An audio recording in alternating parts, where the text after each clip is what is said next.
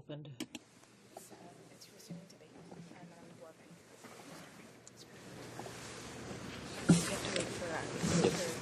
Orders of the day. Orders of the day. Ordre du jour. Resume consideration at second reading of Bill C2, Respect for Communities Act. Resuming debate on the amendment of Ms. Davies. Reprise du débat. Resuming debate.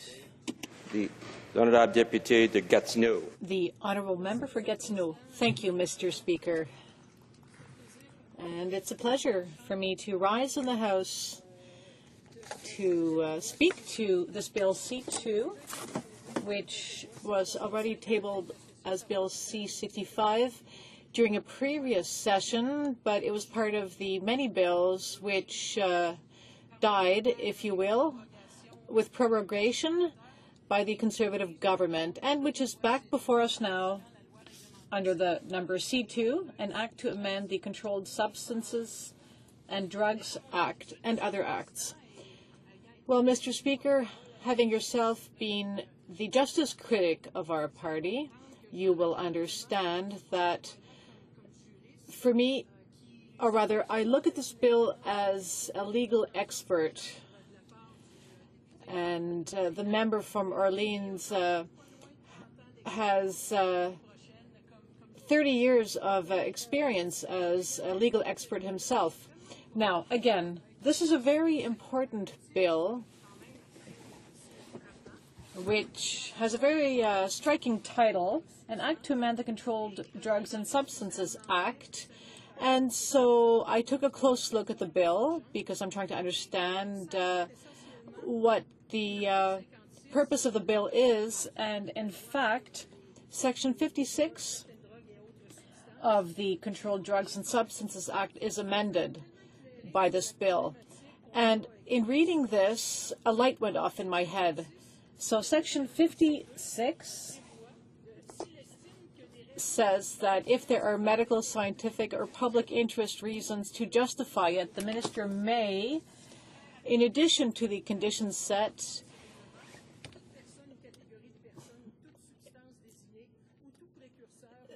decide that a person shall not be subject to this act. And it seemed fairly innocuous and fairly clear, since we all agree in this chamber that we do want to regulate certain drugs and substances, especially hard drugs.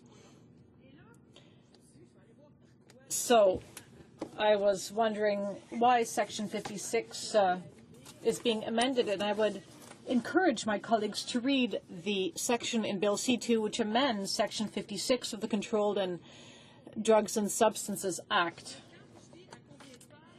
Now, I would just want to tell you that Section 56 is replaced by the following. Now, this is what it says in C2, and I could actually spend the next 18 minutes of my speech in this House to read the amendments which this government is trying to bring about to basically, at the end of the day, say, following the Supreme Court decision, Supreme Court versus Community Services, in which the Supreme Court handed down a unanimous decision saying that the federal government had not acted correctly. So this section here, 56, is the response of the government to the Supreme Court's decision. And it's very obvious. The Insight provides essential services and therefore should be exempted from Section 56 of the Controlled Drugs and Substances Act. This is what the Supreme Court said, and it also said that users of Insight services are benefiting from them and that other sites should operate under an exemption. So again, the Supreme Court gave a very clear black and white opinion, and Vancouver thought that it was a success. Nobody wants to make it easier for people to take drugs. Nobody wants people to inject themselves every night and then go on and sing Kumbaya. Not at all. That's not what it's play here. Insight is an experiment that succeeded, and there is evidence for this. It has shown that it is beneficial for people because it has resulted in fewer deaths by overdose. It has helped people get off drugs. But this government is ideological, and it simply decided to ignore the Supreme Court decision in Canada versus PHS Community Services. And again, the Supreme Court on September 30th, 2011 handed down a unanimous decision. So I would encourage my colleagues to read the new Section 56, and which would come into effect if the bill was passed. It's horrible, and in fact, I'm not going to read 56.1 and 2. I'll read 56.1 to you, but 56.13. And Mr. I was going to say Your Honor, but I mean Mr. Speaker, because sometimes I feel I'm still in court. And perhaps, Mr. Speaker, one day you will end up on a judge's bench one day. Anyhow, Section 56.1.3, which says that if the activities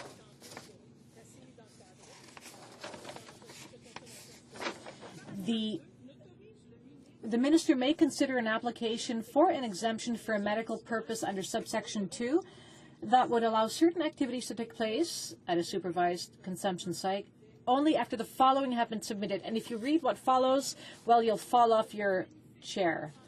Because A, the first condition would be scientific evidence demonstrating that there is a medical benefit to individual or public health associated with access to activities undertaking at supervised consumption sites, and that certainly would not be easy to prove. B, a letter from the provincial minister who is responsible for health in the province in which the site would be located, I, outlines his or her opinion on the proposed activities of the site, II, describes how those activities are integrated within the provincial healthcare system, and III provides information about access to drug treatment services, if any, that are available in the province for persons who would use that site. Moving on to C.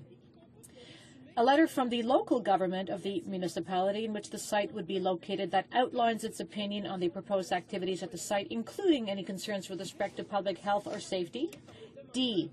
A description by the applicant of the measures that have been taken or will be taken to address any relevant concerns outlined in the letter referred to in paragraph C. Then they move on to the head of the police force. I have to speed through this because really, if it was going on all day, I still wouldn't have enough time to go through this. So these are all the conditions imposed on a group wishing to obtain an exemption. A letter from the lead health professional in relation to public health, and so on and so forth. Believe me, it will take drug addiction experts, legal experts, and all kinds of other experts. Any group willing to start a site will have to get letters from all of these experts, and so congratulations. Moving on to condition I. A description of the potential impacts of the proposed activities at the site on public safety, including the following. I. Information, if any, on crime and public nuisance in the vicinity of the site, and information on crime and public nuisance in the municipalities in which supervised consumption sites are located. And so on and so forth. Moving on to M. Relevant information, including trends, if any, on the number of deaths, if any, due to overdose, in relation to activities that would take place at the site, that have occurred in the vicinity of the site, and in the municipality in which the site would be located. N. Official reports, if any, relevant to the establishment of a supervised consumption site, including any coroner's reports. I'm skipping over O, I'm skipping over P, moving down to Q. A financing plan that demonstrates the feasibility and sustainability of operating the site. I'm skipping over other conditions, moving on to T, because this all adds up. These are all elements which need to be gathered to present to the minister. So T, information on any public health emergency in the vicinity of the site or in the municipality, and so on and so forth.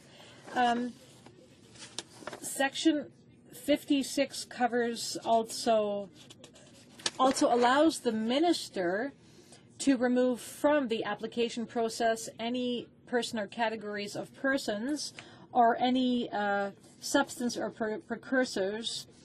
And let me go on. I'm still on section 56(1)(3), and I will not read the rest of the bill. So we are at Y now. If any of the persons referred to in paragraph W has ordinarily resided in a country other than Canada in the 10 years before the day on which the application is made, a document issued by a police force of that country stating whether in that period that person was convicted as an adult, and so on and so forth. Moving on to Z1, any prescribed information that is submitted in the prescribed manner. And the minister may consider an application for an exemption for a medical purpose under subsection 2 that would allow certain activities to continue to take place, evidence of any variation in crime rates, and so on and so forth. Well, Mr. Speaker, it goes on and on for pages and pages. If the government simply wanted to say, listen, we don't want any supervised injection sites, well, the government could have, instead of having us read through this legal mess, which is not a reflection of the decision handed down by the Supreme Court in this matter, which is really like a slap in the face from the federal government to the Supreme Court, which handed down a unanimous decision telling the government that it was playing with the health and lives of people. And this government contends it is the champion of public safety, yet it is using all kinds of means which cater to their base, which is sending false signals about the benefits this might have. When I read this bill, Mr. Speaker, well, I think that the day after it is adopted and becomes law, Canadians in some major cities, such as Vancouver, which already has a program which works well, well, people living in big cities, addicts, will be in even more danger than they are today. Cities like Ottawa, which are having this debate, obviously this is an issue which divides people, and certainly this government loves dividing people. This government loves to engage in fundraising campaigns. In fact, the government has used this issue to raise funds. The government has said, and I'm convinced that we will get questions to this effect, people will tell me I'm pro-pedophile, pro-terrorist, pro-addiction, and I'm sure that we're going to hear a member statement later on saying that I encourage people to take hard drugs, to inject themselves, which is not the case at all. However, I trust scientists and experts who tell us that this type of approach such as insight is a good one. It will lead to less littering of needles, which might be randomly picked up by children, which will prevent that type of situation. Supervised conception sites help people, help addicts, and help them get away from their addictions. We don't want people to be addicted, but this government passes this type of legislation, which I know will be contested before the courts again. A unanimous 9-0 decision by the Supreme Court is not enough for this government. They want people to tell them once again that what they are doing will cause serious problems to public safety. These are not. This is not an intelligent decision. This is not in the interest of public health and in the interest of our fellow citizens. It's such a bad decision on so many levels that, well, it seems absolutely clear. Read this. Our opponents across accuse us that we do not read their legislation, but in fact we do. We do not read the lines produced by the Office of the PMO. We read what we have written ourselves, and we read the bills which are introduced in the House. And upon reading them, upon reading this one, we stand up and say we cannot believe what is happening, and the government will accuse us of encouraging people to inject themselves, but that's not the case. Because we support supervised injection sites, we believe this does good, and we believe that this bill is a bad policy. Mr. Speaker, recently I was speaking to young university students to talk about what life is like in politics. So I was on Spark Street. Everybody knows about Spark Street. And I walked by this young man who was crumpled on the ground, and I walked by somebody else, and I listened to the conversation. So one of these two people was a street person who went and talked to the young man who was crumpled on the ground, just lying there, and he said, "Hey, man, are you all right?" And he started a conversation with this young man. People have all kinds of problems today, and so you can't just ignore them and pretend they don't exist. These people are there, and we have to do everything we can to help them, and we help them in an intelligent way. So when the Supreme Court tells us in the decision Canada versus VHS, Community Services Society, on September 30th, 2011, in this decision was handed down unanimously 9-0. When the Supreme Court tells us that supervised injection sites are a matter of public health, and when the government ignores the Supreme Court's decision,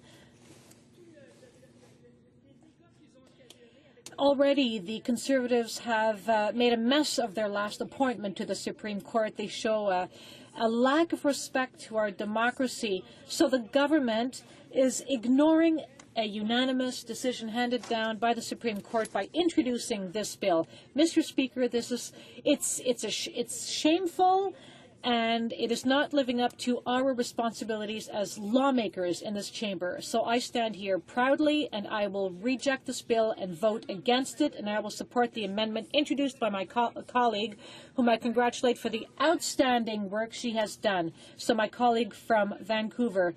And I salute all the work carried out by my BC colleagues. As I said, when the vote happens on Bill C2, I cannot guarantee to my constituents that they will be safer. I would like to conclude, Mr. Speaker, that this bill, apart from the fact that it amends Bill C-56, this bill carries a title which is conservative demagoguery at its best. Oh, wait a moment. It's called Respect for Communities Act. Well, I can't believe it. When I read C-56, when I read the amendment, when I read the pages and pages and pages, I realized that no one would be able to fulfill that burden. Then I looked at the title, I thought, my goodness. Now, I listened to the speech from the member for Vancouver East, who talked about financing at the expense of young people with serious problems in our society. There isn't anything cheaper than that. Thank you, Mr. Speaker. Questions and comments? Question et commentaire. The honourable member for Saskatoon-Humboldt. Thank you, Mr. Speaker. I listened with interest to my honourable colleague listing through a series of the requirements that the government has put in this legislation. And I may have misunderstood. I was getting the impression she's opposed to all of the requirements in the speech. That may not be so. So my question specifically to the member is this.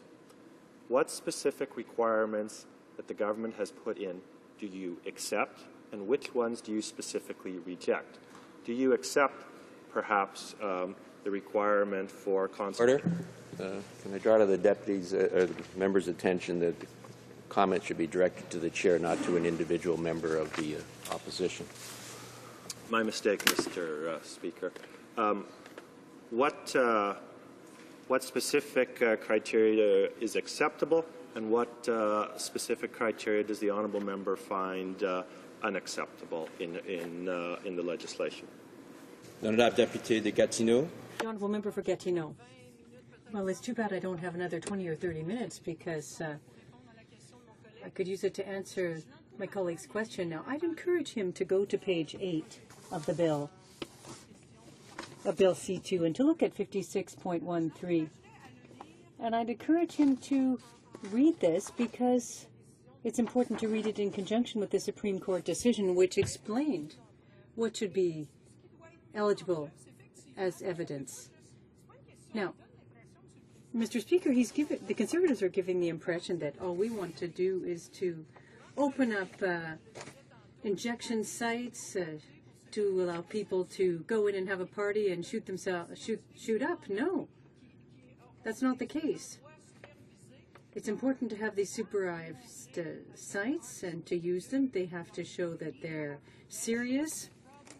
Mais quand tu regardes la liste, But when you look at this list of conditions, and right at the very end it says, after Z.1, it says the minister isn't even required to get authorization from the minister. There's a problem with logistics. There's a problem with respect to the content. There's a problem with credibility. And so basically, as I was saying, people aren't going to be fooled by this. We're not idiots. They can take the position they want. They need to state it clearly. And I respect that kind of approach more so than them trying to say that they're prepared to do this with 28 conditions and about 12 or 15 sub-conditions. There's a never-ending answer, just like this answer that I'm giving the member opposite. Questions and comments? Comments? The honourable member for Esquimalt Juan de Fuca. Thank you very much, Mr. Speaker, and I want to thank the member for Gatineau for her usual clear and precise dissection of Conservative laws which are designed really to deceive the public and the House. In particular, I like the fact that she's pointed out this is a government that supposedly is against red tape and bureaucracy, but is now establishing red tape and bureaucracy specifically to frustrate the establishment of these services that are so needed in communities like mine, and I know her own. My question really is, one of the changes from the last time the bill was before the House is that this time it's being sent to the Public Safety Committee instead of the Health Committee. And I wonder if she would agree with me that this is an attempt really both to divert attention from the Supreme Court decision and also to create false public fears about the impact of safe injection sites. Honorable Député de Gatineau. The honourable member for Gatineau. question. Effectivement, Monsieur le Président. Indeed, Mr. Speaker. That's exactly the image that the government wants to project. Sending this issue to the Public Safety Committee when this is supposed to be a public health issue, being introduced by the Minister of Health, but which after that is being sent to the Public Safety Committee, to give the impression, as I said, all you need to do is look at the title.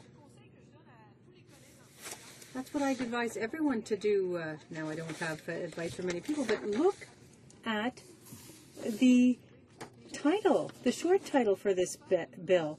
When we talk about respect for communities, it's as if the legislation prior to that and the Supreme Court decision, because it's the message that's being sent, what this is saying, implying is that in the past, there was no respect for safety in communities.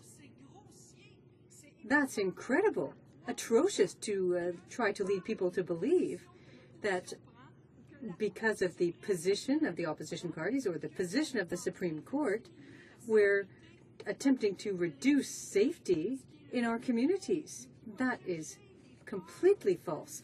But that reaches out to people's innermost fears. I'm not here to scare people, no, or to sugarcoat everything either. We're not here to try to make them afraid of certain aspects that don't hold legally, scientifically, etc. So it's a trick to try and give people the impression that what the government's doing here is to make communities safer, when that's not the case. Questions and comments. L'honorable député de Laurentides. The honourable member for Laurentides-Labelle. Well, thank you, Mr. Speaker, and I'd like to thank my colleague for her brilliant remarks.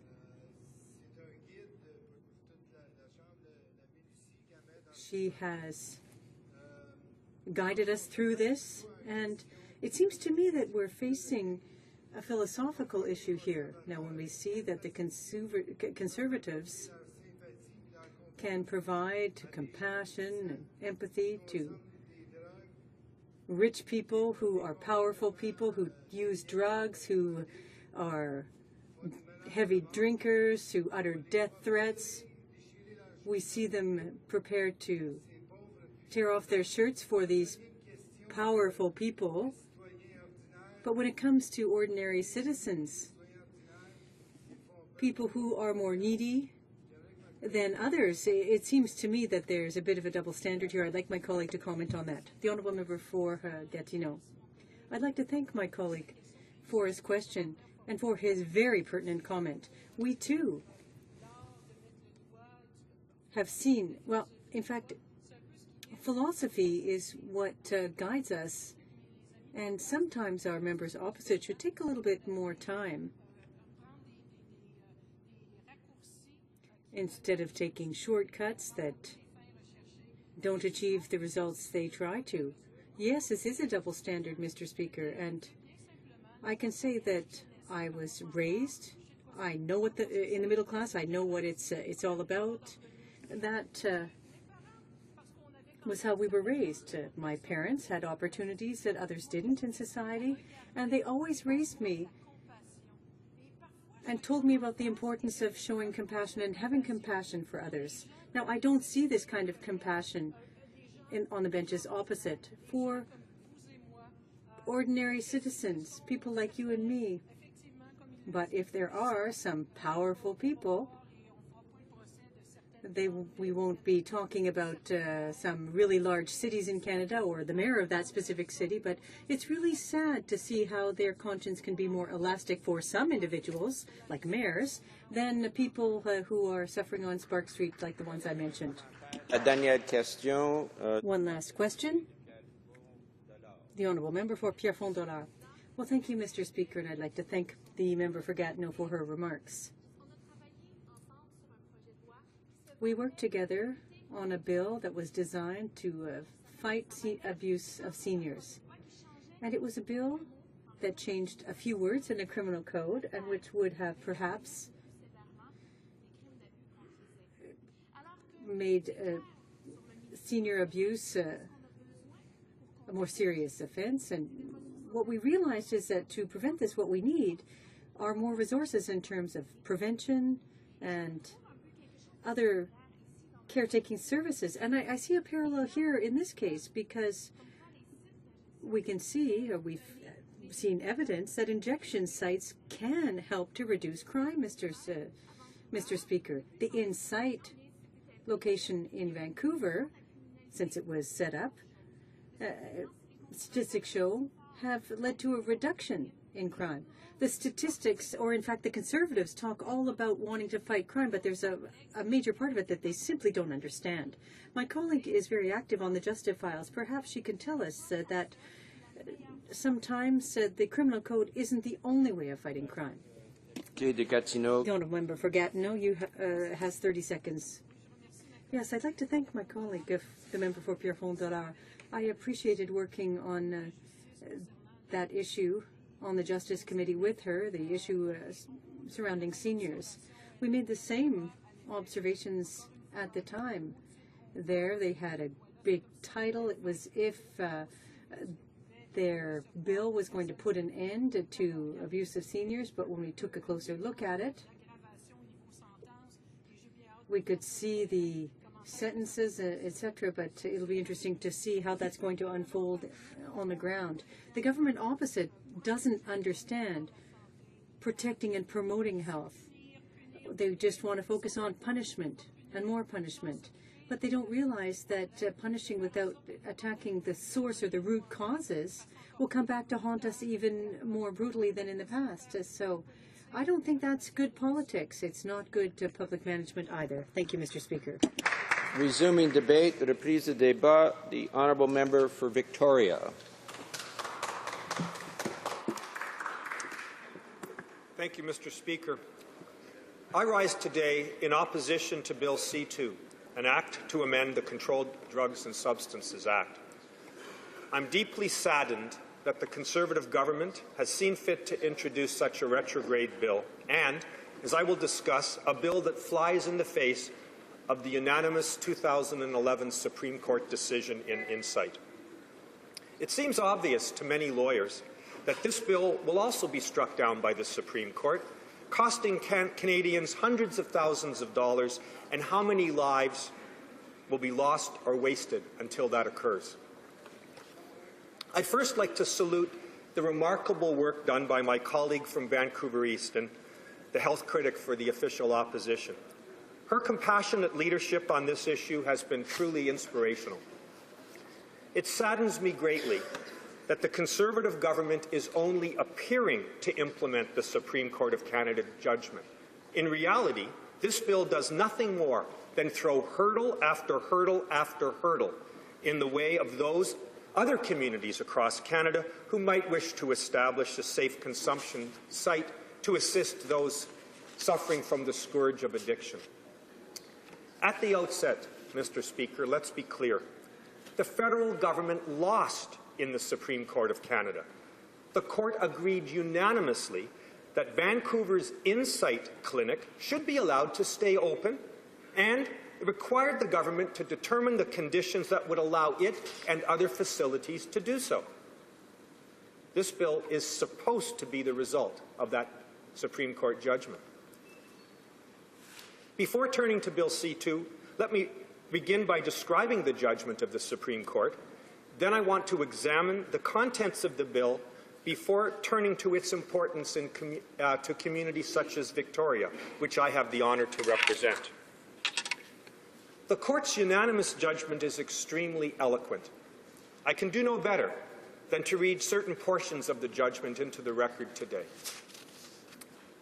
It goes like this. In the early 1990s, injection drug use reached crisis levels in Vancouver's downtown east side. Epidemics of HIV/AIDS and hepatitis C soon followed, and a public health emergency was declared in September 1997. Health authorities recognized that creative solutions would be required to address the needs of the population of the downtown east side, a marginalized population with complex mental, physical, and emotional health issues.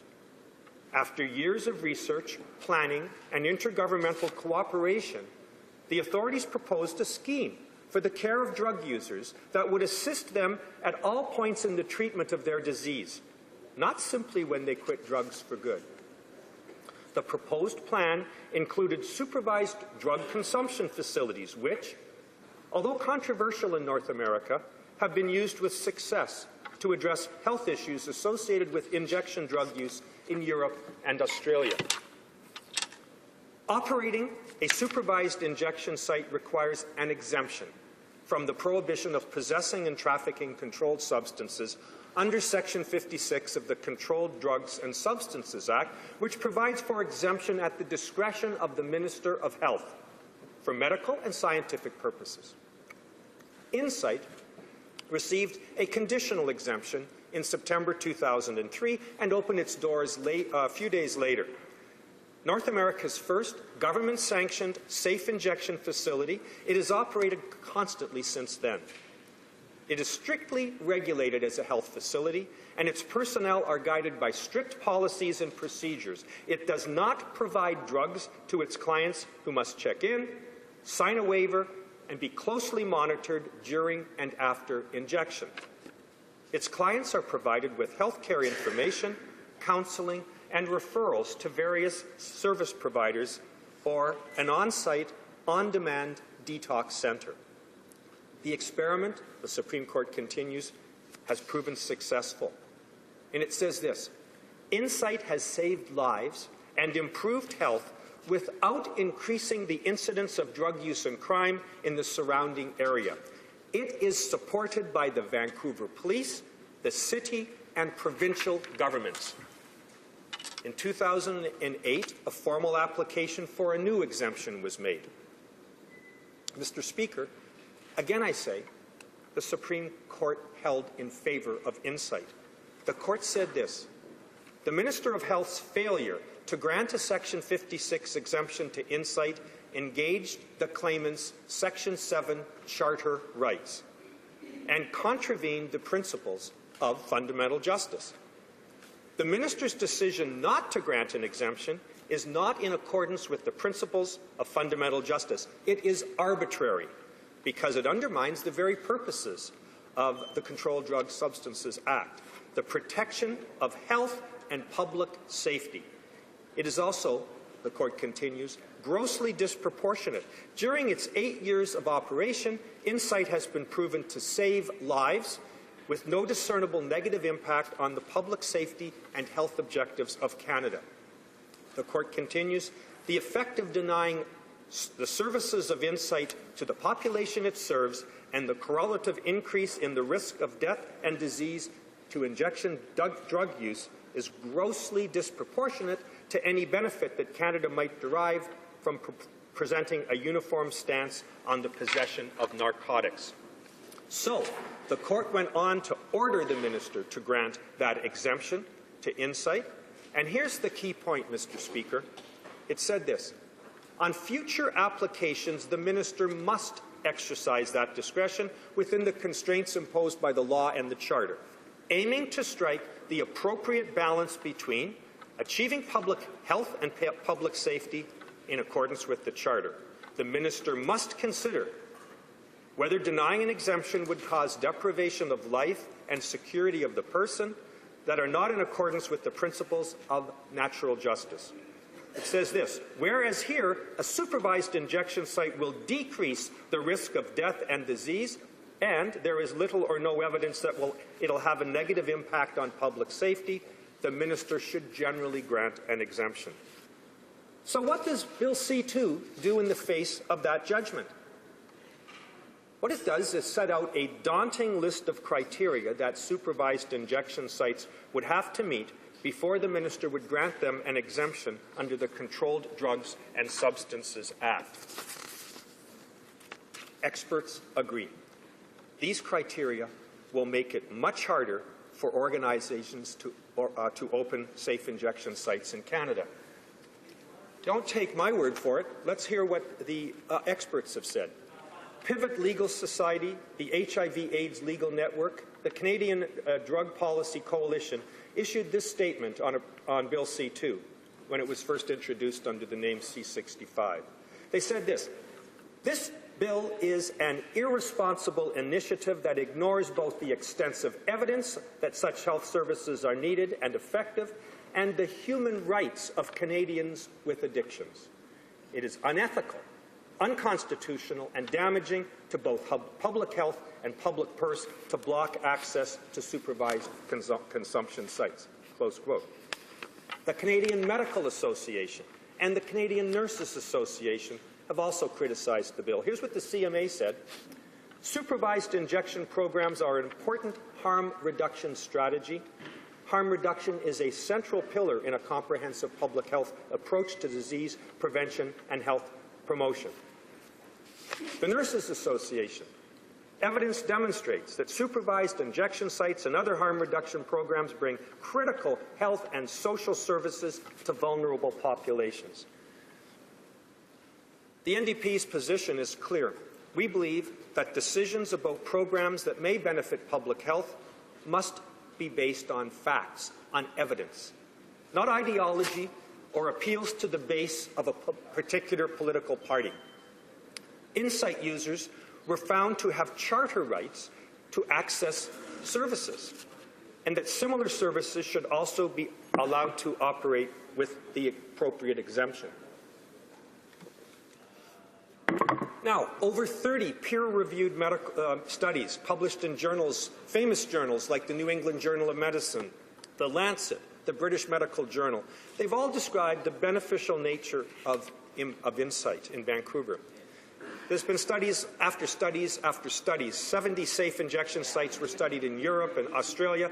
They've all shown the same thing. It's a public health achievement. Canadians should be proud of what was forged in the downtown east side of Vancouver.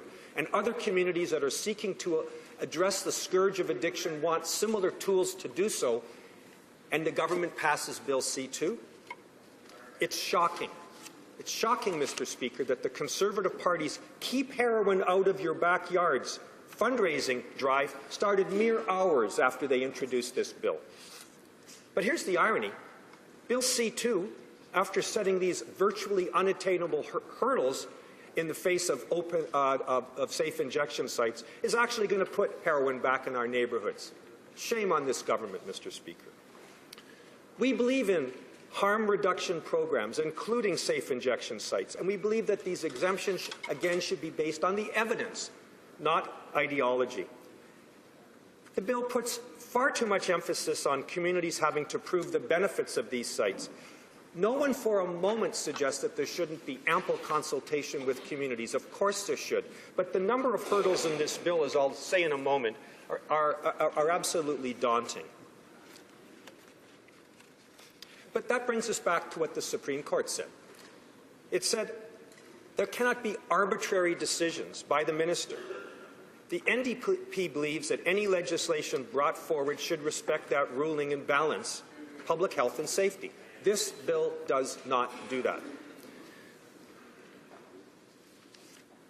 So we think that this bill actually is retrograde, as I've said. We think people in various communities will throw their hands up and not even bother applying, given the hurdles I'll describe. And if that's the intent of the bill, which many believe it to be, then they will have succeeded, at the cost of millions of people around the world who've had similar processes addressed through safe consumption sites, and at the loss to people struggling with addictions in Canada in various neighbourhoods across this country. If this bill is passed, new applications are going to have applicants in various communities are going to have to include unprecedented amounts of information, supporting letters, scientific evidence, ironically, as well. And we think that the process will be slowed down and slowed down and slowed down. For example, there's no parameters of how long Health Canada is going to have to take to process an application before it. How long the minister will take to make a decision is wide open and unaddressed. Could be months, could be years. In addition, the bill outlines certain principles the minister must adhere to before approving an application, and that are outlined in Section 5 of the bill. And these principles include a number of things, some of which, of course, are entirely appropriate, but when added cumulatively, show the government's real objective, which is to thwart the ability to ever have such a facility opened. So the bill, as I say, may well achieve its objective, Mr. Speaker, not having giving communities the opportunity for a supervised safe injection facility. So what's going on the ground? Insight remains the only operational supervised injection facility in this country. Since it's opened, what's happened in Vancouver? 35% decrease in overdose deaths has occurred. And furthermore, Insight has been shown to decrease crime, communicable disease infection rates, and relapse rates for drug users. It was part of a public health plan, and it followed, and this statistic is absolutely shocking, between 1987 and 1993, there was a 12-fold increase in overdose deaths in Vancouver. As the Supreme Court said, there was a crisis, a public health crisis, and that's why the community came together with the police, provinces, the health authority, the community groups to create this remarkable achievement. And now, of course, it seems like it's going to be for naught. So what happened after that? Well, after the Supreme Court made its decision, other public health officials in Toronto, Montreal, Ottawa started to consider opening supervised injection sites. So far, there's not been such a request made to open a site. I'm indebted to my colleague for Esquimalt Wanda Fuca for his research on the implications of Bill C-2 in our community of the Lower Vancouver Island. In his earlier speech, he describes the crisis in overdose deaths in Victoria and surrounding area. The BC coroner, Mr. Speaker, reported last year that there were 44 deaths from illicit drug use on Vancouver Island in 2011. 44 deaths. 16 of those occurred in Greater Victoria. He noted that Vancouver Island is the region with the highest rate of deaths related to illicit drug use in British Columbia. The Centre for Addictions Research at the University of Victoria concluded that Victoria's per capita death rate is almost 30% higher than in the Lower Mainland. That's right. So just a few kilometers away, a ferry ride away from our community, in the Vancouver community, where Insight exists, 30% less people die from overdoses per capita than on Vancouver Island, where we don't have a safe injection site. And all that Bill C does is make it virtually impossible for us to realize the public health benefits that have been achieved across on the mainland.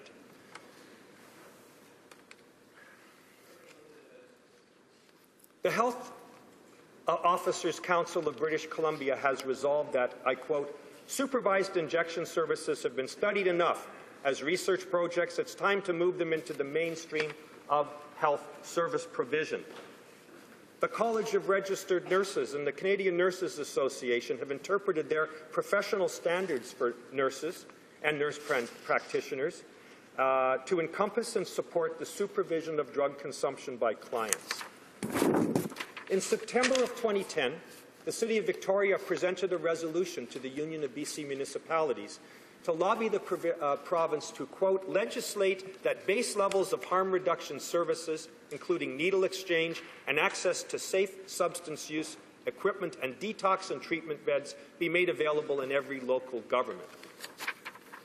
In April of 2008, the University of Victoria addictions researcher Dr. Benedict Fisher and BC's provincial health officer Dr. Perry Kendall called on relevant authorities to implement a supervised consumption site trial for high-risk street drug users in Victoria. Their argument would be the basis for an editorial published in the BC Medical Journal on April 1st, 2008, and I quote, Victoria provides a perfect platform to implement a distinct and scientifically evaluated supervised consumption site program that is uniquely tailored to reflect the local characteristics of street use and associated public health needs. I could go on, Mr. Speaker, but I would like to just talk about the recent response to this bill by Katrina Jensen, AIDS Vancouver Island Executive Director, who said there is a need for such a site in Victoria. She said, quote, we have had 8 overdose deaths in the last 6 months.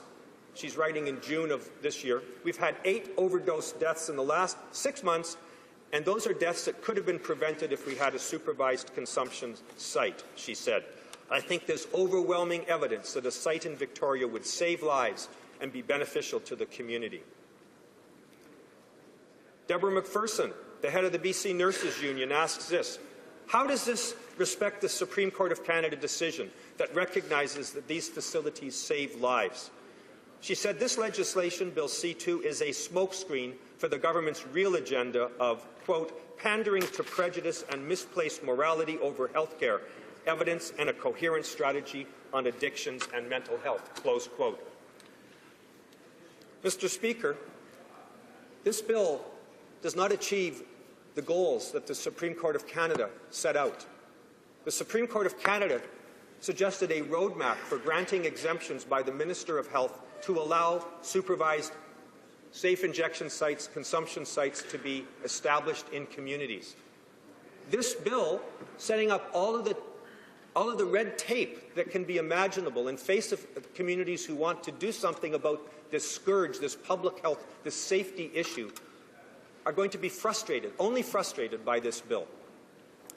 And I think, Mr. Speaker, that is essentially why I oppose this bill. I think it is wrong, wrong-headed, and contrary to public health and safety. Thank you, Mr. Speaker. Questions and comments? Question et commentaires. The honourable member for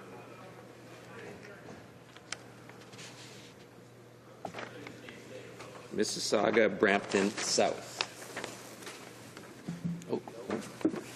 Honourable Parliamentary Secretary, I'm sorry. Thank you, Mr. Speaker.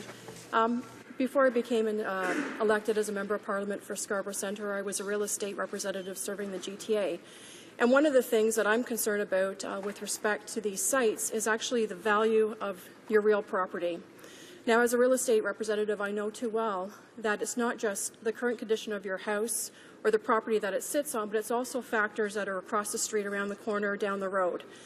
And I'm just wondering, for example, a gas station is always something to be concerned about. There could be a factory. Even rental properties can decrease the value of your real property. So I'm just wondering with respect to that, because when we talk about community safety and concerns for the community, we're also taking into account the safety of investments. And I'm just wondering if that member would agree with me that an injection site across the street or down the road, around the corner from a family home would actually decrease the value of real property, or does he actually believe that it would increase the value of that property? The honourable member for Victoria. Mr. Speaker, of course, I appreciate the question from the parliamentary secretary about the concern she has about real property. I have concerns about real people's lives, Mr. Speaker. I live in a community where people are dying every day on the streets. I'm concerned about that, Mr. Speaker. The residents of Victoria are concerned about that. On this side of the House, that weighs more heavily on us than the impact on property prices and investments, as she put it. Now, Mr. Speaker, I point out that in Vancouver, 80% of people surveyed living or working in the downtown east side support Insight. That's a community, too. People live there, and they're 80% in favour because they know the impact that's had on their community. And I live in a place where people often don't know that there is the possibility of treatment. And we need to create, of course, in partnership with local governments, what they did in Vancouver with Insight, what the Supreme Court celebrated in its decision. This coming together of the community, the police, who are in favour, I remind you, Mr. Speaker, as well as the community, the City of Vancouver, and all of the partners. They figured out they could find a way, they could put this in an appropriate location. We're not talking about putting it in places which the community don't want. We accept and respect the need for ample consultation with the community. That's what happened in Vancouver and will happen here. Questions and comments? Question and commentaire. The honourable member for Winnipeg North. Thank you, Mr. Speaker. I do think it is worthy in terms of noting that strong social programming in our communities, such as what we've seen in Vancouver with this particular facility, Mr. Speaker, actually has a very strong benefit for all of the community overall. In fact, in response to the question that was just posed, the value of the community as a whole actually does improve. The question I have for the member is to ask him to reaffirm what I believe to be the case, and that is that when you bring in strong social programming, quite often what happens is that you will, in fact, alleviate the concerns that many of the residents have by centralizing or by providing a service. You're, for example, preventing individuals in this situation that might be using these illegal drugs in our schoolyards or in our back lanes and spread out throughout the community.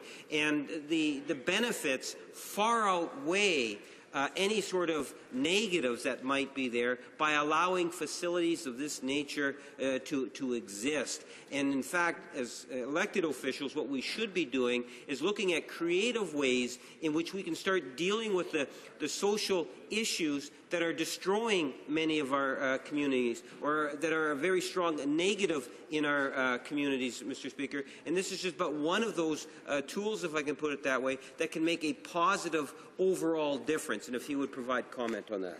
The honourable member for Victoria. Well, I thank my honourable friend from Winnipeg North for his comment, and I completely agree with his fundamental point that these strong social programs, as he puts it, do help alleviate community concerns. Let me give you some examples of that. In a study by Woods and others in 2004 about the Vancouver situation, there was a significant drop in the number of discarded syringes, injection-related litter, and people injecting on the streets 1 year after the Insight location had opened. That is, as he points out, means people are not shooting up in alleys and dropping syringes by schools. They're going to a supervised site. Secondly, I point out that at those sites are trained nurses. And if people are ready, willing, and able to seek treatment and detox and get off drugs, that's what they're there for, and they will help the addicted person to achieve that. And all of the benefits that come from that, economically and otherwise. First of all, wasted lives. Getting people off drugs and getting into productive lives is certainly something you really can't value. And secondly, the cost of less law enforcement, less hospitalization, and all of that are some of the benefits that, as he say, clearly outweigh the costs.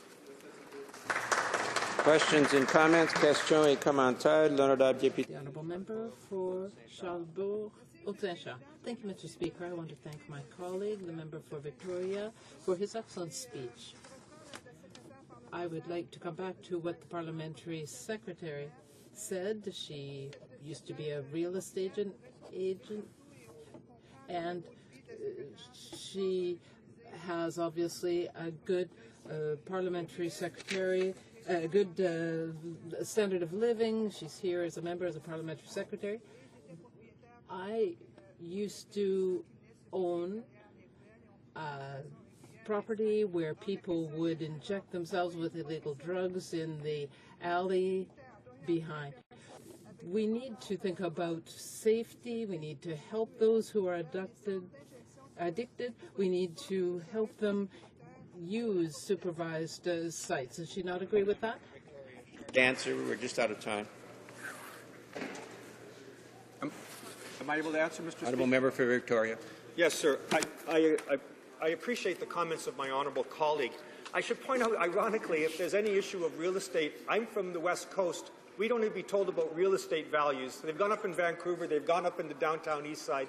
I mean, I think it's a rather specious argument. I want to repeat that we are working in partnership. If there were a bill that truly implemented the spirit and the letter of the Supreme Court of Canada's judgment, we would find a community partnership to address some of the concerns that are there. Of course, there's always benefits and costs in any public policy decision, but I'm so persuaded, Mr. Speaker, and all people on this side of the House and the New Democratic Party are persuaded the benefits so clearly outweigh the costs. We need to move on to the basis of public safety and health. That brings to an end the debate on this bill for the time being. On resumption of debate, we'll have about 2.5 minutes for questions and comments. Statements by members. Déclaration de député. L'honorable député de Richmond. The member for Richmond-Arthabaska. A few days ago, nearly 8,000 people were elected in Quebec municipalities. The Bloc Québécois would like to congratulate them, and we also salute those who chose to pass the torch.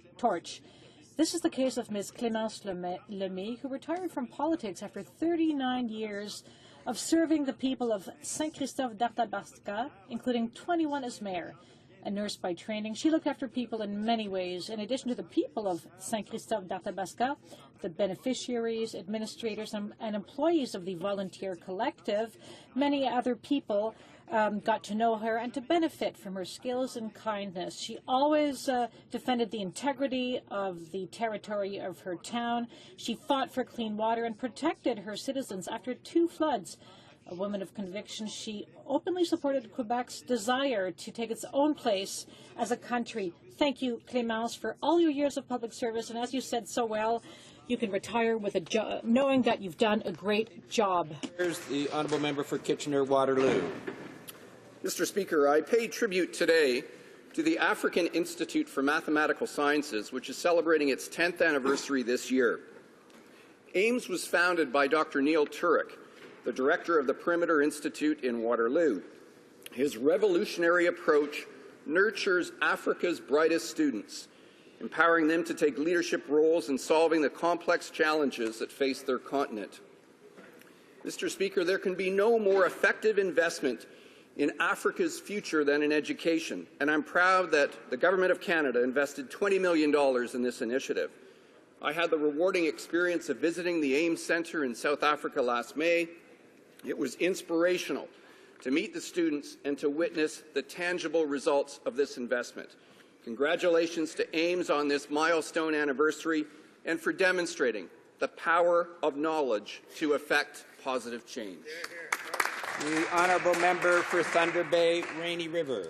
Mr. Speaker, as we enter Remembrance Week, I'd like to remember a recipient of the Queen's Jubilee Medal, Dorothy Mary Chambers.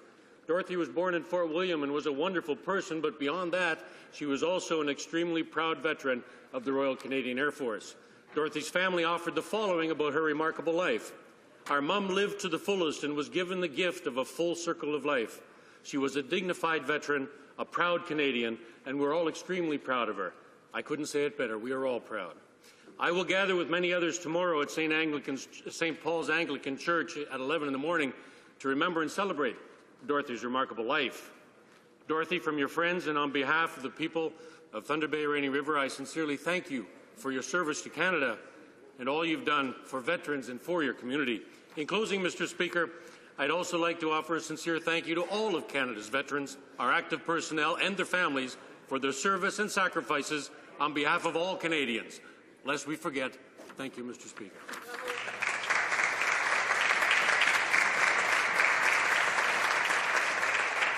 The honourable member for Sours, Moose Mountain. Thank you, Mr. Speaker. I rise today to honour a well-known, long-time resident of Estevan, Ken Rain, a kind and trusted elder who has contributed much to his church and his community throughout his lifetime. I also recognize and thank him for his participation in the Second World War. Ken had joined the Royal Canadian Air Force and was posted to 434 Squadron No. 6 Bomber Command as leading aircraftsman and then posted to the Northern Ireland Coastal Command. To Ken, his family, and all veterans on this Remembrance Day, I say thank you for doing your part in the service of our country and in the service of mankind. On the 11th day of the 11th month, we will once again offer our gratitude and our commitment to never forget your service. Thank you, Ken.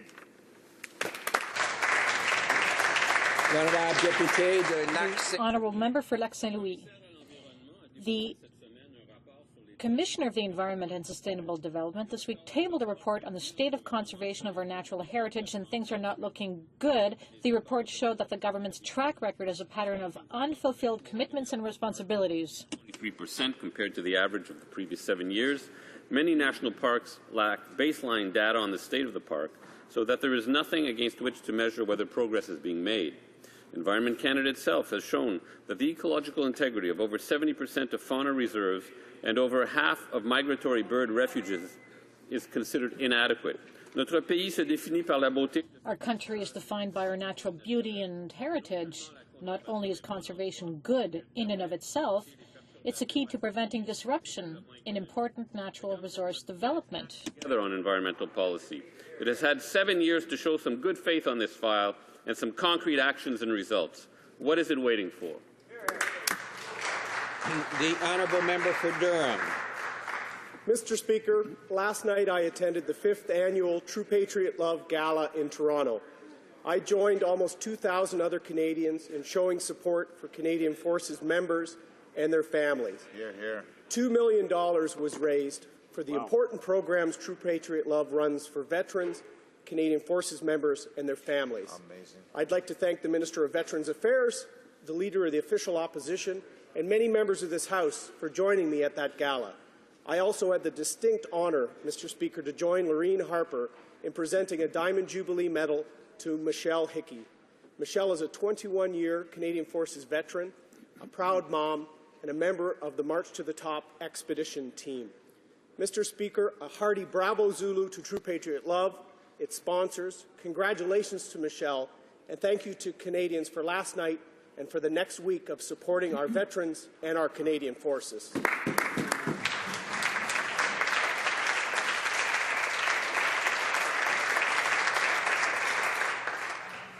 The member for Rivière-des-Mille-Îles. In this Veterans Week and throughout the year, it is truly important for Canadians and Quebecers to recognize the work done by those who fought for us in armed conflicts. This year, our thoughts lie especially with the veterans who fought in the Korean War, which ended 60 years ago.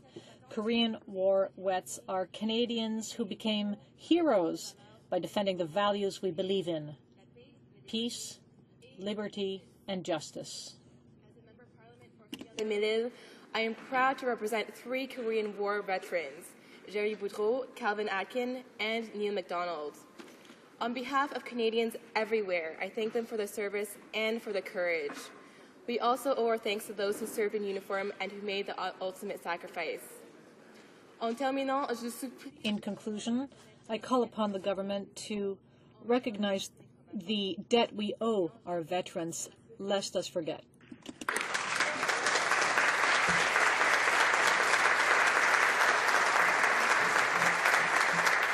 The honourable member for South Shore, St. Margaret's. Mr. Speaker, today I stand and recognize New Ross Legion Branch 79 in my hometown. Branch 79, or as we say in New Ross, the Legion, was built following World War II. My grandfather, my father, and my brother Michael have all been presidents, and I'm proud to be a 36-year member.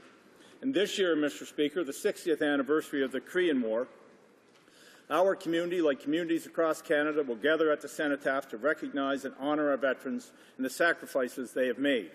Mr. Speaker, it should be noted, the Cenotaph in New Ross is one of the oldest, if not the oldest, World War I cenotaph in the country. It was erected in 1914-1915 to recognize the volunteers for World War I. And on November the 11th, we will recognize them again, along with all of our veterans, but especially our Korean War veterans, in this, the 60th anniversary of that war. The honourable member for Brampton, Springdale. Mr. Speaker, last week I had the opportunity to attend a tremendous event organized by the Canadian Emergency Boxing Association in partnership with Royal Regiment of Canada. The event was held at the historic Fort York Armory and featured sanctioned amateur boxing with Canadian Police, Canadian Forces versus Boston Police. Proceeds from the event benefited Canada Company, which provides post-secondary scholarship to children of fallen Canadian Forces members. Canada Company also supports the Military Employment Transition Program to help our veterans obtain meaningful employment after serving Canada. Mr. Speaker, I would like to congratulate Royal Regiment of Canada and Inspector Barry Dolan of Peel Regional Police, who is the founder and president of the Canadian Emergency Services Boxing Association. They put together an excellent event that builds camaraderie between emergency services, Canadian forces, and veterans while benefiting veterans and their children and children of those who gave the ultimate sacrifice for Canada. Lest we forget, Mr. Speaker.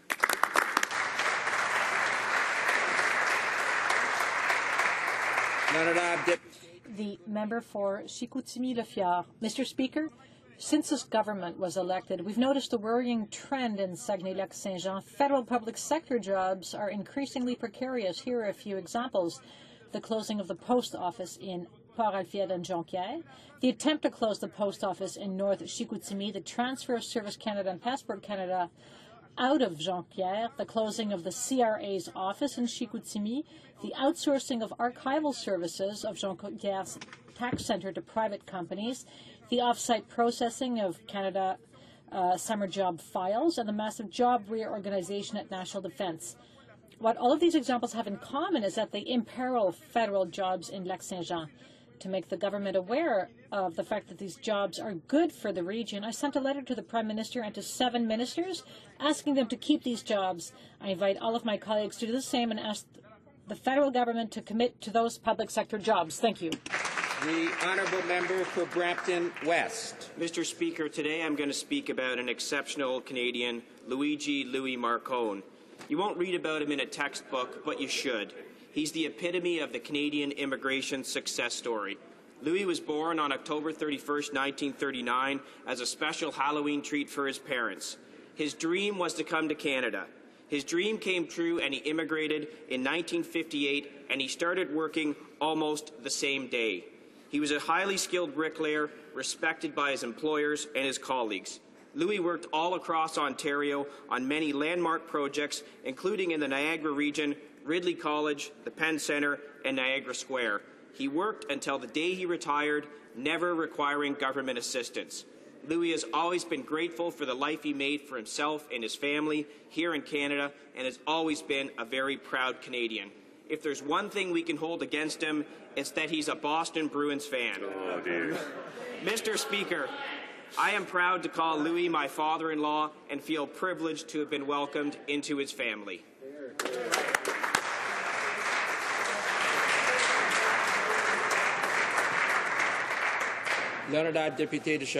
The member for Charlebourg-Haute-Saint-Charles. Mr. Speaker, in this time of commemoration, I'd like to honour the memory of all Canadian veterans and recognise the work done by members of the Canadian Forces who are still working to secure peace in our world. Recently, on the initiative of my colleague for Portneuf, Jacques Cartier, I had the opportunity to meet with veterans in my riding, Ms. Lucia Isabelle Morin and Mr. Jean-Claude Morin, during their annual Poppy campaign at the Charlebourg Metro. These Canadian men and women have my entire admiration and respect, and I would ask all of my colleagues to join me in recognizing the sacrifices our veterans have made so that Canada could remain the peaceful country it is today. But most of all, let us remember with humility that it is incumbent on all of us, with respect, openness, and resilience, to preserve this fragile peace which our forefathers, our families, and our loved ones have fought for so hard. Thank you very much, Mr. Speaker. The honourable member for Northumberland, Quinte West. Mr. Speaker, when it comes to economic management, our Conservative government is leading the world. We have overseen the creation of over 1 million net new jobs, signed the Wayne Gretzky of trade deals, and staying on track to balance our budget. We also cut the GST, created tax-free savings accounts that are now benefiting more than 8 million Canadians. Consumers now have more money in their wallets, and we're committed to protecting them. We banned unsolicited credit card checks, ensured prepaid cards never expire, and made certain that credit card companies provide timely advance notice of rates and fee changes. But we haven't stopped there. November is Financial Literacy Month, and all month long we are holding events to help consumers learn the skills they need. We're ensuring that Canadians get clear and direct information on financial products so they can make the best financial decisions for their families. I encourage all Canadians to join in and attend an event in their area.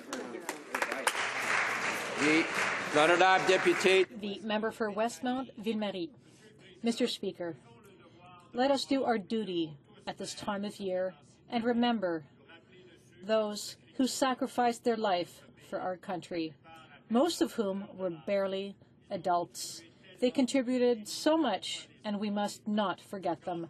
My grandfather fought during World War I.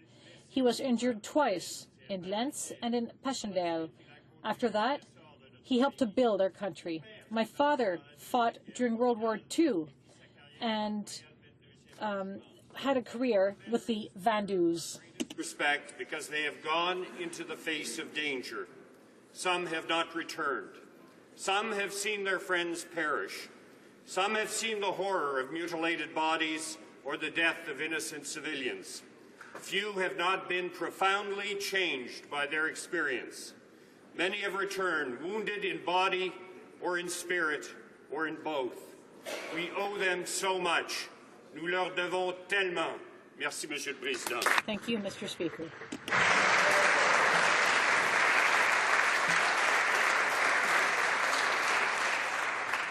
The honourable member for Yukon. Mr. Speaker, our government is putting job creation and economic growth first, while the Liberals have now decided to join the NDP on their carbon tax plan. Their new alliance opposes energy infrastructure before it's undergone independent scientific review. The Liberal leader has lent his support to the radical NDP's centerpiece of irresponsible economic management, whose $20 billion carbon tax will raise the price on absolutely everything. But, Mr. Speaker, our government rejects that idea to impose a job-killing carbon tax that will increase the price on everything, including gas, electricity, and our groceries. A tax on all Canadians.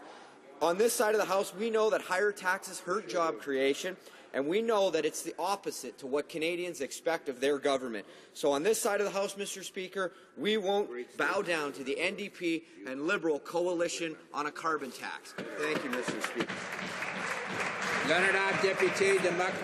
The member for Marc-Aurèle-Fortin. Mr. Speaker, the Prime Minister wants us to believe that as Chief of Staff, several of his employees, senior officials in his party, and some of his closest allies hatched an underhanded plan for the Senate under his nose without him knowing a thing about it.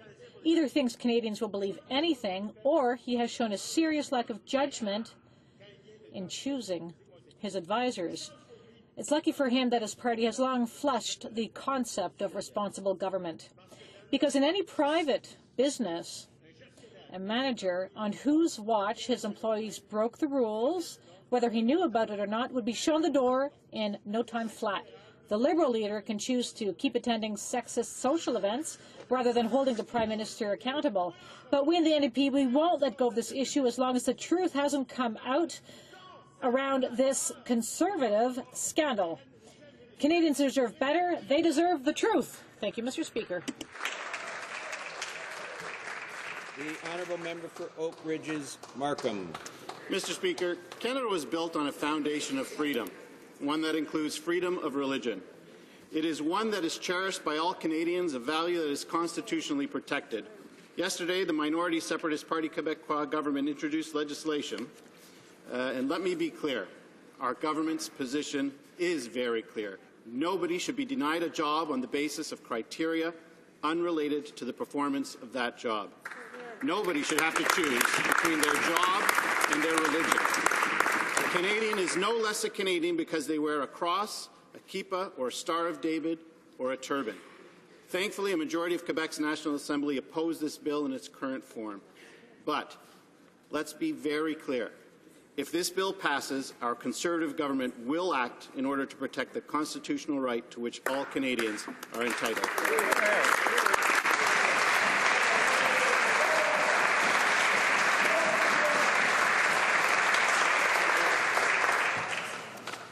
Des questions orales, oral questions. L'honorable député. The Honourable Member for Hull-Aylmer. Mr. Speaker, it's fascinating to see that the Conservatives have, to date, refused to answer a very simple question. Let's try again. Who in the Prime Minister's office has been questioned by the RCMP? The Honourable Parliamentary Secretary to the Prime Minister. Mr. Speaker, good news this morning for many Canadian families, because there are a lot of new jobs that have been created, Mr. Speaker, and this is good news for Canadians. At the same time, we know that there's a great deal of work that remains to be done, and that's why we're going to continue with our economic action plan. There's a question. Of course, Nigel Wright has identified in affidavits who he brought into his confidence on this, Mr. Speaker. But the issue, of course, is that Senator Duffy and these senators accepted payments to which they weren't entitled, and that needs to be repaid. Here, here. The Honourable Member for Hull-Aylmer. Mr. Speaker, either they answer now, or they wait for the RCMP raid before they start answering. They've got the choice. What documents from the Prime Minister's office dealing with the Wright-Duffy deal were requested by the RCMP? The Honourable Parliamentary Secretary. Mr. Speaker, let me be very clear. The Prime Minister's office is not under investigation, but of course we are assisting with the RCMP in this matter. Here, here. The Honourable Member for Hull-Aylmer.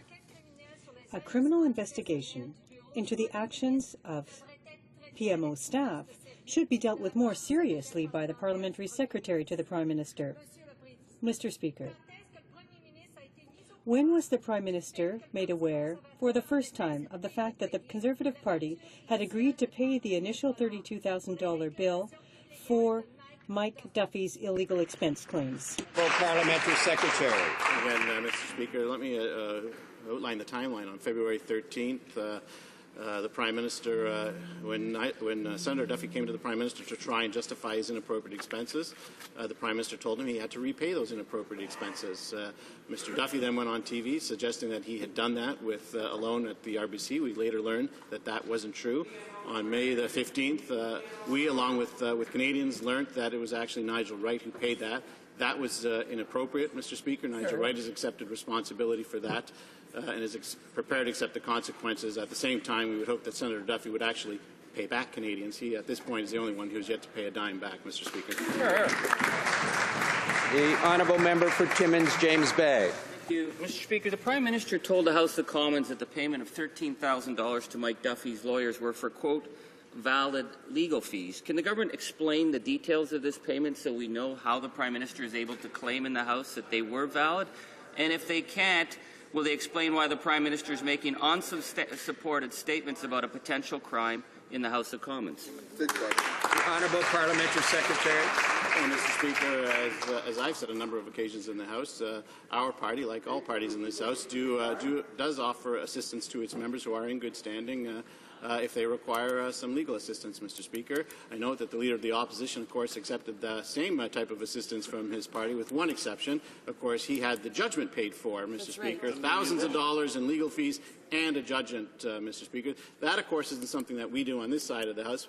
But like every other party, if a member in good standing requires assistance, we're there to help, Mr. Speaker. The Honourable Member for Timmins James Bay. Well, that's why the RCMP is investigating him, I suppose. So let's try another simple one for him. February 13th, the Prime Minister stood in this House and said he personally reviewed Pamela Wallin's expenses and said they were, quote, comparable to any other parliamentarian. Later that same day, the Prime Minister's office was warned by one of Pamela Wallin's former staffers not to be seen defending her expenses because they were, quote, really problematic. Now, given the Prime Minister's recent attacks on Ms. Wallin, can they explain why it took the Prime Minister over 3 months to distance himself from her spending? Honourable Parliamentary Secretary. Just to advise this member, of course, Mr. Speaker, there was an audit that was completed in the Senate which outlined some of the very troubling expenses that Senator Wallin, Senator Duffy and Senator Brazeau undertook. We've been very clear that inappropriate expenses need to be repaid, Mr. Speaker. At the same time, Canadians have been very clear. They wanted accountability. That's why a motion was passed in the Senate stripping these 3 senators of their pay. Of course, we are the only party in this House that seems to want to stand up for Canadian taxpayers, and I'm glad that the Senate took this motion, and the Conservatives, at least in the Senate, took this very seriously and stripped these 3 senators of their pay. The Honourable Member for Westmount Ville-Marie. Mr. Speaker, the Bar's Code of Ethics stipulates that a lawyer must never knowingly assist in or encourage any dishonest, fraud, crime, or illegal conduct. We know that Benjamin Perrin, lawyer to the Prime Minister, was involved in the $90,000 to Mike Duffy. We also know that the Conservative Party's lawyer, Arthur Hamilton, was involved. Has the Minister of Justice reported the actions of Benjamin Perrin and Arthur Hamilton to the Cabinet and to the Law Society of Upper Canada? The Honourable Parliamentary Secretary to the Prime Minister. Again, Mr. Speaker, Nigel Wright was very clear who he brought into his confidence with respect to this. We are continuing to assist officials in their investigation, Mr. Speaker. At the same time, we know that the Liberals stood very firmly behind the status quo in the Senate, Mr. Speaker. It's a shame that they did that. On this side of the House, we're going to stand up for Canadian taxpayers. That's why we fought so hard to have the Senate pass this motion. I'm proud of the fact that the Senate, at least Conservatives in the Senate, took Canadian taxpayers' desires very seriously, stripped these 3 senators of their pay. But again, the Liberals have proven that they're entitled to their entitlements, and nothing will stand in the way of that. The Honourable Member for Westmount Ville-Marie. Mr. Speaker, the Law Society of Upper Canada Code of Conduct states that a lawyer shall not knowingly assist in or encourage any dishonesty, fraud, crime, or illegal conduct.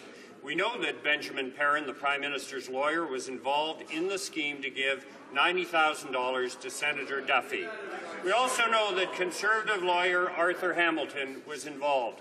Has the Minister of Justice reported the conduct of Benjamin Perrin and Arthur Hamilton to Cabinet and to the Law Society of Upper Canada? The Honourable Parliamentary Secretary.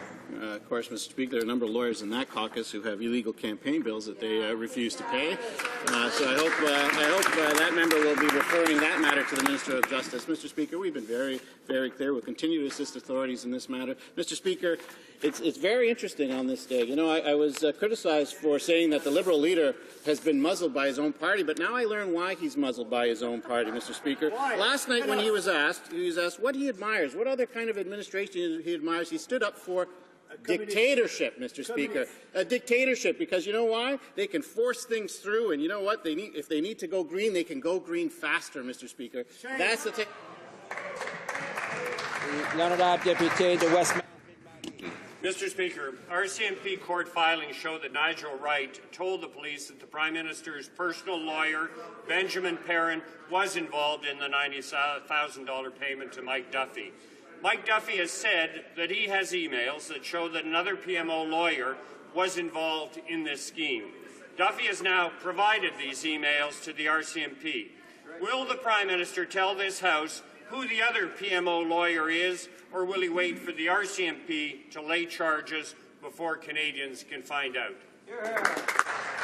The Honourable Parliamentary Secretary. Well, Mr. Speaker, I think I've already answered that, but let me just quote this. You know, there's a level of admiration. This is the Liberal leader last night at his fundraiser. Not only did he assault millions of women across the country, but when asked what type of administration he admires, he talked about admiring a dictatorship, Mr. Speaker, because their basic dictatorship is allowing them to actually turn their economy around on a dime and say, we need to go green fast. So let me get this straight. He's talked about policy. He supports the status quo in the Senate. He supports dictatorship. He wants a carbon tax, and he wants to legalize marijuana, Mr. Speaker. Give me...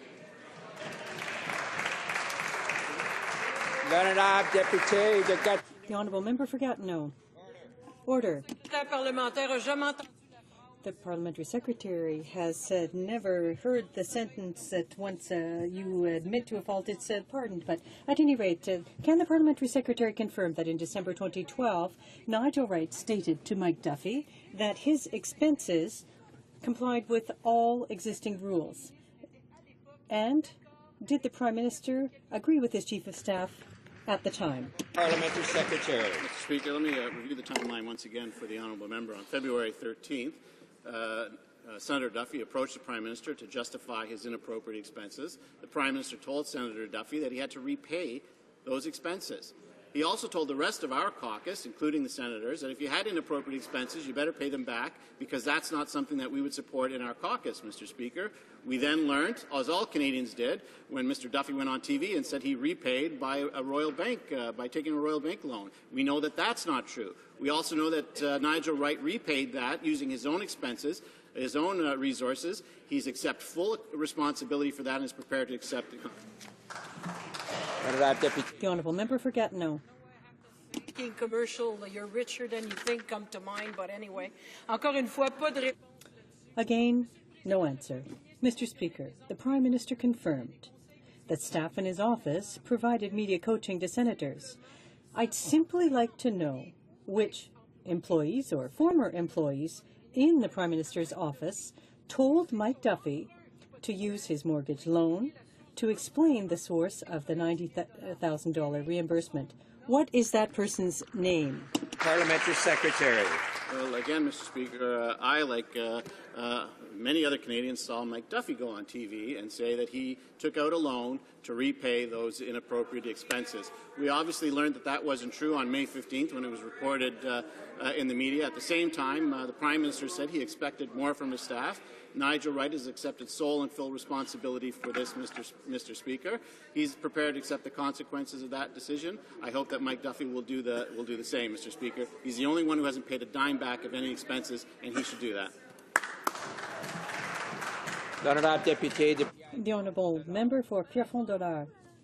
No answer. What a surprise. Let's try again. Mr. Speaker, in reference to the email mentioned by Mike Duffy, the RCMP stated, and I quote, "The existence of such documentation may potentially be evidence of criminal wrongdoing by others." Now, these documents involve the behavior of staff in the Prime Minister's office. So what documents did the PM's office give to the RCMP? Okay. First, as I mentioned on a number of occasions, Mr. Speaker, we are assisting we're assisting authorities in this matter. At the same time, I was glad to hear that finally Senator Duffy is cooperating with the RCMP. He might also maybe take the opportunity to cut a check to the Canadian taxpayer for the thousands of dollars in expenses that he owes the Canadian people, Mr. Speaker. At the same time, I would hope that the Liberals would reflect on this, Mr. Speaker, and try to put Canadians first. And when it comes to protecting the status quo in the Senate, maybe think twice, Mr. Speaker, and get on board with some of the reforms that our Minister of Democratic Reform has brought forward with respect to Senate, Mr. Speaker. The Honourable Member for Pierrefonds-Dollard. My question wasn't whether documents had been handed over or not. My question was which documents were handed over to the RCMP by the Prime Minister's office. Perhaps the Parliamentary Secretary didn't understand my answer. Maybe he doesn't want to answer it. At any rate, Mr. Speaker, I'm going to try a very short and simple question to help the parliamentary secretary. What date exactly did Nigel Wright visit the Langevin building for the last time? Parliamentary Secretary. Mr. Speaker, let me suggest that this member take her acting classes not from the member for Papineau, but from the member for Jean Lebert, because he's a much better actor than she is, Mr. Speaker.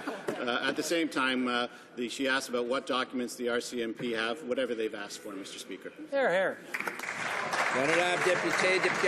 The Honourable Member for Pierrefonds-Dollard. Mr. Speaker, we're not talking about a schoolyard squabble here. We're talking about a criminal investigation. I'd ask him to be more serious. What date exactly did the most recent conversation between the Prime Minister and his former Chief of Staff, Nigel Wright, take place? Honourable Parliamentary Secretary.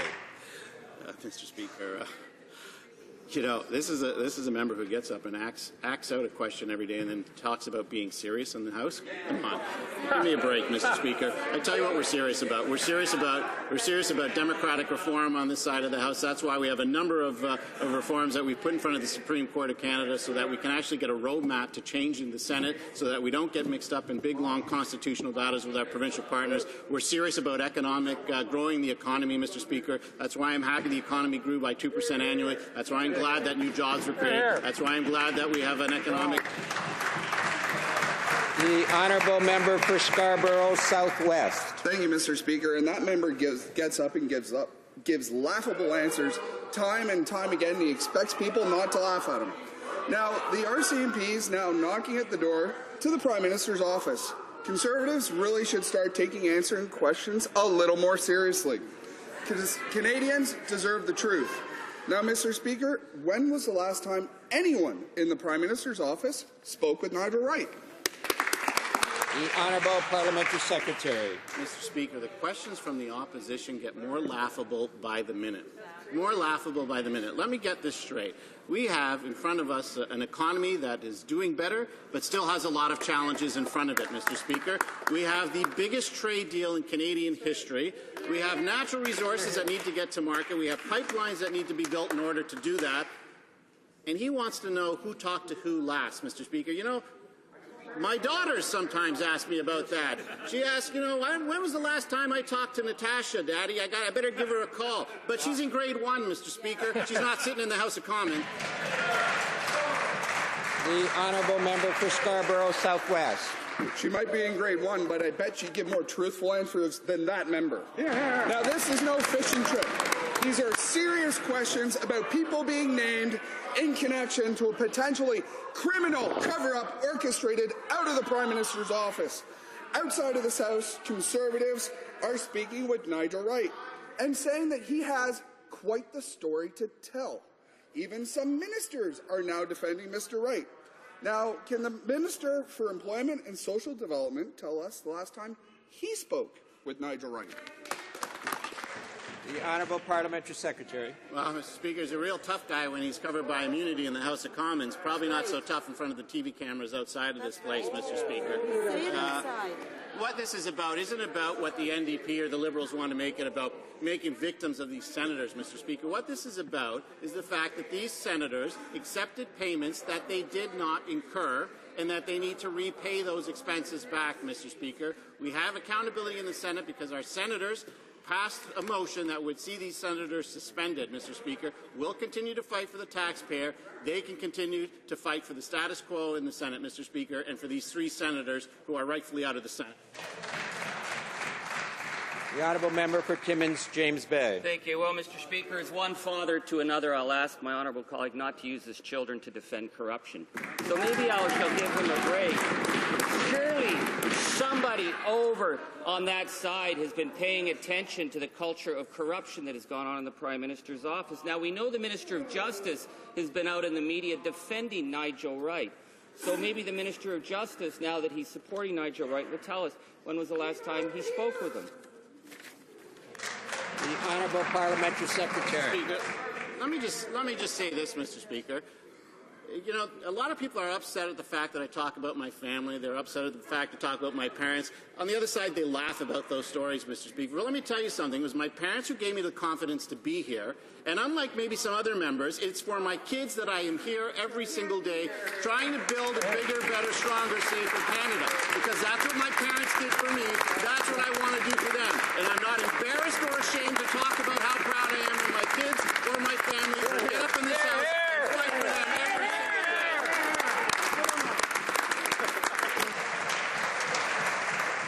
The honourable member for Timmins James Bay. Order. Mr. Speaker, well, here's something we'll ask him if he's proud of. Section 121 of the Criminal Code, frauds against the government, reads, quote, everyone who directly or indirectly demands, accepts, or offers from any person a loan, reward, advantage, or benefit of any kind as consideration for cooperation, assistance, exercise of influence, or omission in connection with any matter of business relating to government is guilty of an indictable offence. Will the member tell us who over on that side has broken the law, who's guilty of this offence? The Honourable Parliamentary Secretary. Well, Mr. Speaker, it might surprise the honourable member to learn that I'm not actually a police officer. That's why there's an investigation, and that's why we're assisting with the authorities, Mr. Speaker. I'll let them make that decision. Hear, hear. The honourable member for Ottawa South. Mr. Speaker, Chris Woodcock was the Prime Minister's Director of Issues Management, the top official, the go-to guy for handling dangerous political files. He crafted the strategy to cover up the Wright Duffy deal. He wrote the false media lines which instructed Mr. Duffy to hide the real source of the $90,000 check. Mr. Duffy has provided the RCMP with all of his emails and records related to Mr. Woodcock. Has the government turned over to the RCMP all of Mr. Woodcock's records relating to Mr. Duffy? The Honourable Parliamentary Secretary. Again, as I said on a number of occasions, Mr. Speaker, we are assisting all authorities on this matter and providing anything that is asked of us. Hear, hear. The Honourable Member for Ottawa South. Mr. Speaker, we know that the PMO was forced to provide emails and other records to the RCMP. For months, countless ministers stood up in this House and they asserted there was no written agreement between Wright and Duffy. Over and over again, Mr. Speaker, it was outright denial. Can the government confirm that one of the documents they turned over to the RCMP is the February 20th email which summarizes the Wright-Duffy legal agreement? And can they confirm that Mr. Woodcock has had this email in his possession since last spring? Wow. Honourable Parliamentary Secretary. Again, Mr. Speaker, we're assisting authorities in providing any information that is required. But at the same time, Mr. Speaker, it's nice to be in a parliament where these things can be discussed day in and day out, unlike the administrations that the honourable leader of the third party seems to support. Dictatorships, Mr. Speaker, so that they can ram down a carbon tax on people's throats. I wonder in those dictatorships that the honourable leader of the third party supports if they would be getting this type of accountability in their legislatures, Mr. Speaker. Hear, hear. I somehow doubt it, Mr. Speaker. So while he can stand up for the status quo, we'll let the leader of the Liberal Party stand up for the status quo. We'll let him stand up for dictatorships. We'll stand up for democracy and taxpayers. The honourable member for Ottawa South. Mr. Speaker, despite access to information requests and questions put in this House, the government stated for months that it had no information. We now know that there are hundreds of emails, but Canadians may have to wait for a criminal trial to see them themselves. Incredibly, Mr. Woodcock is now Chief of Staff to the Minister of Natural Resources. Can the government confirm if Mr. Woodcock has had any contact whatsoever with the RCMP? Parliamentary Secretary. Well, this member should know, Mr. Speaker, that it was actually the Liberals who exempted the Prime Minister's office from access to information. I believe it was Prime Minister Trudeau who did that, Mr. Speaker. So unlike Liberals, when it comes to openness and accountability, we are the party that Canadians can count on, Mr. Speaker. That's why we opened up 70 new institutions to access to information. That's why the Minister, President of the Treasury Board, is undertaking an open government policy, Mr. Speaker. We are very proud of what we're doing to make our government open and accountable to Canadian taxpayers. That's why the first act that we brought forward was the Accountability Act, so that Canadians could understand what was happening to take out the influence of big money and unions from government, Mr. Speaker. The honourable member for Esquimalt-Juan de Fuca. Mr. Speaker, on Remembrance Day, Canadians will be taking time to reflect and to honour the service veterans have provided to all Canadians. Unfortunately, Conservative policies mean some who serve are being cut off from the benefits they've earned. Wounded soldiers are being forced out before they're eligible for their pensions. Mr. Speaker, this is unacceptable. Instead, when will the minister do the right thing and provide these women and men the respect and support they deserve? The Honourable Parliamentary Secretary to the Minister of National Defence. Mr. Speaker, we want to thank all our military who have served us so proudly over the years. As we've said before, we've been working with the Chief of Defence Staff and the Chief of Military Personnel to ensure that members of the Canadian Armed Forces are not released until they are prepared. I'll again remind the member opposite that every possible accommodation is made to ensure that soldiers are kept in the forces and provided with the best possible support before being considered for release. I want to thank the Minister of Veterans Affairs for tabling Bill C-11, the Priority Hiring for an Injured Veterans Act, which will help medically released personnel transition into meaningful public service careers. The Honourable Member for Saint-Jean. Mr. Speaker, despite what the Minister of Defence has claimed all week and what the Parliamentary Secretary has just said, there are unfortunately Forces members who are being returned to civilian life before getting their pension. These men and women have fought for Canada, and it is shameful to treat them this way. Why can the government not simply admit that it made a mistake, that it will correct the situation, and help those who are victims of this injustice? Mr. Secretary. Well, Mr. Speaker, we've been working with the Chief of Military Personnel to ensure that members of the Canadian Armed Forces are not released until they are prepared. Every possible accommodation is made to ensure that soldiers are kept in the forces. Before being released, members of the Canadian Armed Forces work with the military on a transition plan. Ill and injured Canadian Forces members are provided with physical, mental, and occupational therapy services for their eventual transition to civilian life. Well done. The Honourable Member for Alfred Pellan. Not only are the Conservatives refusing to ensure that no veterans are being forced out before qualifying for their pensions, but they are even creating obstacles for those who are trying to obtain services.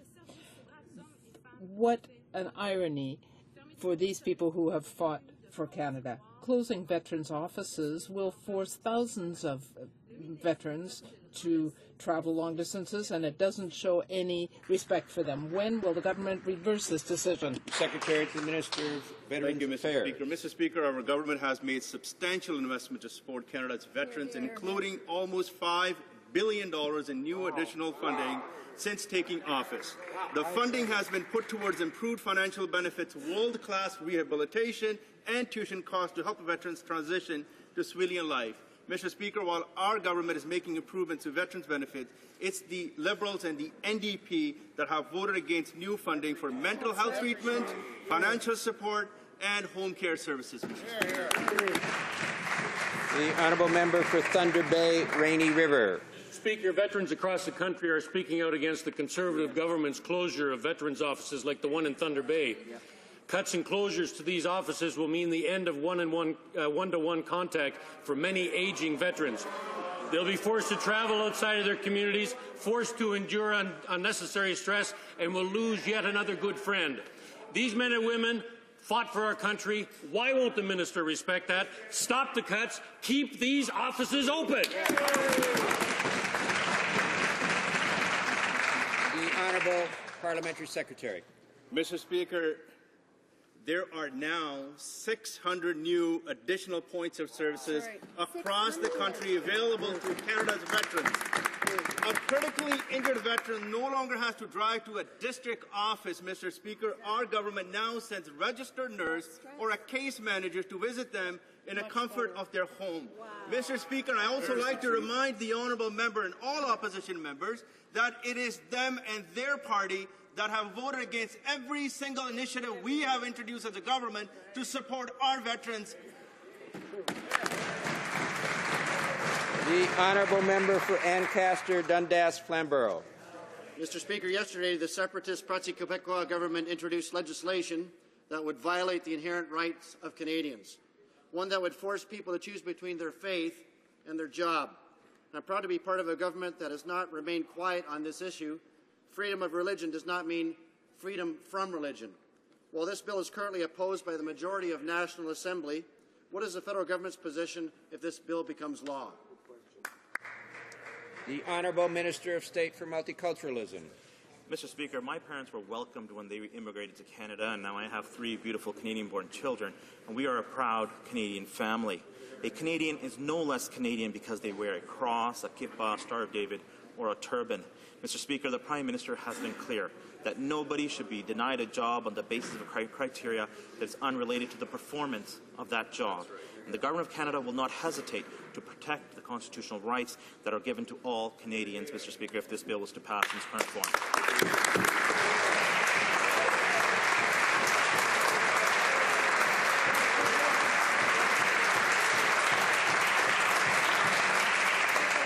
The Honourable Member for Victoria. Canadians nearing retirement age are increasingly worried about their financial security. Improving the CPP and the QPP is the best way to increase retirement security for all Canadians. The provinces are ready to move on this. The only person with his foot on the brake is this Conservative minister. Why is the minister waiting for a crisis to strike before taking action? The Honourable Parliamentary Secretary to the Minister of Finance. Mr. Speaker, we will continue to work with the provinces and the territories to improve the Canada Pension Plan. However, we do not believe that this is the time to add further burden onto Canadian employers and employees with higher premiums during this fragile economic recovery. The Honourable Member for Victoria. Mr. Speaker, I don't think the member opposite got the latest talking points from the minister. Yesterday, the finance minister said boosting the Canadian pension plan is, quote, good in the long run for Canadians, but still he's refusing to act. Increasing the CPP is the right thing to do to ensure that all Canadians can afford to retire with dignity. So why is this minister choosing to antagonize the provinces instead of working with them to fix Canadian retirement security? The Honourable Parliamentary Secretary. Mr. Speaker, as I said, we do continue to look at the Canada Pension Plan reform. We can assure the House that the NDP's plan to double the Canada Pension Plan premiums while the economy is still fragile is not a moderate proposal. Despite the NDP's risky schemes, we continue to stand up for seniors and for retirement during this global recovery. The Honourable Member for Rimouski-Neigette-Témiscouata-Les-Basques. Thank you. That working with the provinces is a key part of his job. Mr. Speaker, internal government studies praise the effectiveness of provincial training programs, and yet Conservatives ignored the evidence, failed to work with the provinces, and mismanaged skills training. Will they now agree that to work with the provinces so we can help get Canadians the skills training programs they deserve? The Honourable Minister of State for Social Development. Well, Mr. Speaker, what we believe, Mr. Speaker, that the best people who know what kind of skills are required are employers, and that's why, Mr. Speaker, we introduced the Canada Job Grant, because it brings employers into the whole equation as to what skills are required. We're focused, Mr. Speaker, on jobs, on the economy, and on growth, and one of the ways that we can continue to do that is to fix the mismatch of people without jobs and jobs without people. That's what the Canada Job Grant will do. Bureaucrats are not the experts on this. The employers are, Mr. Speaker. The Honourable Member for Rimouski-Neigette-Témiscouata-Les-Basques. Thank you, Mr. Speaker. But they have set up this program without any consultation with the provinces. The Conservatives have still not learned their lesson. They continue to refuse to listen to the provinces. Skills training programs are essential to ensure that all Canadians can find work. We need a government that finds solution, not that picks fights with the provinces. Will the government tell us that he is ready to turn the page and have real dialogue on skills training included in order to avoid the problems with the EI reform? understand why the opposition is opposed to a program that would train Canadians for jobs that are available. That's what the Canada Job Grant program will do, Mr. Speaker. And let's talk about who is supporting this. We've been consulting over the summer, and indeed currently the minister is meeting with the provinces in good faith. We've been listening to the provinces and to organizations so that we have flexibility within the Canada Job Grant. Mr. Speaker, the Canadian Federation of Independent Businesses, the Federation of Progressive Contractors, Canadian Manufacturers and Exporters, the National Association of Career Colleges, the Canadian Institute of Plumbing and Heating. I could go on and on, Mr. Speaker. Employers who want to see this program implemented because it trains Canadians for jobs that are... The honourable member for Winnipeg North. Thank you, Mr. Speaker. You know, the NDP leader goes to Calgary and claims that he supports the development of the oil sands. But in Toronto Centre, the NDP are actively campaigning against the oil sands. The NDP candidate wants a moratorium, Mr. Speaker. Meanwhile, the Conservatives' total failure to advance stronger environmental policy has prevented Canada from getting oil to market responsibly. When will this government get its act together, Mr. Speaker, on the environment to ensure that Canada can move our resources to market sustainably, Mr. Speaker? The Honourable Parliamentary Secretary to the Minister of Natural Resources. Order. Is concentrating on what matters to Canadians, jobs and economic growth. The fact is, the oil sands are responsible for over 275,000 jobs across this country. That number is expected to grow to 630,000 jobs. Government revenues from upstream oil and gas averaged $22 billion over the past 5 years. That's how many jobs the opposition says no to when they oppose this important industry. That's revenue to important social programs the opposition say no to when they bash Canada abroad. Honourable Deputy de Saint Laurent. Honourable Member for Saint Laurent Cartierville. Will step down from the Bureau of International Expositions, and in doing so will kill any success of Toronto's potential bid to host World Expo 2025, an event that could attract up to 40 million visitors. This defection was made without consideration of Toronto City Council's upcoming feasibility report. Why is the government wasting this exceptional opportunity to boost Toronto's economy, job market and tourism, and to promote Canada's accomplishment to the world? The Honourable Minister of State for Small Business. Mr. Speaker, I would like to say to my colleague that we are promoting our country, especially outside the country. I was recently in China with the Canadian Tourism Agency, and we want to encourage more Chinese to visit Canada. We have signed an agreement with China so that we will have even more tourists coming to Canada. That will be good for our economy. The Honourable Member for Laurier-Sainte-Marie. Government officials confirmed yesterday that Bill C-6 would still allow Canadian personnel to authorize the use of cluster munitions. People are concerned this could undermine the Cluster Munition Convention. 17 NATO countries have already ratified the treaty without this kind of exception. Will the government work with us and close the loopholes in this bill? The Honourable Minister. I want to thank the member for this thoughtful and important question. Obviously, these weapons cause devastating effects on civilian populations. Some 30 years after the war in Vietnam, Laos still has more than 80 million unexploded ordnances, and this is killing people each and every week, maiming them, taking their limbs. We want to do as effectively implement this convention as possible. We're always very pleased to work with the opposition, and I can guarantee you that the Canadian forces would never use these type of munitions, and we're prepared to eliminate the stockpiles that we have. The Honourable Member for Laurier-Sainte-Marie. Mr. Speaker, Canada has ratified the Anti-Personnel Landmines Convention without any exceptions for interoperability, and that has not affected any of our joint missions with the U.S. or other allies. But the bill to implement the Cluster Munitions Convention has a series of exceptions in it, in the name of interoperability. 98% of victims of cluster munitions are civilians. Will the government therefore agree to work with us in order to fix this bill? Honourable Minister of Foreign Affairs. Mr. Speaker, I've visited the victims of these cluster munitions more than 30 years after wars have ended.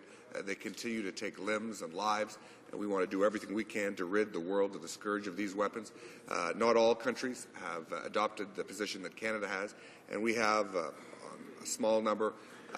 You could count them on one hand per year that would the Obama administration has not signed on.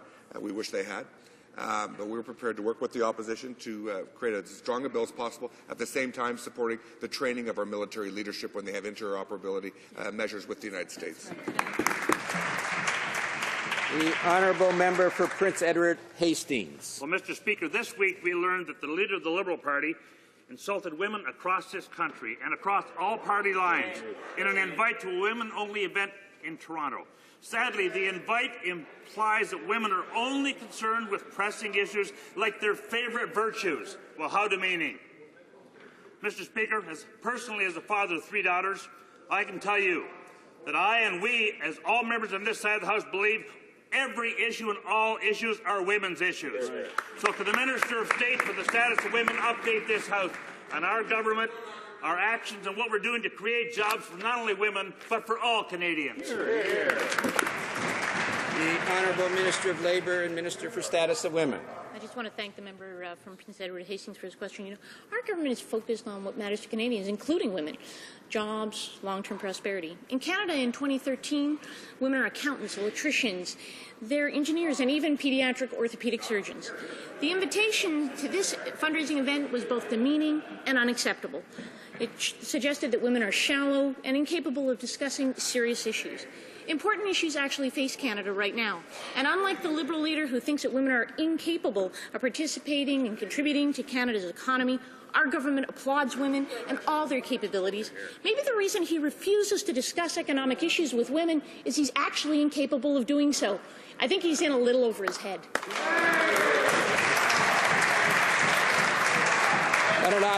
The Honourable Member for Saint-Maurice-Champlain. Mr. Speaker, the latest report of the Commissioner of Official Languages reveals a worrisome situation with respect to the use of French in the federal public service.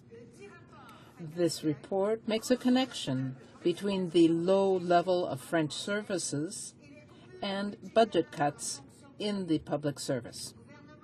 Has the government quantified the negative effects of these cuts, and have they planned how to correct this problem? En langue française. Parliamentary Secretary to the Prime Minister. Thank you, Mr. Speaker. I want to thank my colleague for her question, and I want to congratulate her on being now a part of the committee that I am chairing. I am proud of our unprecedented commitment to our 2 national languages. We will continue to give Canadians the opportunity to learn both languages and to ensure the vitality of our minority language communities. The Honourable Member for Montmagny-Lille-Kamouraska-Rivière-du-Loup. Thank you, Mr. Speaker. Despite the long grieving process, Lac Mégantic is now starting to rebuild courageously. Businesses are part of the solution, but many of these businesses are in dire circumstances because the economic heart of the city was hard hit by the tragedy. Will the minister responsible for the Quebec Regional Development Agency listen to what businesses and the Chamber of Commerce in the Lac Mégantic region are saying and set up a specific funding program for business recovery that is separate from the budget for decontamination and construction? The Honourable Parliamentary Secretary. Thank you, Mr. Speaker. The mandate for the Quebec Regional Development Agency is to ensure economic recovery and development, and we are always concerned about the regions, and we will help those that need help. The member for Souris Moose Mountain. Mr. Speaker, Canadians were told yesterday in a shocking admission that the leader of the Liberal Party believes that dictatorships, countries without freedom, human rights, or basic rule of law are nations to uphold and celebrate. These inflammatory comments further demonstrate that the leader of the Liberal Party lacks the judgment to lead. Would the Minister of State for Multiculturalism please update this House on the values our Conservative government upholds at home and abroad? Hear, hear. The Honourable Minister of State for Multiculturalism. Mr. Speaker, the comments made by the Leader of the Liberal Party are an insult to the many Canadians who have fought for the basic values and freedoms that we enjoy today. His answer demonstrates again a long-standing position of our party that he is in over his head. Mr. Speaker, having met so many Canadians who have faced persecution abroad, I assure them that we will always stand up, promote and defend the values Canadians cherish, including democracy and freedom, not dictatorships. Mr. Speaker, yet again, the Liberal leader's comments demonstrate that he's not fit to lead the greatest democracy in the world.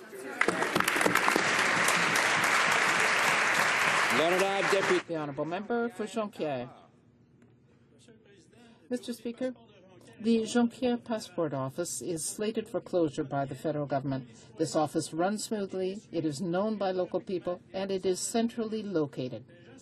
People are mobilizing and calling on Ottawa to keep this local office open. They are rightly concerned about the negative impacts of this closure. Why does the government want to deprive the people of Jonquière of their passport office? Will they not keep it open?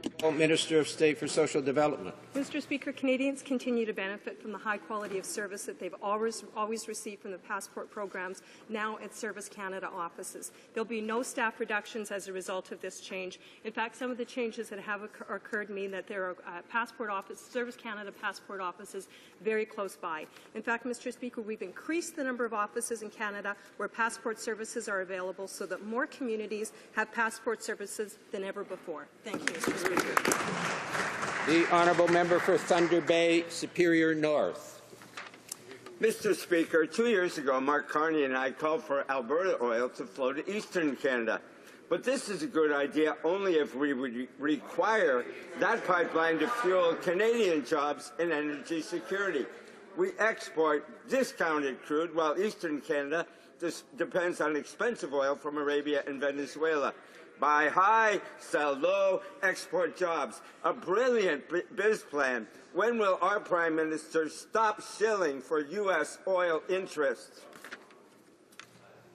The Honourable Parliamentary Secretary to the Minister of Natural Resources. Mr. Speaker, our government welcomes the prospect of transporting Canadian crude oil from Western Canada to consumers and refineries in Eastern Canada and ultimately to new markets abroad.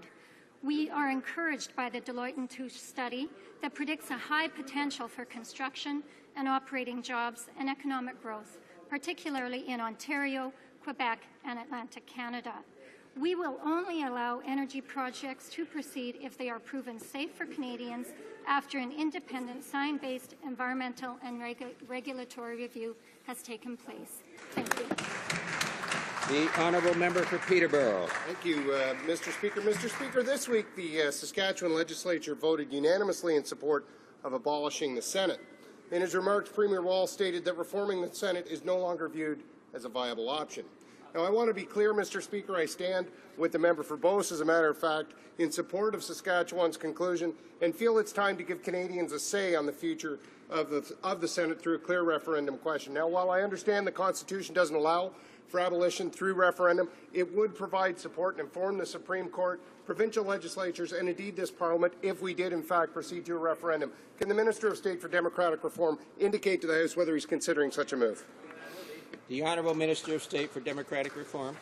Mr. Speaker, first of all, allow me to congratulate both Premier Wall and that member for raising a very important issue. Canadians have waited almost a century and a half for the Senate to change, and unfortunately it has been frozen in time since Confederation. We continue to believe that the preferable option is democratic bicameralism, an elected Senate accountable to Canadians representing the regions from coast to coast. We hope to make some incremental progress towards that goal in the coming weeks, but our position has also been that if the Senate does not change, is not reformed, then, like its provincial counterparts, it should vanish. That brings to a conclusion oral questions for today. Orders of the day.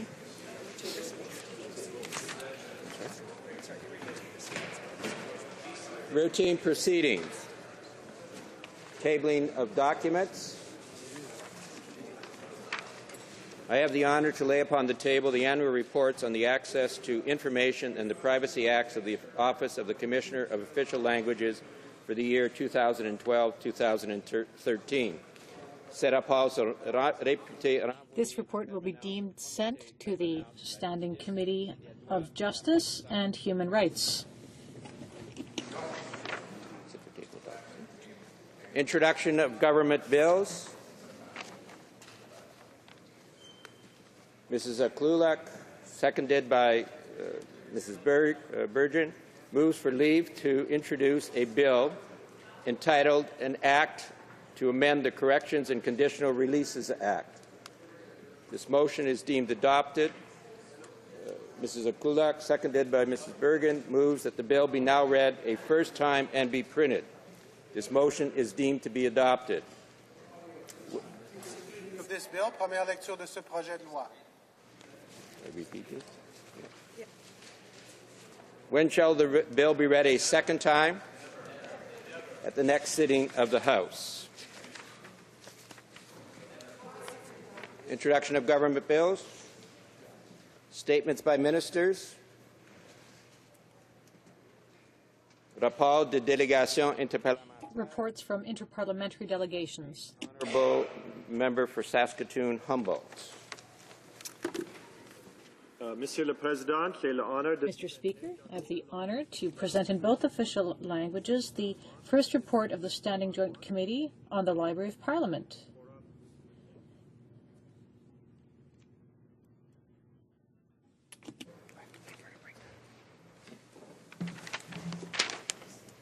Reports from reports from committees. The Honourable Parliamentary Secretary to the Minister of International Development.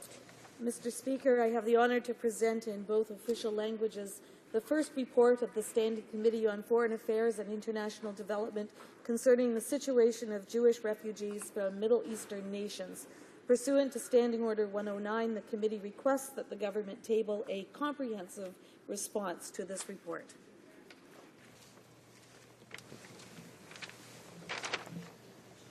Reports from committees. Introduction of private members' bills. Dépôt de projet de loi émanant des députés. First reading of Senate public bills. Motion. Presenting petitions. The Honourable Member for Sault Ste. Marie.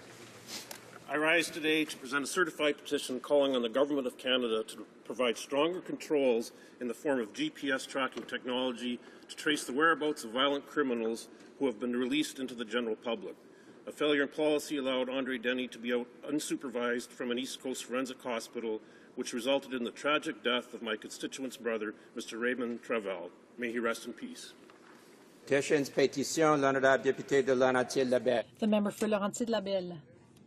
Thank you, Mr. Speaker. I have the honor to present to the Chamber 6 petitions from my constituents and other Canadians. The petition calls on the Chamber to adopt Motion M441, which will be debated today. Its objective is to streamline the process for obtaining restrictions to boating on rivers and waterways. Thank you, Mr. Speaker. Ottawa South. Thanks, Mr. Speaker. Pursuant to Standing Order 36, I rise today to table a petition. The petition is signed by local residents who are urging the government to prohibit any Canadian from being involved with the use of cluster munitions anywhere in the world. I'm pleased to table this petition. I look forward to the government's response. Thank you, Mr. Speaker. The Honourable Member for Saskatoon-Humboldt. Thank you, Mr. Speaker. Today I'm presenting a petition on behalf of my constituents calling on the Minister of Health and the House of Commons to support an act respecting a national strategy for dementia. Petitions, pétitions, l'honorable député de Gatineau. The Honourable Member for Gatineau. Thank you, Mr. Speaker. I appreciate this. I have a petition to table in this chamber in support of Bill C-452 against human trafficking and sexual exploitation, which you might be surprised to know is brings in $32 million a year to criminals, and so I'd like to table this petition. The member for Abitibi-Témiscamingue. Thank you, Mr. Speaker. It's a pleasure to table a petition signed by people from across the country, from British Columbia to Prince Edward Island, by way of Quebec, in support to my bill C-4504, a bill which would help volunteer firefighters. My bill will help smaller communities to recruit volunteer firefighters. I think it's very important that their voices be heard and that we help volunteer firefighters, and that's why I'm tabling this position today, Mr. Speaker. Petitions, the member. Thank you very much, Mr. Speaker. Today I have two petitions to table. The first was signed by people from across Quebec, from the North Shore of the St. Lawrence River to Laval, and it's a petition calling on the government to streamline, rather to address the regulation of the transport of animals in Canada. The second petition was signed by hundreds and hundreds of people in Quebec, asking that the Minister of Public Security review the expulsion of Mr. Rivera from Canada. There are young children from the La Salle school in Laval who have signed the petition, and they have mobilized many people in Quebec in support of the Alvarez family. Thank you, Mr. Speaker. Peg North. Yes, Mr. Speaker, I bring forward today a petition regarding Lake Winnipeg that has been signed by residents of Winnipeg North and many other Manitobans.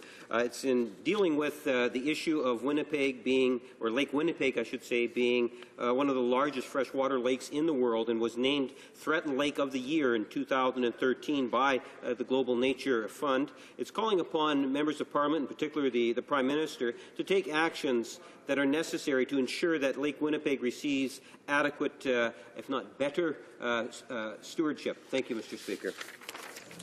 Petition. Petitions. On the order paper, the Honourable Parliamentary Secretary to the President of the Treasury Board. Mr. Speaker, I ask that all questions be allowed to stand. Agreed? Agreed. So ordered. Orders of the day. Government orders in the House of Commons, resuming debate. Second reading on Bill C-2, Respect for Communities Act, and an amendment. Resuming debate.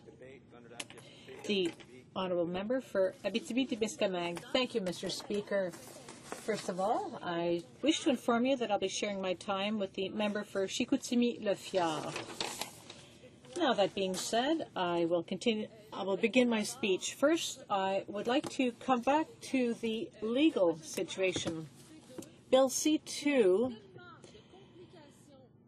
imposes so many legal conditions or so many legal considerations that it will become virtually impossible for a supervised injection site to, or anyone wishing to start one, to meet all of these requirements.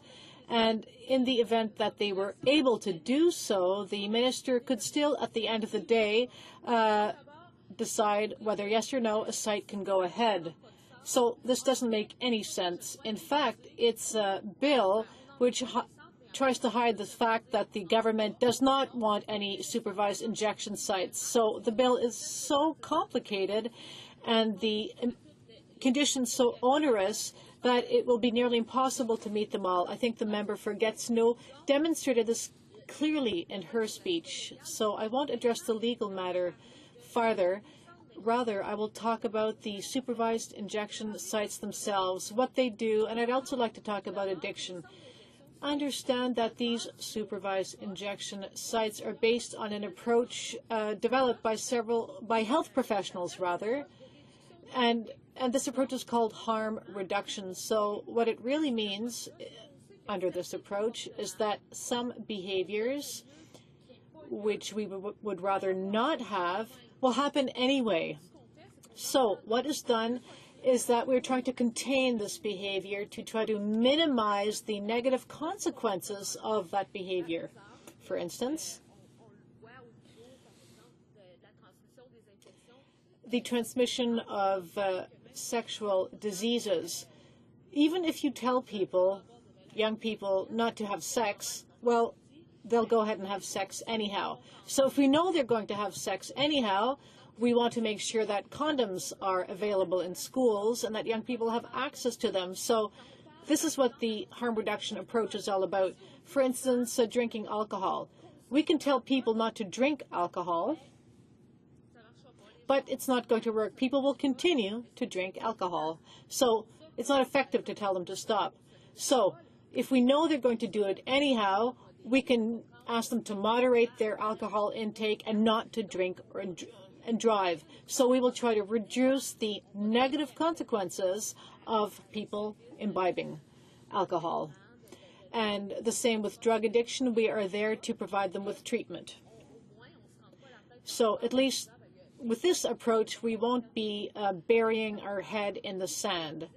So the same thing applies to supervised injection sites. We are trying to reduce the negative consequences of addiction. And there are consequences, of course. For instance, people can overdose. People can die from a drug overdose. This is one consequence. There's also the matter of disease transmission when people share their drug paraphernalia. You also have to understand that in these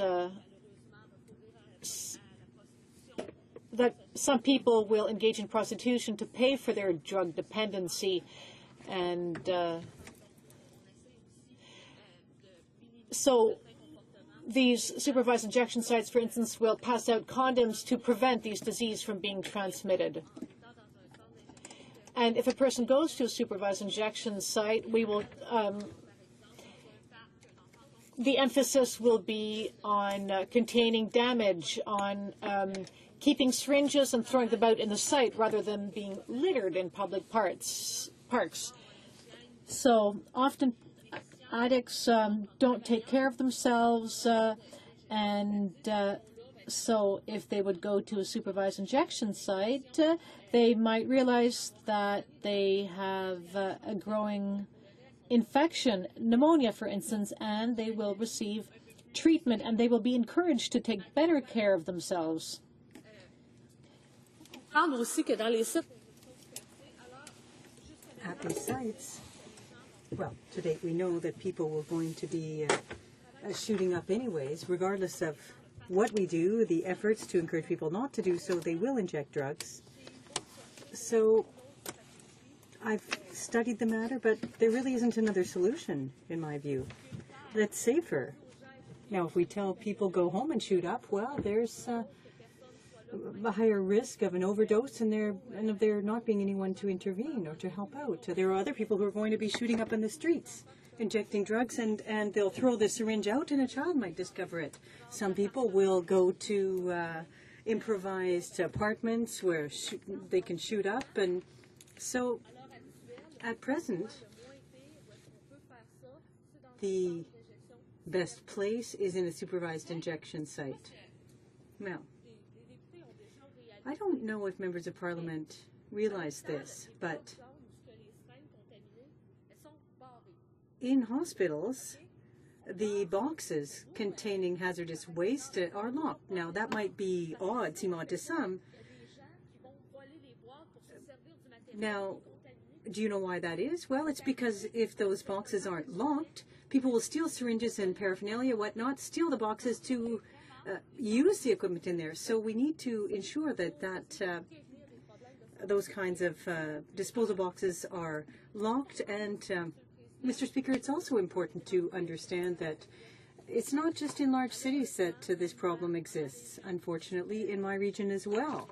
Now, I work with nurses who work on the streets, and there's a system of to distribute new syringes to prevent infection, but even in Tibiskimi-Amitamag, which is a rural region, this problem exists, so we can't have our heads in the sand. Now, concretely, what I'd like to explain to people is that when someone goes into a supervised injection site, you can't just say to them, well, everything you need is over there. There is an assessment that is conducted through the initial contact. If a nurse sees someone come through the door, well, nurses always assess people's state of health. It's a bit of a flaw that we have. We always do that. We look to see if their situation is, or if they're looking very tired. We ask them if they have a place to sleep. We look at the way they walk. We can see maybe they've got an injury somewhere, and they don't necessarily want to go to the hospital, so we can step in and make recommendations. Now, if they seem confused, if there seem to be symptoms of mental illness, depression, we can provide advice. And that just takes a few seconds to assess someone. It's a very quick assessment for someone who has a trained eye to realize that those kinds of health problems exist. Now, we'll sit down and talk to the person right away. If they're coughing, wheezing, having trouble breathing, we may identify another health problem. If they've got, for example, a skin infection, we can see it. So that in and of itself, seeing the person on site, the person hasn't injected any drugs, but there is a regular health assessment by a nurse who is accustomed to those types of assessments and provide advice. Now, maybe the people will decline to follow that advice, but at least we're not sticking our head in the sand. What we do is detect social risks as well, because there are risks associated with that. Now, we've seen that there have been more overdoses. If we see that, we'll say to people, well, look, we're hearing that there are dangerous products out there. They might have been mixed with other chemicals, and we can get that information out. If some people who are injecting drugs are also prostitutes or have been in contact with others, at any rate, there's information that can be shared, that can be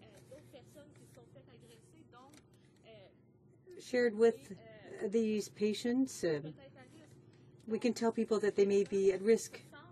So, in concrete terms, these types of centers enable the type of social contact that isn't available elsewhere, and there isn't anyone who would sincerely prefer those kinds of situations to occur out on the street. To find someone dead of an overdose on the street outside their home, they'd like them to have access to a site. Those types of centers also make it possible to establish a link of trust with those people, and to then, when a person feels strong enough to give up their addiction, there will be someone that they've had interacted with and will in fact be in a better position to help drug-addicted people to overcome their addictions. Thank you very much, Mr. Speaker. The Honourable Parliamentary Secretary to Minister of Labour. Thank you, Mr. Speaker, and I appreciated my colleague's sort of speech and her perspective on this issue. But I think as a nurse, perhaps she probably had many patients over the years who were absolutely desperate to get into detoxification services, into rehabilitation services. And to be quite frank, those services weren't available. People who are ready to make changes in their lives were unable to get those changes that they needed. So I guess as a nurse, how can she support putting finances and funding into something when she has so many patients who she was saying, I'm sorry, I know that you are looking for rehabilitation services. You would really like to have the opportunity to have a life free of drugs. How she can support that position without having the money spent in terms of where people are really needing it and looking for true changes in their lives. The Honourable Member for Abitibi-Témiscamingue. Thank you, Mr. Speaker. And I'd like to clarify that there are services for people who are dealing with addictions, and to date, access isn't as difficult as that. Where the difficulty lies is in convincing people to turn to them. It's difficult to tell people, well, that's what you need, and to do so, Now, if we take an approach where we say what you're doing is unacceptable, we criticize them, you just have to detox, instead of saying, well, we'll be here to help you once you're ready. We're here to ensure that you're not going to get sicker, get AIDS because you're not protecting yourself. And when we tell these people that we're here to help them when they're ready to detox, that's important. What's more difficult is to encouraging people to undertake to give up their addiction. But if we judge them and criticize them before they're ready, then that will have a detrimental effect. It isn't what will help people. What we need to do is provide people a little bit of assistance to convince them to change. North. Recognize that there are many communities across Canada that have different challenges, and a part of those challenges is to try to deal with the infrastructure of many social injustices that are there. Issues such as drug abuse, which leads to all sorts of elements of crime, let alone other social factors that are not very positive. And what we need to be able to develop is good, solid programming that's going to build upon making our communities in which all of us live in, Mr. Speaker, not just the suburbs, but all of us live in a safer environment. And when we take a look at injection, in particular the one injection site that we have here in Canada, that I believe that there are studies that will clearly demonstrate that the community as a whole has benefited. Not to mention the individuals themselves have benefited by these sites. And if she might want to provide further comment in terms of how it is that the community as a whole does benefit, obviously knowing that the individual in question benefits as well. Honorable Député d'Abitibi-Témiscamingue. The honourable member for Abitibi-Témiscamingue. 1 minute remaining. Well, thank you very much, Mr. Speaker. Yes, society does benefit because there will be fewer syringes on the streets, fewer people who are going to be overdosing on the streets. So, yes, communities do benefit. Some smaller communities won't necessarily have supervised injection sites, but they will integrate concrete measures. And this isn't something we saw 10 years ago, but now we've got nurses working on the streets who've got a backpack, who will carry around things like condoms and other things to distribute in areas where the number of people grappling with the issues aren't high enough to warrant the installation of a safe injection site. But those types of measures work in terms of public health, but they must be undertaken in conjunction with other social measures integrated as part of a comprehensive package. We can't simply have supervised injection sites. We also need to take steps with respect to access to awareness and education, to dealing with poverty, alleviating poverty, other social measures that will help these people to do better. It's part of a comprehensive package, and that measure is part of measures that come under the responsibility of a government. We can't stick our heads in the sand and simply ignore the problem. The débat. Resuming debate. L'honorable député de Chicoutimi. The honourable member for Chicoutimi-Le-Fior. Well, thank you very much, Mr. Speaker, and I'm pleased to have 10 minutes to speak to Bill C-2, which is an act that will amend the Controlled Drugs and Substances Act. It was Bill C-65 for those people who'd followed the issue. And it's something that's been in the works for years now, in fact. Unfortunately, the Conservative government in 2007 had wanted to shut down the only supervised injection site in Canada, in Vancouver. And at each step along the legal process, the government was rebuffed. The courts of appeal, the Supreme Court, all ruled that there is a reason for those types of sites in Canada. And in fact, what I deplore here, Mr. Speaker, is the ideology behind this. Now, I don't know if you're aware of this, Mr. Speaker, but in Canada, we do have a strategy to fight drugs, like other governments, except that in 2007 something occurred.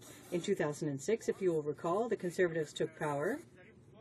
But before they took power, there was an anti-drug strategy that was, if you'll recall, built on 4 pillars: prevention, for example, treatment,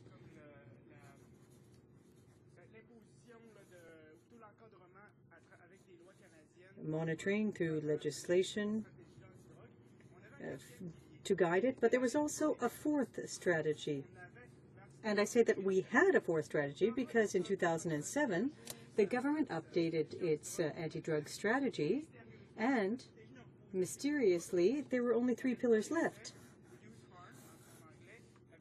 Reduced harm simply disappeared.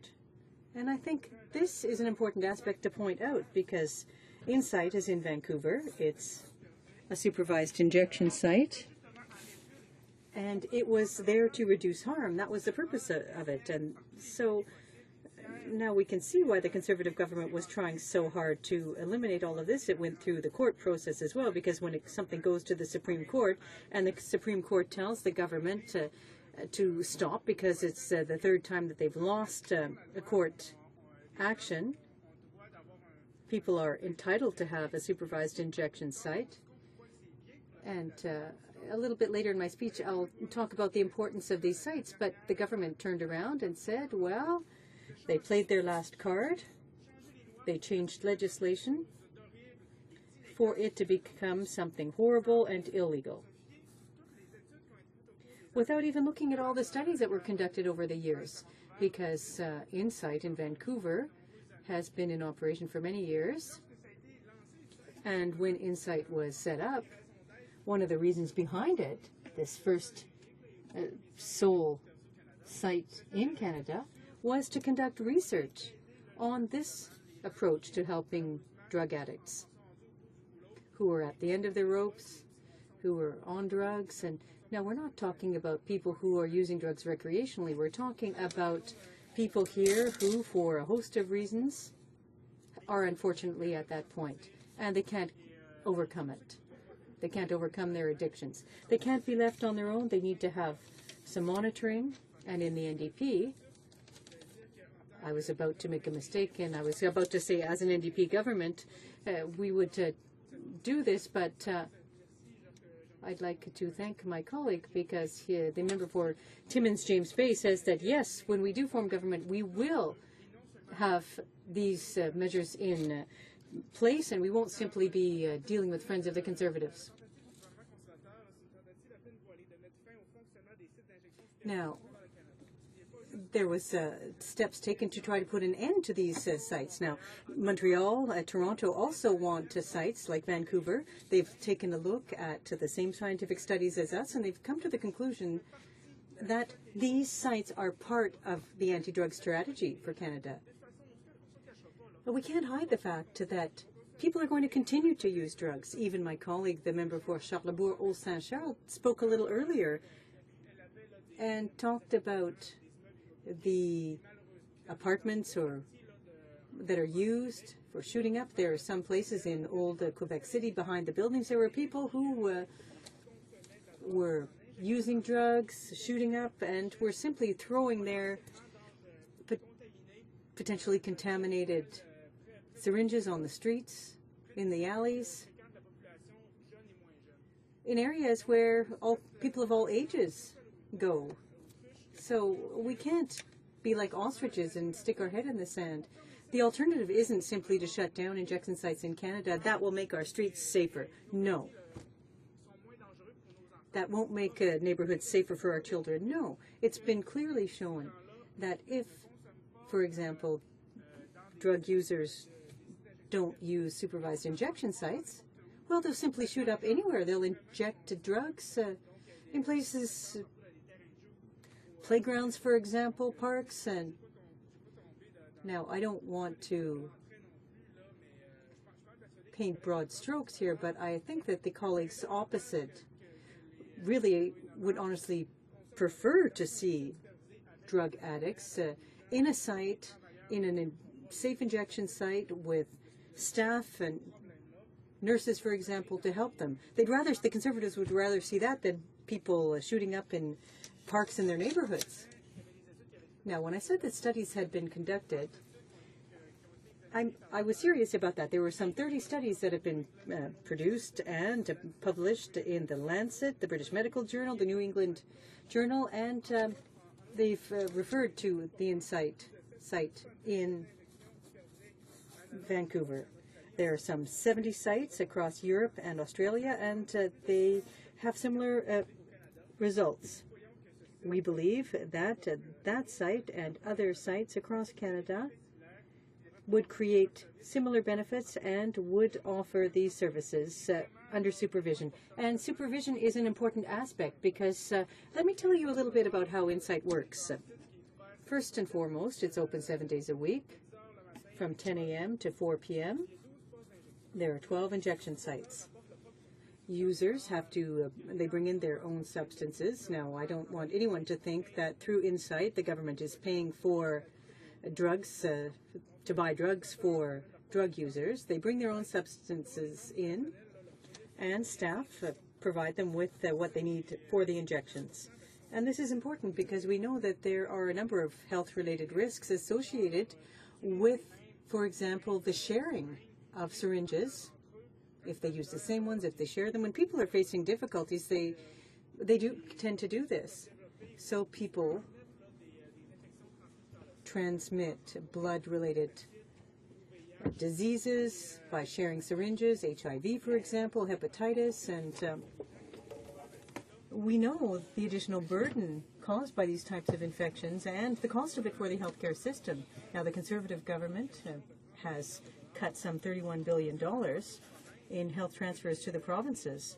So the provinces are having increasingly or more and more difficulties, in fact, dealing with their provincial health budget. So it's even more difficult for them to treat people with HIV or who have hepatitis A, B, or C. And I really wonder, the government seems to lack heart. Where is the government's compassion? I think that helping one's neighbor should be a universal value.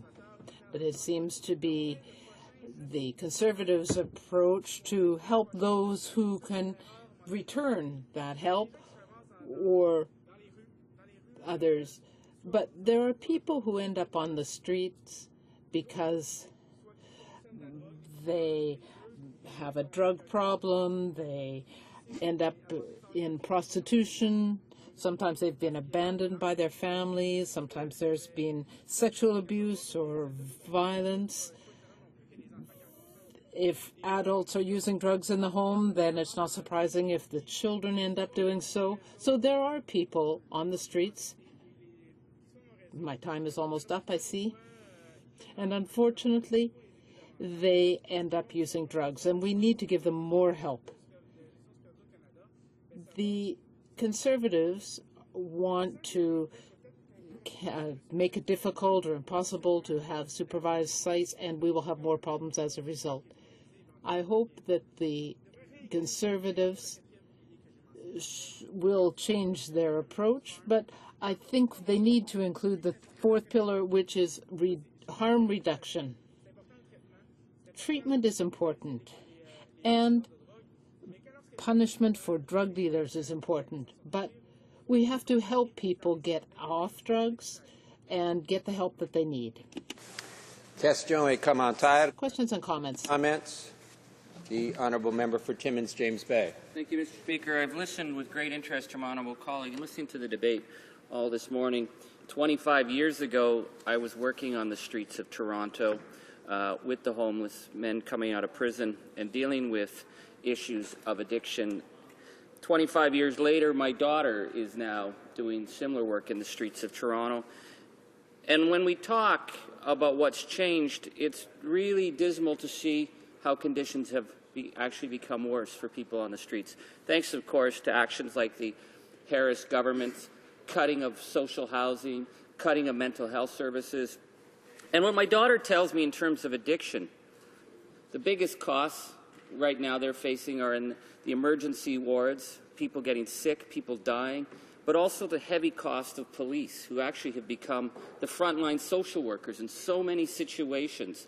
And when you talk to the police on the ground in inner city Toronto, what they're saying is that it's a complete waste of their resources. So I see my colleagues and the Conservatives are always talking about tough on crime, but the real dangers of crime that we're seeing in the inner cities are desperate addicts, and it's the same as even in other communities, smaller communities, where people who are not on methadone, people who are not able to have safe injection, become dangerous criminals, and then the police and the emergency services are the ones that have to deal with these very, very sad cases. So I'd ask my honourable colleague why he thinks it is that the Conservatives would once again choose a dumbed-down approach when very straightforward systems that work with healthcare and police have been proven time and time again to be effective. Honourable Member for Chicoutimi-Le-Fjord.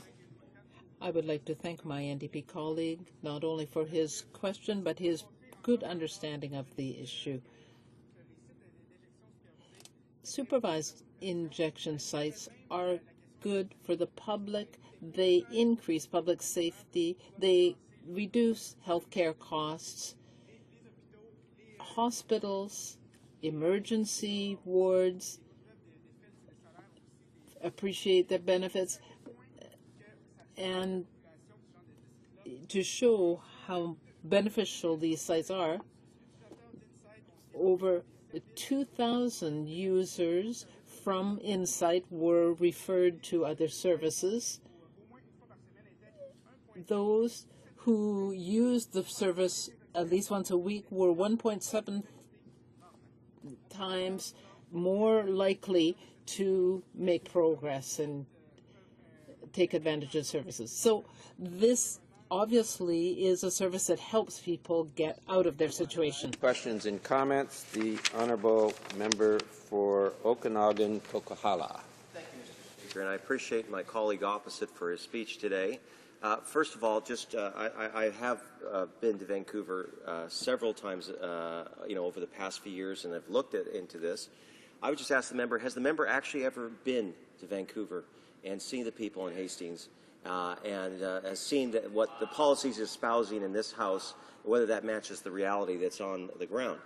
But further to that, Mr. Speaker, he's mentioned that we need to look at these things holistically. He's accusing the government of not looking into issues like homelessness. Mr. Speaker, nothing could be further from the truth.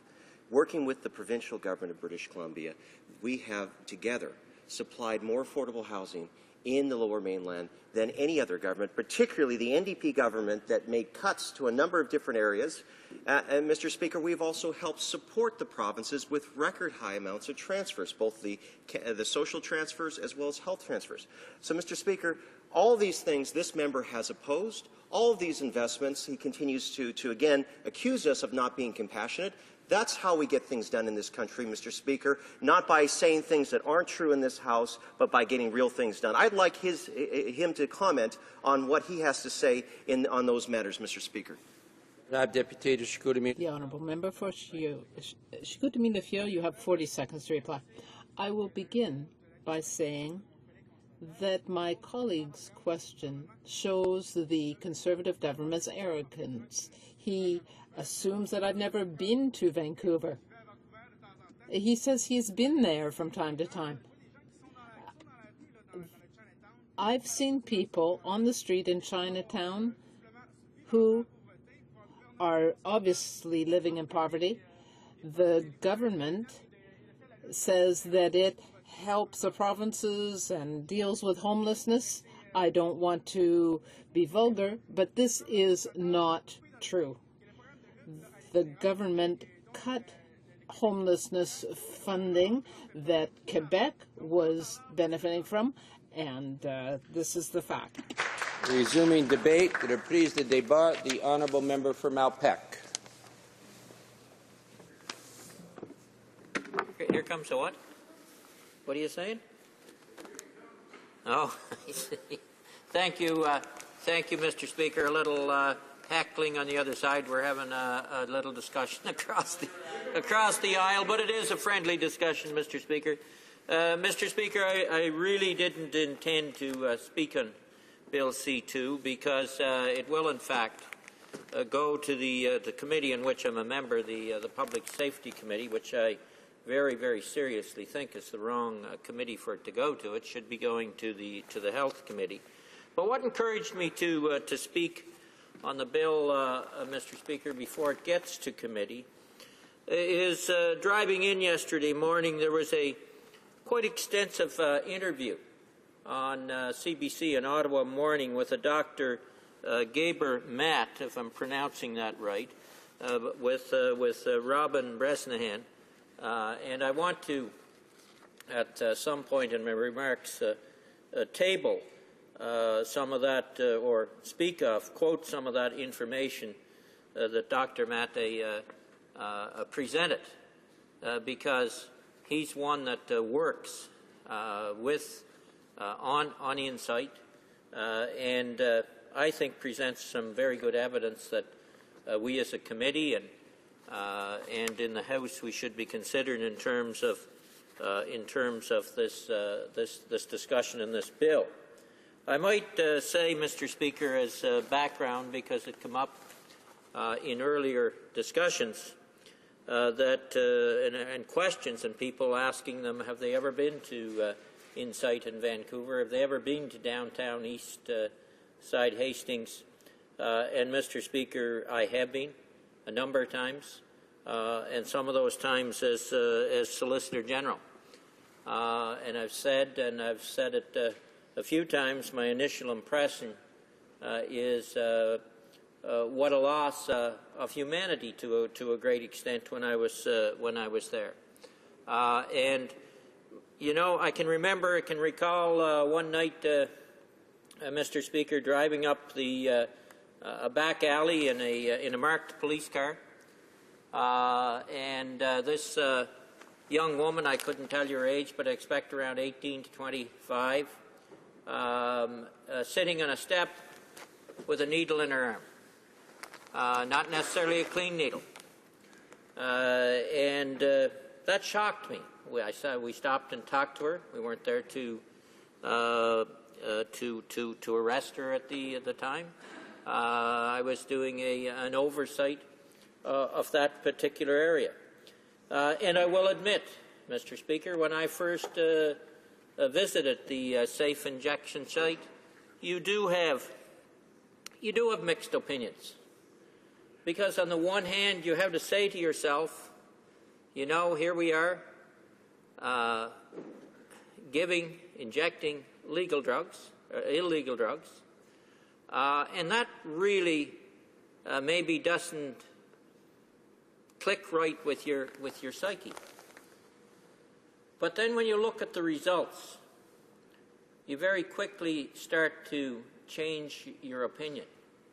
And when you talk to some of those people and actually sit down and have a sensible discussion, rather than completely judging them for what they're doing and how did they get into this illegal drugs and get addicted. When you actually sit and talk to them and learn something of their backgrounds, whether it was they got into prostitution, they were on the street, whatever it might have been, abused families, whatever, and restrict your judgment somewhat and look at what Insight is doing for them in terms of giving them their life back to a great extent. And I think providing much better public safety for the community.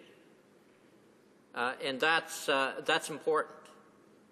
There's less needles. They're using safe needles. They're using proper sanitary conditions.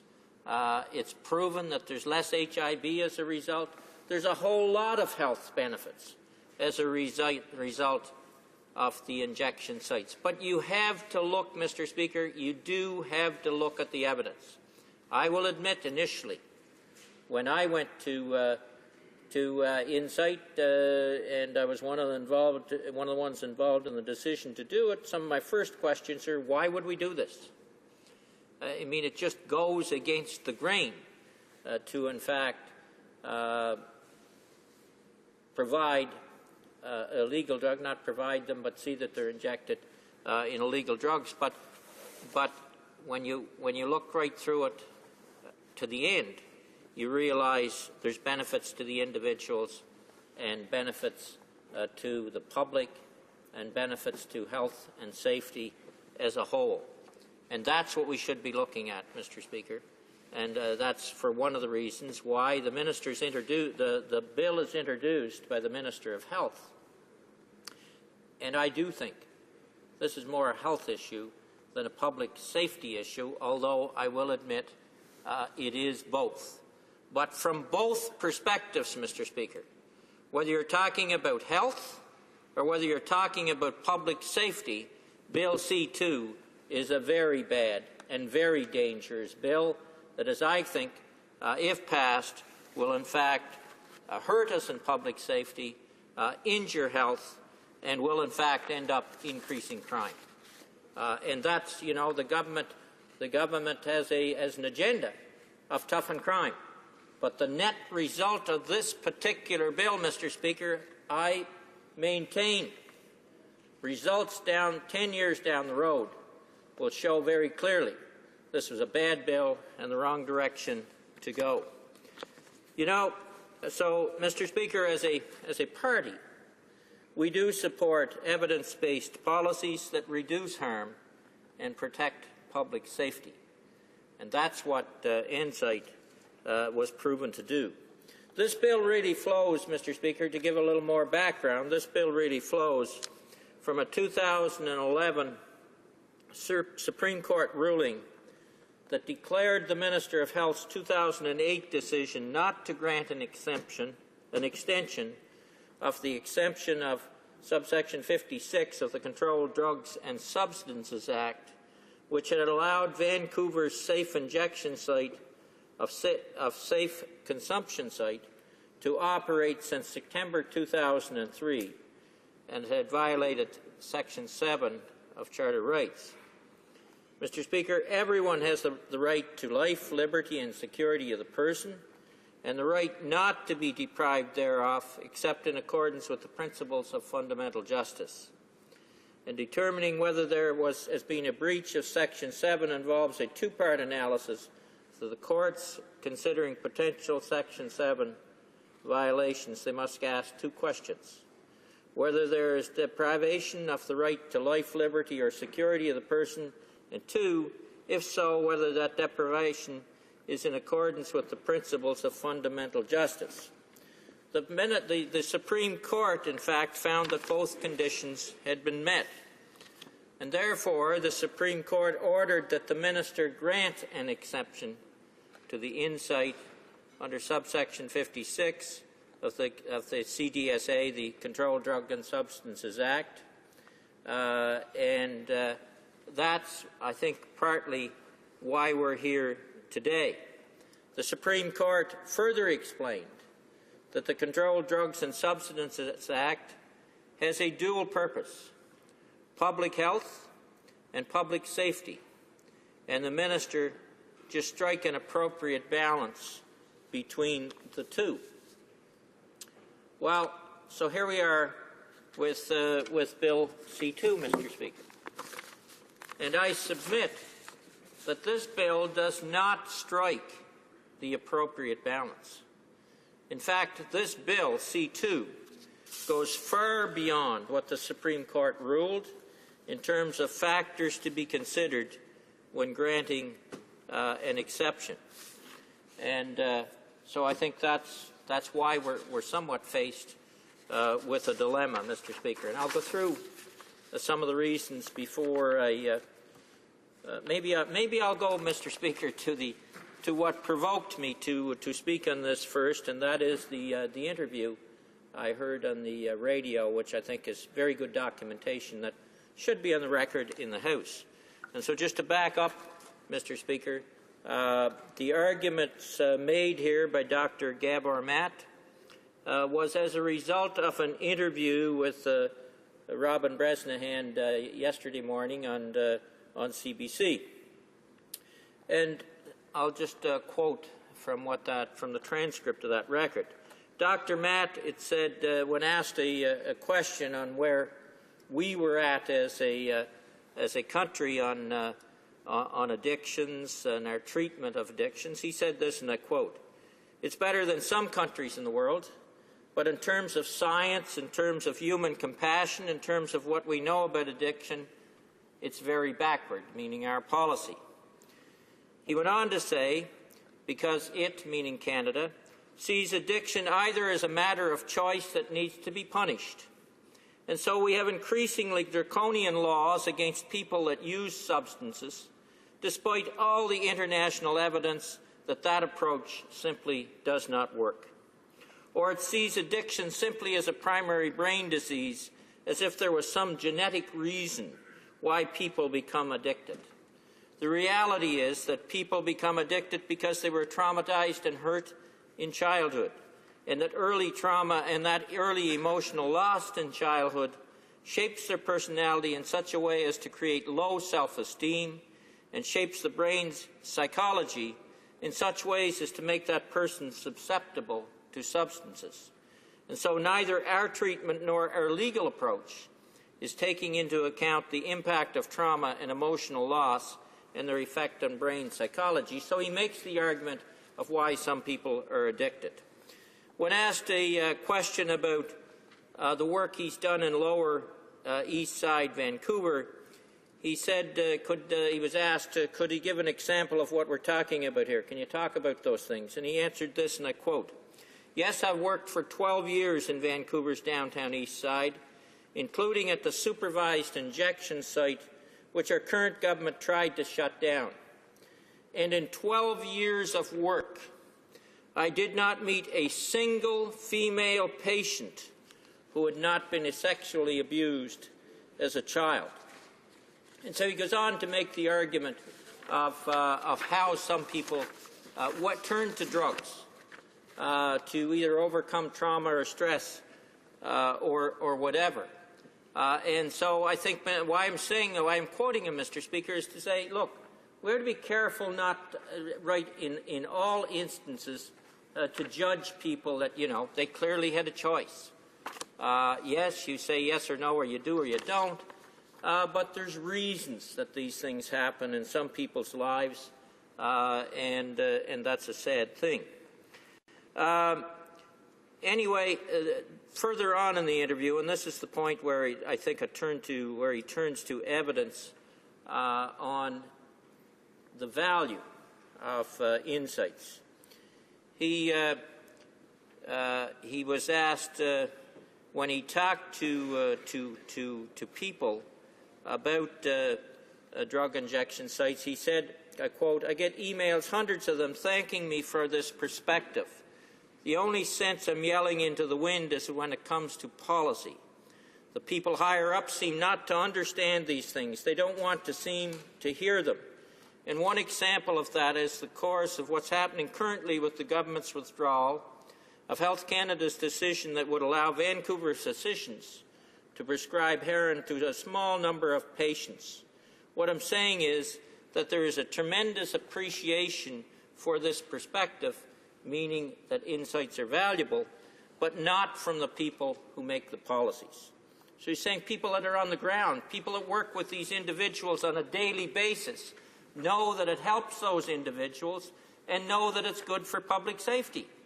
That's evidence, Mr. Speaker. And we need to be looking in this discussion at the evidence, not at the ideology. He went on to say, we do our best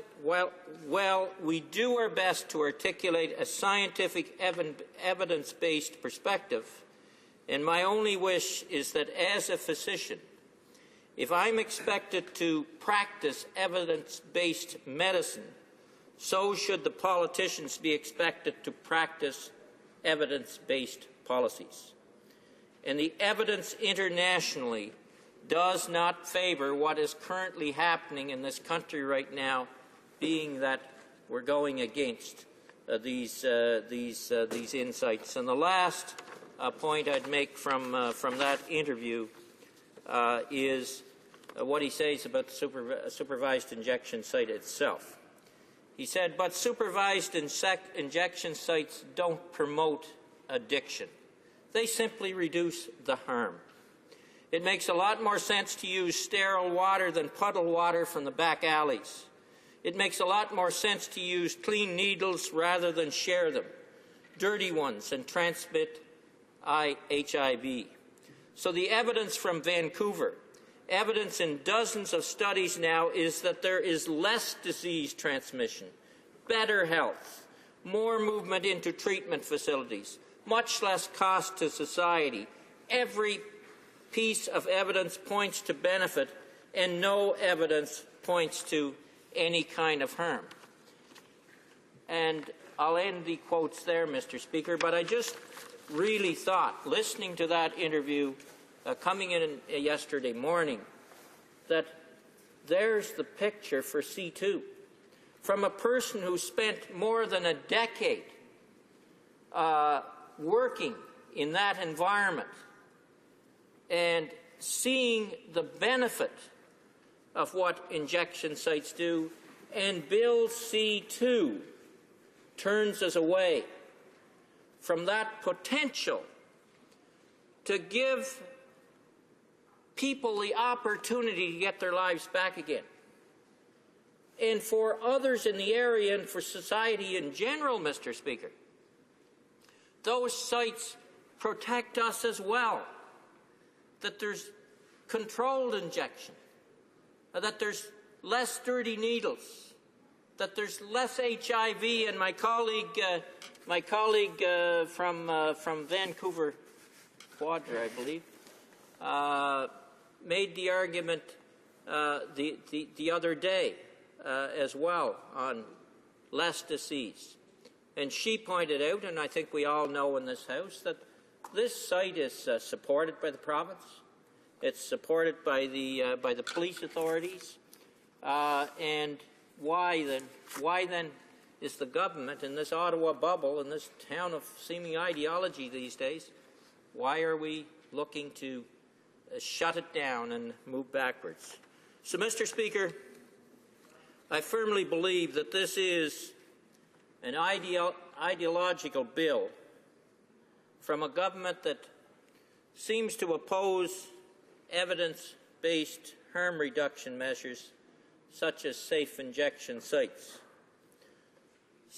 We certainly believe safe injection sites shouldn't be just in isolation either. They should be part of an evidence-based national drug policy which saves lives, reduces harm, and promotes public health. And so there's more that needs to be added here. In fact, when I've been in downtown East Side Vancouver, I believe they were called at the time drug courts. And they have a purpose too. You know, instead of being sentenced to prison, the addict agrees to certain conditions, and the court agrees to that. And if they meet those conditions, then they don't end up in prison, and they can regain their lives back. So it needs to be, you know, we need a national strategy that needs to be broader than just safe injection sites itself. So, Mr. Speaker, I submit that the results of this bill will increase crime, not lessen it, will damage health care to others in societies, will take away the opportunity for those people that use those injection sites now, will lead them to more crime, and take away their opportunity to be good citizens, better citizens, and contributors to the economy of the country. This bill, I believe, will lead to more dangerous streets, greater costs in hospital, and a tremendous increase in the loss of human dignity. This bill is clearly, Mr. Speaker, the wrong way to go. Thank you. Questions and comments. Question et commentaire. The honourable member for Kamloops, Thompson Caribou. did not address very well. And as someone who was formerly involved in local politics, decisions around what goes in neighborhoods, zoning is very, very important to those communities. So the ability for a community to have some say in terms of what is located where, I think is a critical measure. And I'm wondering why, for one, he doesn't believe that communities should have the ability to have input into these decisions. And my second point that I'd really like him to focus in on is one of the rationales is that this is going to allow people to move through into treatment. From my experience, there are many, many, many people who are wanting to deal with the difficult demons of their addictions and their rehabilitation.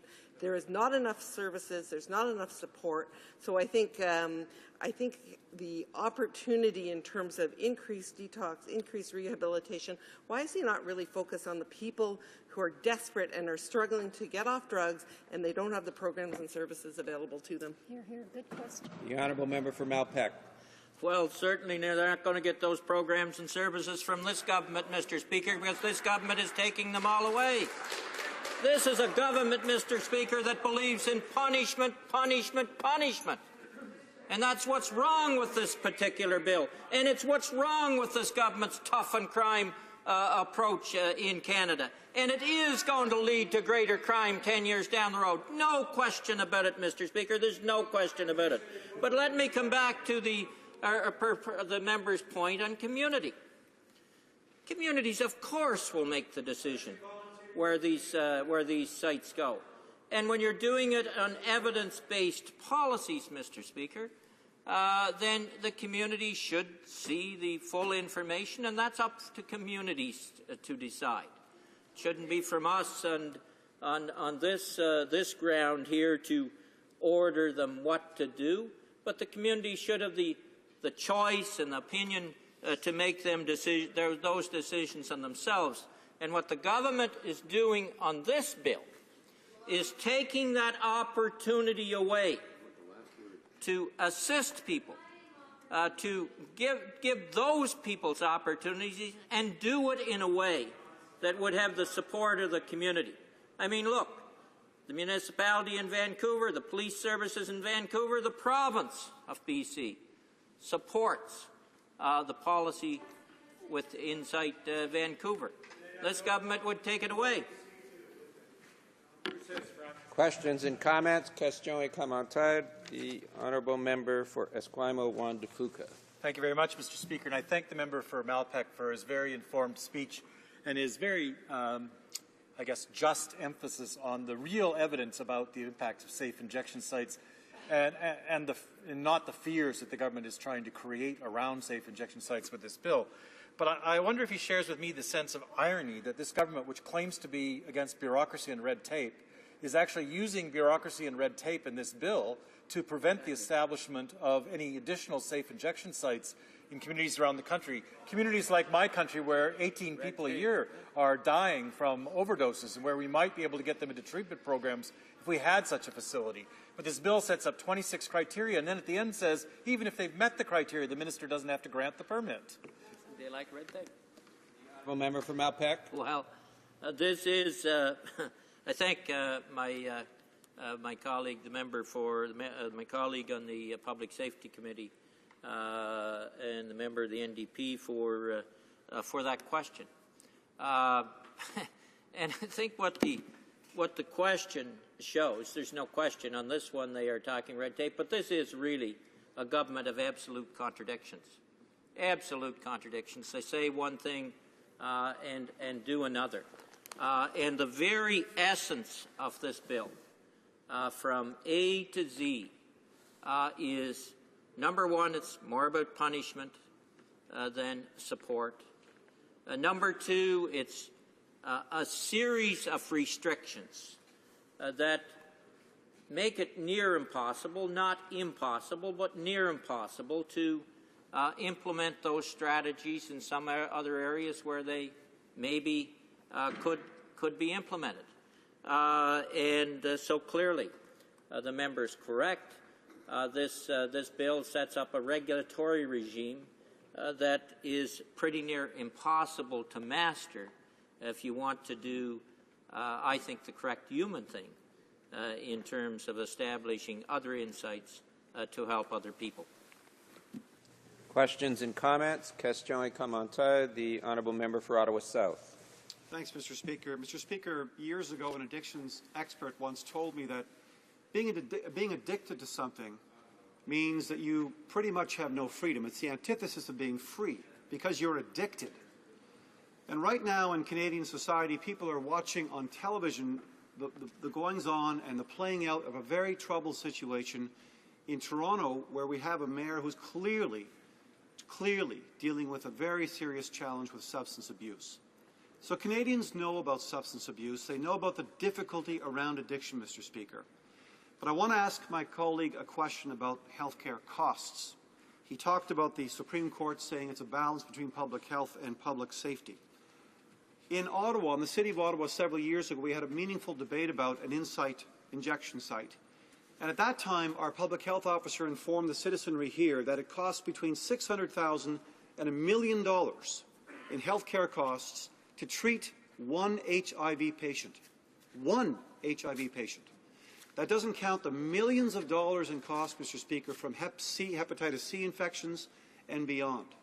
Now, I would have thought that a fiscally conservative regime like the one across the floor here would be weighing heavily the implications of healthcare costs with scarce dollars being allocated to our healthcare system. I'm wondering if my colleague can comment on the fact that this Conservative government isn't even mentioning the healthcare costs that can be held in abeyance, that can be prevented if we actually take a much more public health approach to this than simply, pounding people on the head, saying this is all about crime and locking them up. The honourable member for Malpeque. Thank you, Mr. Speaker, and I thank my colleague for that question. I mean, yes, the numbers are startling: $600,000 to $1 million to treat one patient with HIV, and clearly, what these injection sites do, and I've said it in my remarks, is they prevent the use of dirty needles. They prevent increased incidence of HIV. But I'd quote from a from a speaker that spoke on this the other day, which was the member for Vancouver Centre, and a doctor who has a lot of knowledge in this particular area. And I'll just requote what she said about HIV. And I quote, "I just wanted to talk about HIV for a second. I wanted to paint a picture of what was then and why people felt it was essential to move forward on this issue. In 1989, there were 120 new cases out of 100,000 in Canada. After Insight in Vancouver alone, this had dropped to 31. In the rest of Canada, the number of cases remained the same." And so the point is, Mr. Speaker, that the evidence is there if you want to look for it. You have to look for it. And this government has a tendency to avoid the evidence. The evidence is there. And you look at the economic savings to Canada's whole, say nothing of the better potential of the human experience, but the economic savings alone as a result of reducing HIV and other health costs is tremendous. Reprise de débat. Resuming debate. L'honorable député de Laurier-Sainte-Marie. The honourable member for Laurier-Sainte-Marie. Thank you, Mr. Speaker, and thank you to my colleagues for their warm welcome. Mr. Speaker, if I told you that there is a system we could use which would reduce the number of deaths, which would reduce the number of transmissible diseases, contagious diseases, and therefore reduce cost to our healthcare system, that it would reduce the number of users in public spaces, well, you'd say, that's great, let's move ahead with it right away tomorrow. Well, actually, there is such a system which allows us to do these things, and these are supervised injection sites located throughout the world, including, in particular, Insight in Vancouver. Well, the bill we have before us today, and which we're debating, is an attempt to prevent all of this to go ahead. It's an attempt to prevent us from reducing the number of deaths, to reduce the number of contagious diseases, to reduce the cost of the healthcare system, reduce crime, and the injection in public spaces of drugs. That's basically it. So really nobody questions the purpose of the bill. It is to make it harder for Insight to operate and to prevent new supervised injection sites. I don't understand what the Conservatives are trying to do. Do they want more people to become sick? Do they want more hepatitis C and HIV in our communities? Do they want more crime in our communities? Is that really what they want? In my riding of Laurier-Sainte-Marie, I know that people want fewer sick people, less crime, and fewer problems. Sure, of course, we do have addiction problems in my area, and we also have many solutions.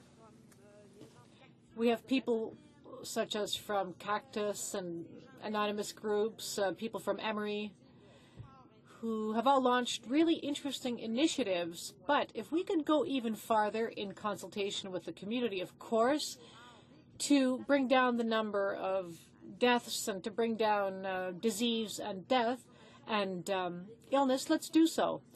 Let's talk about public consultation. I've consulted people in Laurier-Sainte-Marie, and I've walked through the streets and parks, and I've picked up syringes which children might accidentally pick up and play with. Don't we want to avoid that kind of situation, Mr. Speaker?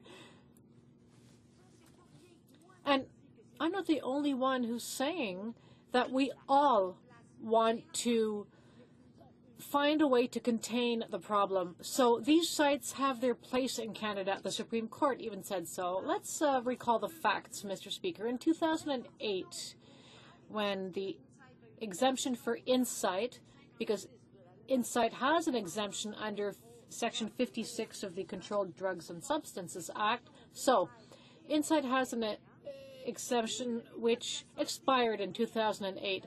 The Minister of Health at the time rejected the request of Insight to renew its exemption. So, of course, the matter went before the courts.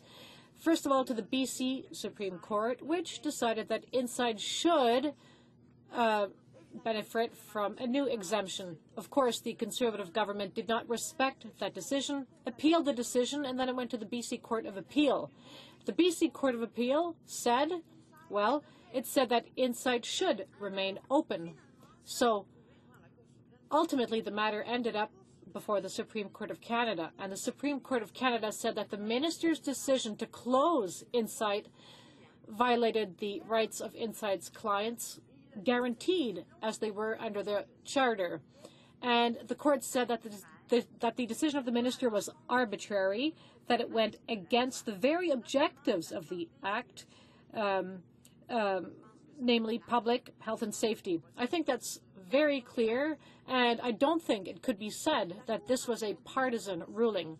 The court based its ruling on Section 7 of the Charter, meaning that everyone has the right to life, liberty, and the security of the person, and that these rights cannot be breached under the principles of natural justice.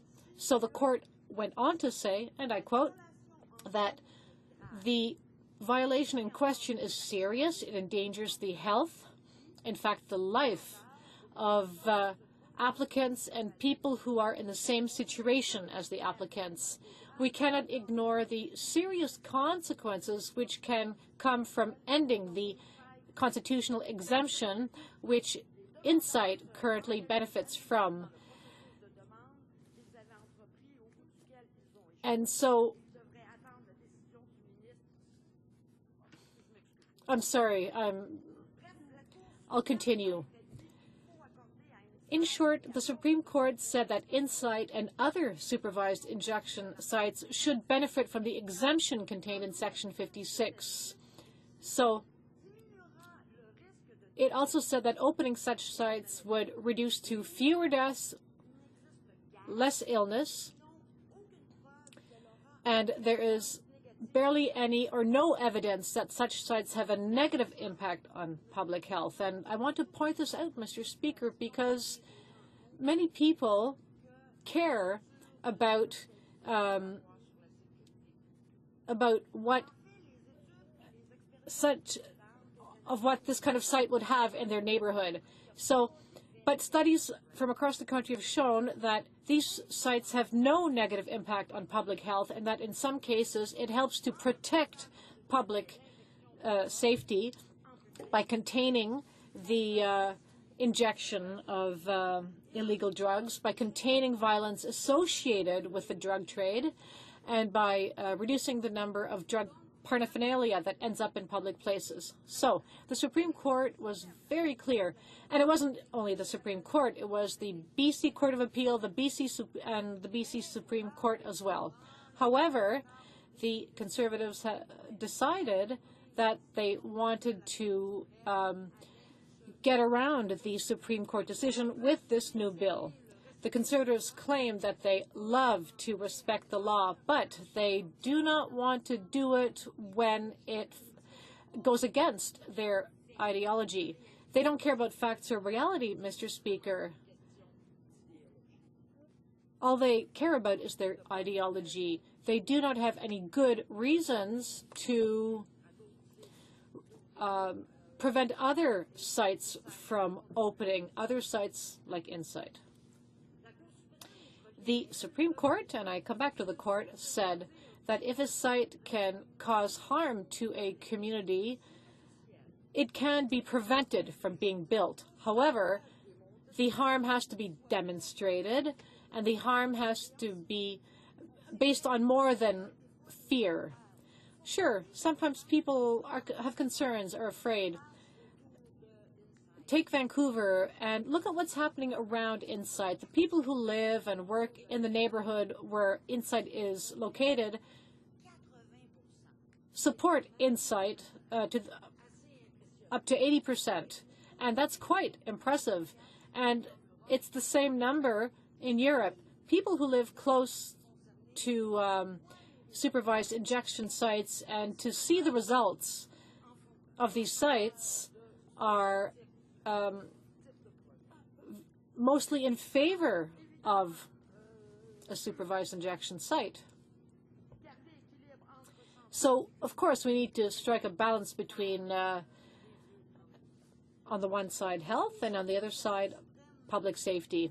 I quoted from the Supreme Court decision at length, Mr. Speaker, because the Supreme Court often hands down rulings which are enlightened because they think about matters before it. However, not only the Supreme Court has defended supervised injection sites, the Canadian Medical Association, the Association of Nurses of Canada have both also criticized the tabling of Bill C-2. According to the Canadian Medical Association, and I quote, supervised injection programs are an integral part of a harm reduction strategy. Harm reduction lies at the heart of an overall approach in public health, which is to promote health and reduce illness. The Canadian Nurses Association said the following, and I quote, "It has been shown that supervised injection sites and other harm reduction programs provide essential health and social services to vulnerable populations, including people who are poor, people who suffer from mental health problems, and people who are marginalized. If we care about public health and the well-being of people, we would focus more on helping them rather than creating obstacles for them to get better." But that is exactly what this bill does. It creates more obstacles. As for new supervised injection sites, if anyone wants to build such a site, they have to meet so many demands and conditions that it would be discouraging to even think about trying to open a new site.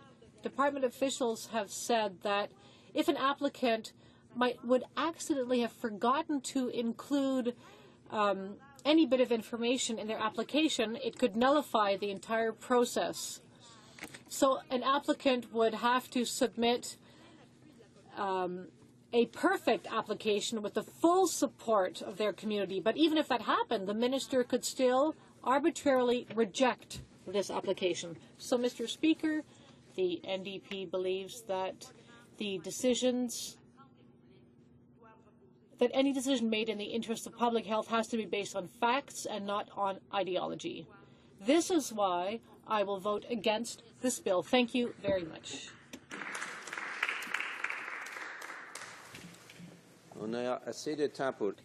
We have enough time for one more question. Questions and comments? The Honourable Member for Chicoutimi-Le-Fjord. I would like to thank my New Democrat colleague for her outstanding speech. I know she represents riding in Montreal, and we know that Montreal is a Canadian city which is interested in opening a supervised injection site, as are Toronto and Ottawa. Can she tell us what the people from her riding have said in the eventuality that the government passes this bill, which would basically destroy any chance of InSite surviving or any new site opening in Canada, despite evidence revealed by studies, which is that these sites are good for communities. The member for Laurier-Sainte-Marie, 1 minute, please. Thank you very much, Mr. Speaker. I'd like to thank my colleague for his question. Yes, indeed, I met many people at the community level, but also people who work for various levels of government. And they'll talk to me about this matter, more specifically about this bill, and they have many concerns about the bill. Thank you. We will have about 8 minutes left for questions and comments when we return to this issue. It being 1:30, the House will now proceed to the consideration of private members' business as listed on today's order paper. Private members' business, affaires émanant des députés. Consideration of M441, dealing with vessel operation restriction regulations, standing in the name of Mr. Morin Laurenti-Labelle. Laurenti-Labelle. Appuyé par Mr. Morin Laurenti-Labelle, seconded by Mr. Rankin. Victoria moves that, in the opinion of the House, the government should, following consultations with the provinces, territories, municipalities, and First Nations, carry out a review of the vessel operation restriction regulations with the objective of facilitating and accelerating the process of allowing local administrations to request restrictions regarding the use of vessels on certain waters in order to improve how waters are managed, public safety, and the protection of the environment. Debate. The Honourable Member for Laurenti-Labelle. Merci, Monsieur le Président. Thank you, Mr. Speaker. I'm pleased to rise today to speak to motion M441, which deals with a review of the vessel operation restriction regulations. For the time being, nothing can limit a right to navigate on a lake. This motion, M441, calls on the federal government to review regulations on restrictions dealing with the vessel operation to allow administrations to have a more effective means to manage waterways on their territory for reasons with respect to managing the waterways, but also for public safety and to protect the environment. This is a very important motion for rural communities across the country, especially ones where people live along a lake. In Laurenti-Labelle, my riding, and in others, municipalities face significant obstacles when they try to manage their waterways. Municipalities are close to the citizens and can act on their behalf. That's why we feel that This process is necessary so that communities can have the tools they need, the appropriate tools to better manage their waterways and to better protect the environment. I hope that my colleagues will support this motion. It's not an issue which is a partisan one. This action will have a positive impact on municipalities across the country. At first sight, M441 may appear to be complex, but allow me to explain what it entails in greater detail. As you knew, the Constitutional Act of 1867 confers upon Parliament the authority to legislate as regards obligations, while the provinces have jurisdiction over the banks of the rivers. Navigation on the waterway is an exclusive area of federal jurisdiction. Under the regulations,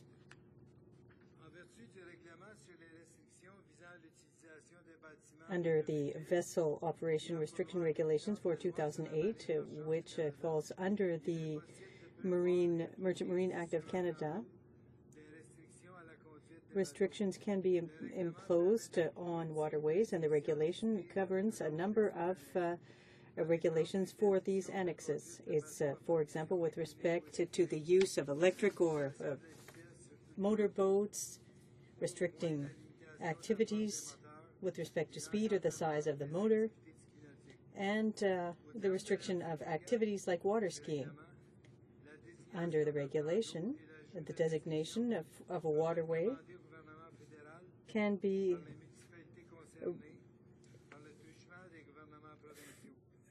come at the request of a municipality, and municipalities must use the procedures outlined by Transport Canada in the Local Authorities Guide to Boating Restriction Regulations. At present, the process included in this guide is very long, highly costly, and difficult. It's a 20-page document that's used to explain these procedures.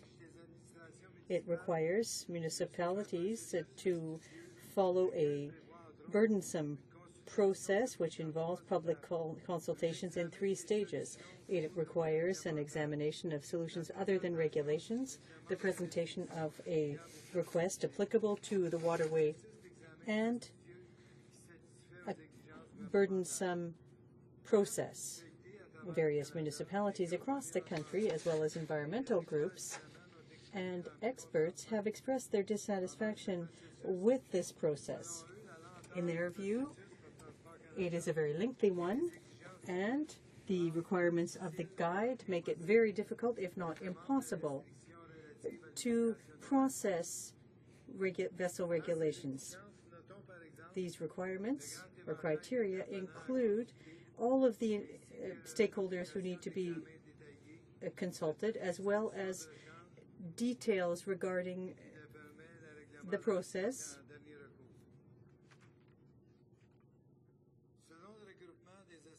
According to a group of associations representing waterways and lakes in the Haute-Laurentide, many municipalities have simply given up the process before reaching the end. In discussing this matter with various stakeholders, I've been told about situations where municipalities simply withdrew from the process. In some cases, the struggle went on for years. Let's look, for example, at the request for limitations for the use of motorized vessels on waterways in British Columbia. Steps to limit navigation took 15 years. In fact, following a legal process undertaken in 1988, an official request for restrictions was tabled in 2012.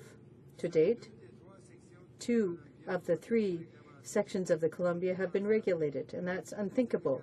I'd like to take this opportunity to congratulate Ellen Zimmerman and the team for their hard work on this file.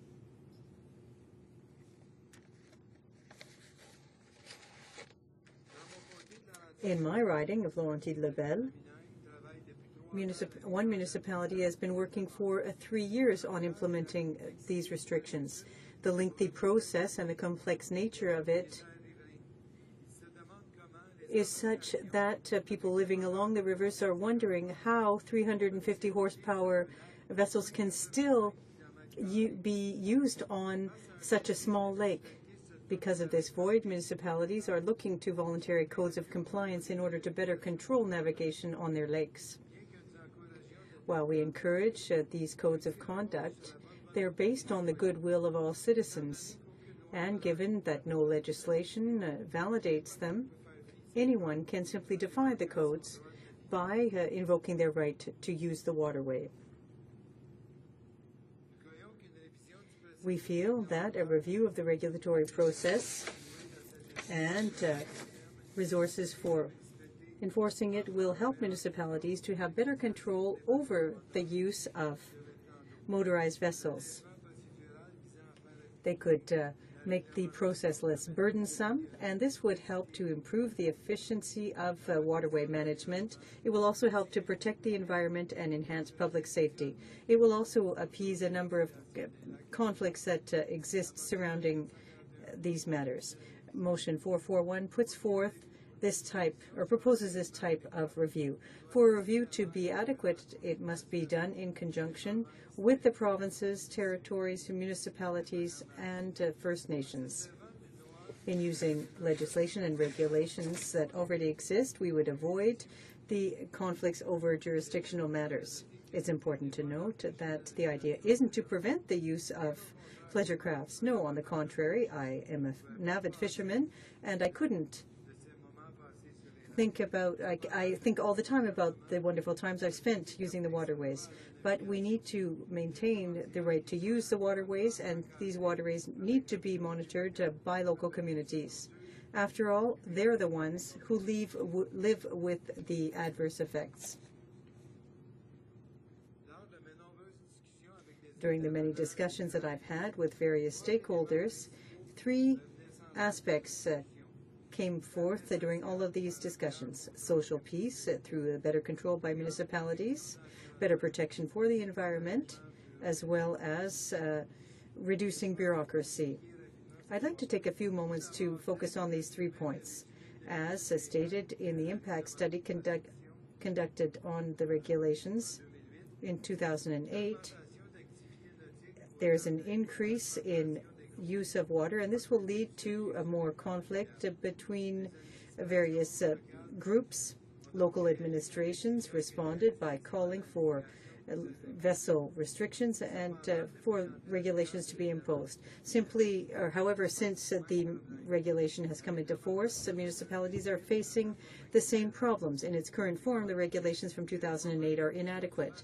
I have often seen situations myself where poor management of waterways has caused conflicts between citizens in my riding. We feel that municipalities should have easier access to a measure that exists in theory only. They are the closest to their citizens and can help establish social peace on these matters. Secondly, this motion is also important for municipalities to enable them to better protect the environment. It's not necessary to explain how the presence of motorized vessels can be detrimental to the environment if they're not adapted to the lake that they're being used on. Some lakes are more fragile, and if there are large vessels used on them, it can cause erosion of the banks. It can cause an increase in density of algae and can also adversely affect the lake in other ways. It's also important to bear in mind that the current process must be made less cumbersome. For a government that focuses on decentralization, reducing administrative burdens is one of their objectives, and I think that this is a good place to take that type of action. The Conservatives have focused on so many pieces of legislation I've lost count. Why not make this process less burdensome? Because it would be beneficial for citizens. The current regulations show just how slow and cumbersome the process is, and it's high time to change it. Mr. Speaker, I know that my time is almost up, and I could devote a great deal of time to discussing the important aspects of this motion. I would like to, however, comment on some of the comments that I've heard over the past few months and to encourage members to vote in favor of this. More than 40,000 municipalities have shown support for this motion. Many riding associations and watershed communities have appeared and talked about the importance of this type of consultation and would like to participate. Because the Quebec Federation of Municipalities went even farther than this motion is calling for by calling for this responsibility for this matter to be delegated to the province and to the municipalities as regards the establishment of standards and regulations. Most of the watershed communities support the approach put forth in the motion in order to make it possible to better manage the limitations for the use of vessels. The Society for Nature and Parks, the Quebec section, welcomed this proposal because to them it was a good opportunity to simplify regulations for the use of waterways for smaller communities especially, which don't necessarily have resources to undertake this process. In Lac Brome, for example, a watershed association stated that this type of approach would be absolutely essential for protecting the waterway and for optimizing its use. Mr. Speaker, M441 is necessary to make it possible to have a more effective process for the use of waterways, for the management of waterways. It will also help to enhance public safety and to protect the environment. It will also help to establish social peace. That is why I'm urging all of my colleagues to vote in favor of motion M441. Thank you very much, Mr. Speaker. Question et commentaires, questions and comments. The honourable member for Victoria. Well, thank you, Mr. Speaker, and I would like to congratulate my colleague, the hardworking member for Laurentides Labelle, for his very thoughtful presentation today. I know him to be an avid boater, an avid fisherman, and yet he's bringing this forward, I think he said for 3 reasons. He said because of social peace, more empowerment to community, the environment, and cutting red tape. So I'd like to ask him if he could explain a little bit further the current problem in getting such a municipality to get such a matter through under the current regulation. How does it work? The Honourable Member for Laurentides Labelle. Well, I can do even better. This is the 20-page guide which outlines all of the requirements and criteria for obtaining a change to these regulations. It's a process that can cost hundreds of thousands of dollars for very small municipalities that don't have the means to pay for it. It can be stretched out over years, as I referred to in the examples I gave, and it's a virtual legislation. Now, we're accustomed to see the Conservatives enact a virtual legislation, but here people can't use this regulation, and they get discouraged before they're able to complete the process. Commentaires, questions and comments. The honourable member for Essex. Thank you, Mr. Speaker, and let me thank my colleague who has moved motion 441 here today. The process, and so that we're clear, he's referred to 2 things. One are regulations, and then, of course, the other is a guidebook explaining the pathway to regulations. And I don't think, and at times it seemed that they were used interchangeably, but I think we have to keep them separate here, Mr. Speaker. The way the process essentially works is that the cooperation is encouraged among the municipality and their stakeholders to try to come to some agreement on this before a municipality then triggers an ask of Transport Canada and a very formal rulemaking process that's standard for regulations across government. I don't suspect the member is suggesting we change the rulemaking process to actually make the regulation. Where is he suggesting that the process be simplified, that we should not ask the municipalities to work in a cooperative way first to try to resolve this? I'm looking for some clear guidance or some suggestions on where the member thinks that this should be streamlined, Mr. Speaker. The Honourable Member for Laurentides-Labelle. Well, the problem, Mr. Speaker, is with respect to the spirit of the regulation. To obtain an amendment to the regulation, the municipality making the request has to prove beyond a reasonable doubt that all other solutions have been attempted. Now that requires consultations with scores of stakeholders. It also requires considerable resources. And in a municipality with 1,500 people, undertaking a procedure like this that can last for years, it can't just be done any old way. It mobilizes resources, requires legal advice, and the solutions that they will come to will never be legally binding or have any legal value. If 97% of people living around a lake agree to impose a restriction, one person can disobey, can come in with a 350 horsepower boat, and that's where the problem lies. The procedure is too cumbersome. It needs to be streamlined. I'm not talking about trivializing this issue. It needs to be streamlined so that it's a real possibility or opportunity for municipalities to have access to these regulations, which have been used elsewhere across the country, including to cover off some of the lakes in my riding. Reprise de débat. The Honourable Parliamentary Secretary to the Minister of Transport. Thank you, Mr. Speaker. I'm pleased to have this opportunity to explain our government's position on M441. As you know, this motion was moved by the Honourable Member for Laurentides-Labelle, who has suggested that the process for restricting the use of recreational boats should be changed.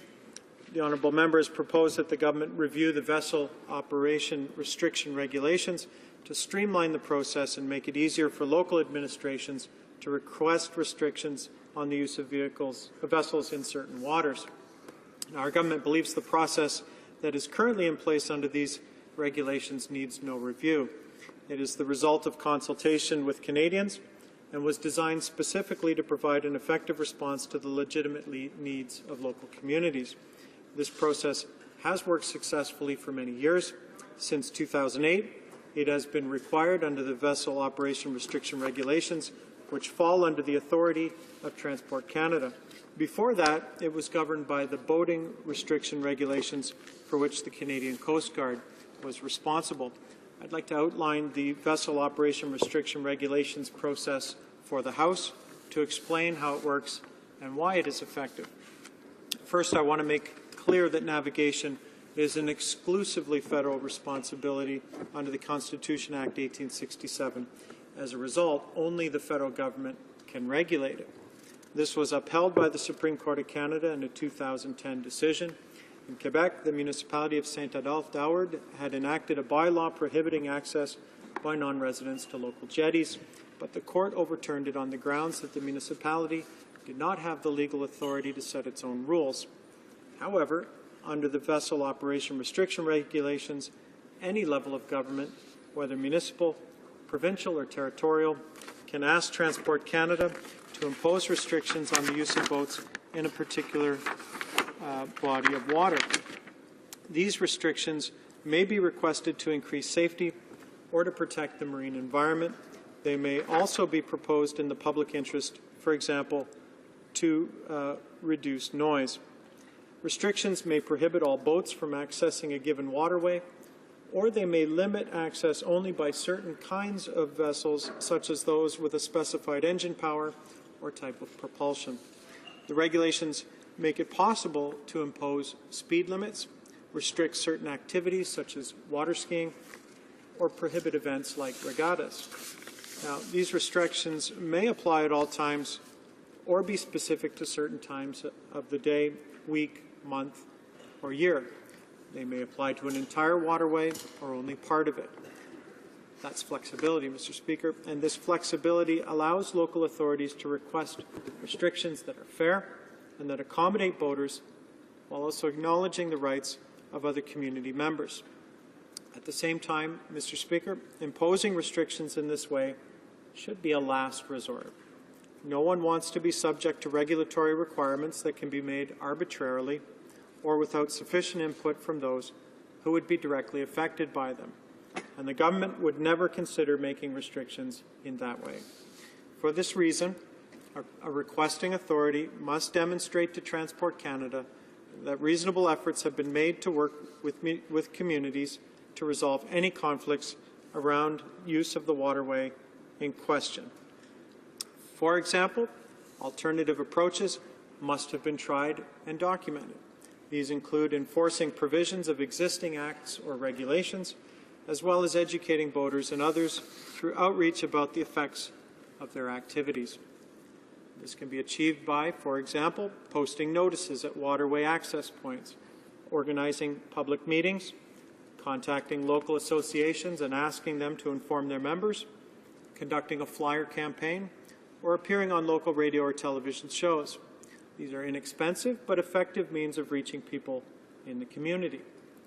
The authorities should also show that all appropriate stakeholders have been consulted and have had the opportunity to make their views known.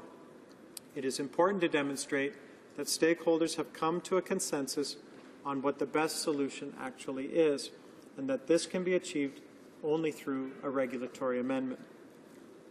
Transport Canada offers assistance to local administrations that are considering how to address issues relating to recreational boating. Communities can also consult the Local Authorities Guide, which is available from the Department. So what are some of the other legal considerations? Mr. Speaker, if the requesting authorities are able to demonstrate a clear need for a restriction and can also show that all other possibilities have been exhausted, they can apply to Transport Canada for a regulatory amendment, something, by the way, that doesn't cost them anything. As members of this House are already aware, there is a legal process in place for amending regulations. That process is guided by the Statutory Instruments Act, by the Cabinet Directive on Regulatory Management. It applies to any proposed amendment to the vessel operation restriction regulations, just as it applies to proposals to make any other regulations. These instruments require a review of proposed regulations to ensure they do not conflict with the Canadian Charter of Rights and Freedoms or with the Canadian Bill of Rights, and they must not exceed the legal authority under which they are proposed. Additionally, the impact of any proposed regulation must be adequately assessed, including a quantitative and qualitative analysis of expected costs and benefits before Cabinet considers the matter. Cabinet Directive also requires that, where appropriate, First Nation, Métis and Inuit peoples are to be consulted. This review of the legal and social impacts of regulatory requirements is an essential part of the process. It forms an important system of checks and balances that helps protect all Canadians from measures that are unfair or would infringe their rights. Furthermore, any proposed regulatory amendment is normally also published in the Canada Gazette Part 1 and is then open to public comment for a specified period. This ensures potentially affected members of the public have every opportunity to participate in the process. All comments received are recorded and duly considered. In the event that a proposed regulation is significantly altered following such comments, it is then resubmitted to the Canada Gazette Part 1 and is opened up to public consideration a second time. This careful but rigorous process for making regulations also applied to the vessel operation restriction regulations themselves, which came into effect only after the necessary review and public consultation. But consultation with stakeholders does not end when regulations come into effect. Transport Canada regularly consults with Canadians in various ways. For instance, recreational boaters communicate with Transport Canada officials through the National Recreational Boating Advisory Council, which provides advice about all questions of interest to the boating community. These include safety, security, and enforcement issues and related regulatory initiatives. The Canadian Marine Advisory Council and its regional counterparts also hold regular ongoing meetings with representatives of Transport Canada. At these gatherings as well, recreational boating is a topic of discussion, and there is a standing committee dedicated to it.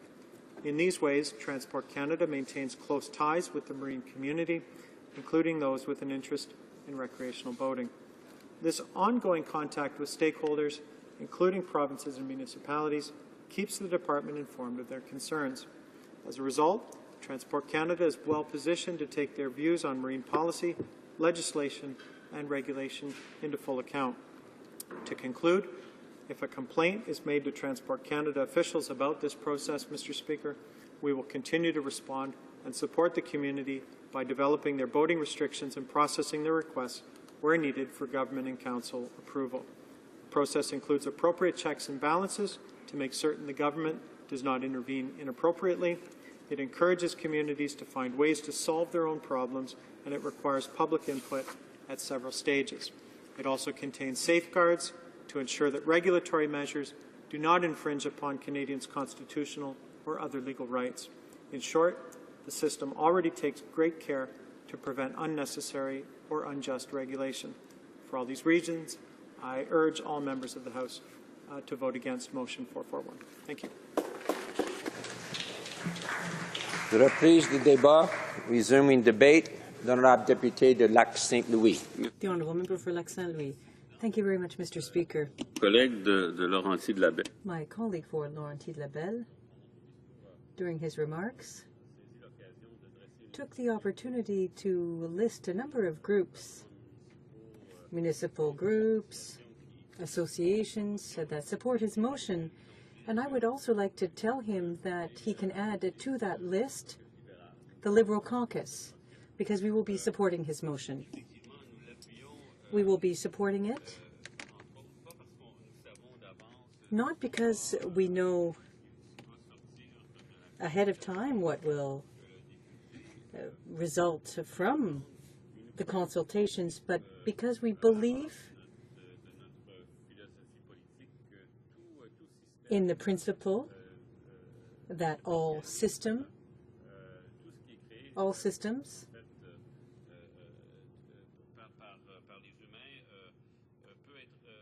created can be reviewed and reformed and improved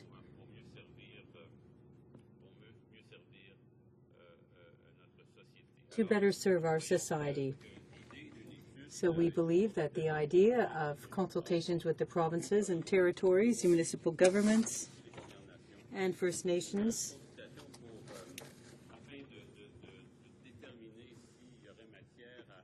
are a good idea to determine the need to change or amend the vessel operation restriction regulations for the use of our lakes and waterways. So in and of itself, this is a good idea. Now, Mr. Speaker, I represent a riding that isn't a rural riding like the one my colleague represents. It's near Montreal. I have a lot of residents who have secondary residences around the lakes in my colleagues' constituency. So this issue is of interest to me. And I am the person in our caucus who is responsible for aquatic resources and matters connected to that issue. So that summarizes about what I have to say, but I would add that Canada is known around the world for a number of things, and one of those is that we have our natural resources, we have our system of governance, and obviously we have the 1867 Constitution. Thirdly, we are recognized internationally for our innovation in the areas of technology in particular. There have been many innovations created by Canadians that are of use here and around the world. I will go a bit more into detail, but I think that my colleague's motion really touches on all three of those aspects of our cultural identity and our image in the world. We have rich aquatic resources. We have approximately 1 million lakes in Canada. I say approximately because it is impossible to really count all of them. If you ask a scientist, you will be told that it really is impossible to have a precise estimate of the number of lakes for all sorts of technical reasons. But we could say, for the purposes of our discussion, that there are about 1 million in Canada, 250,000 in Quebec. So this is something that is of concern to Canadians across the country. We have a lot of lakes. My colleague who sponsored the motion, as well as our Conservative colleague, have told us that the federal government, as we know, is responsible for navigation, navigable waterways. And third, as I mentioned, we have built businesses around recreation uses of our lakes, both summer and winter. We have Bombardier, for example, that may no longer do so, but sold motorized vehicles to be used on our lakes in Canada and elsewhere. So obviously this is quite relevant. As you know, Canada is a society that is continually evolving. The Constitution is, of course, difficult to amend. My colleague has asked for a constitutional amendment to give provinces jurisdiction over navigation. But even if our Constitution is difficult to change, we need to find ways within the limits of our Constitution to have some amount of flexibility. As I mentioned, our society is evolving with respect to technology, our economy, and our democratic values. A number of years ago, we did not have motorboats, and so that issue was non-existent when we talked about navigation on the waterways. There were canoes and rowboats, but now things have changed. We have a whole series of motorized vehicles, vessels that can be used for recreational purposes at cottages. So this is a major change that calls for other changes, perhaps in the way that we manage our resources. The people who like to use motorized craft for recreational purposes, who either live in the region or have a secondary residence, like to relax and have some peace, especially in a world where everything moves fast. And so we need to find that balance between people's desires and the need for peace for other people. Other things have changed as well. People didn't used to think that they had the right to make this kind of decision, for example, restricting the activities such as the use of lakes. People thought that in Ottawa, all the decisions would have to be made and that local people would not have the right to have an opinion or to bring in new regulations. But that time is behind us. These days, people want to have their say. They want to be able to influence what is happening in their local area, even though the jurisdiction is federal. When it comes down to it, they want to still have their say. I would like to read something about the motion. The process that we need to use to change the rules for navigation is complex, and so we need to perhaps find ways to improve and simplify the process to ensure that people living along our lakes, whether they are living there full-time or this is a secondary residence for them, we need to enable these people to influence what is happening in their area. And perhaps we will be able to find better ways in the longer term to do this. There is a duty to consult, but this is quite complicated. We need to consult a lot of stakeholders, or the municipalities, the outfitters, and so on. It becomes complicated. Maybe there is no way of getting around this problem, but we need to try. My colleague is courageous to propose that we do take action. Reprise du débat. Resuming debate. The honourable member for Victoria.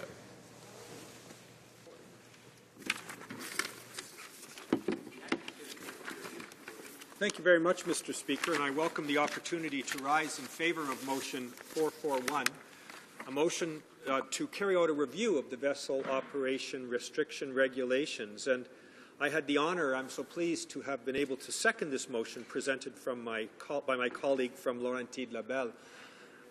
You know, Mr. Speaker, this is a very straightforward motion. It masks a complicated issue, but all it really asks this House to do is study and look at how we can improve and streamline the existing regulation that was passed.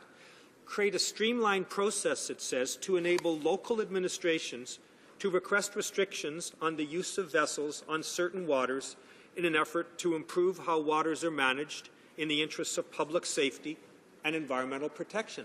It's pretty straightforward. All we're asking the government to consider is whether this 2008 regulation, in light of the evidence that my colleague has presented, is working effectively. And we would really welcome the opportunity, as the seconder, to work with the government to see if we can make it better. My colleague spoke of three principal reasons. The need for social peace on some of these little lakes. And I live in British Columbia, and I've seen the fisticuffs that can happen when you have skidoos and power boats versus people who want to kayak or have canoes. And I think that's something that we really want to talk about, and my colleague, I thought, did an excellent job in outlining that objective. The second reason, of course, is enhanced environmental protection, letting municipalities better get at this and improve for the purposes of environmental protection.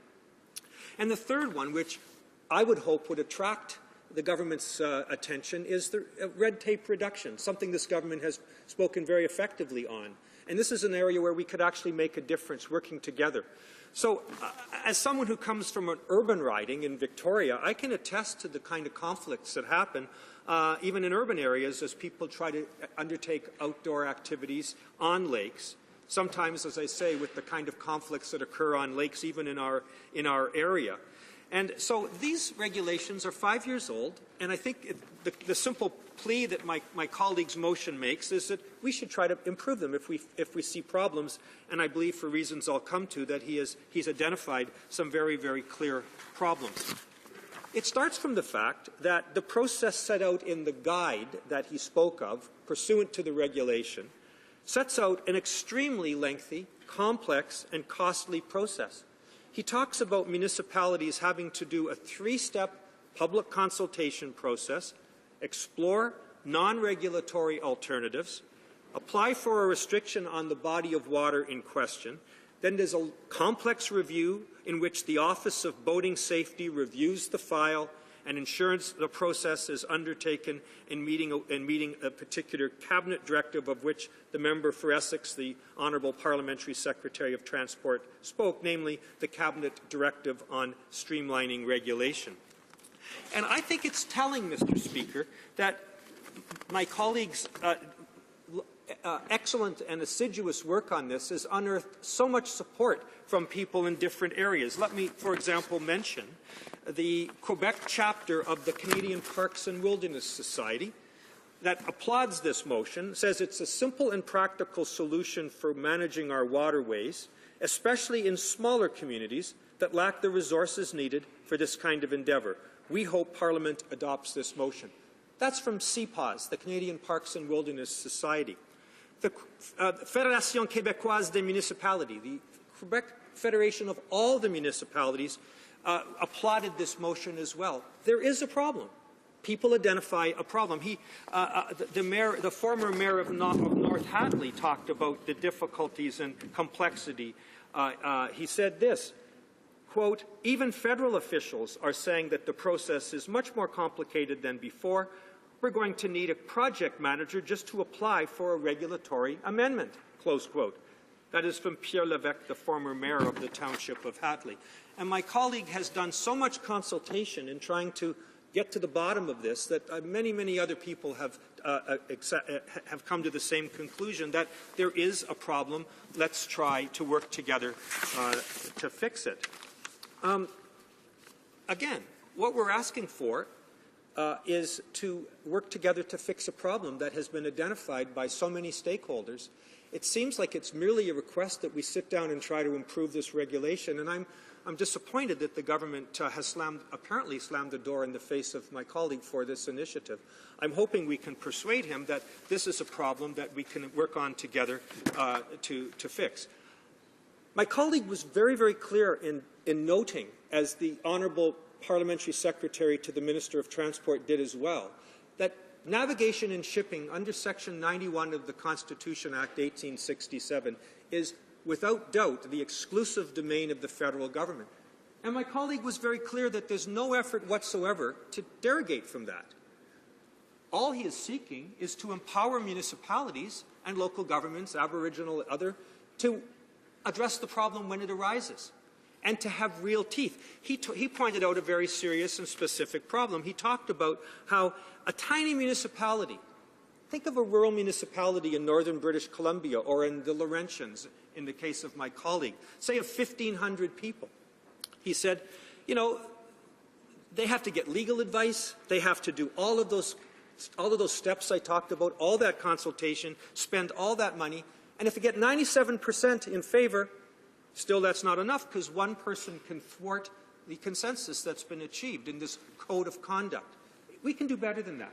We can do better than that and put real teeth behind this. So if it happens that a local government, having done the consultation with all the parties, Aboriginal, non-Aboriginal, comes to a consensus position, they can get this passed without the kind of difficulty, without the kind of red tape that my colleague has demonstrated so obviously exists in this process.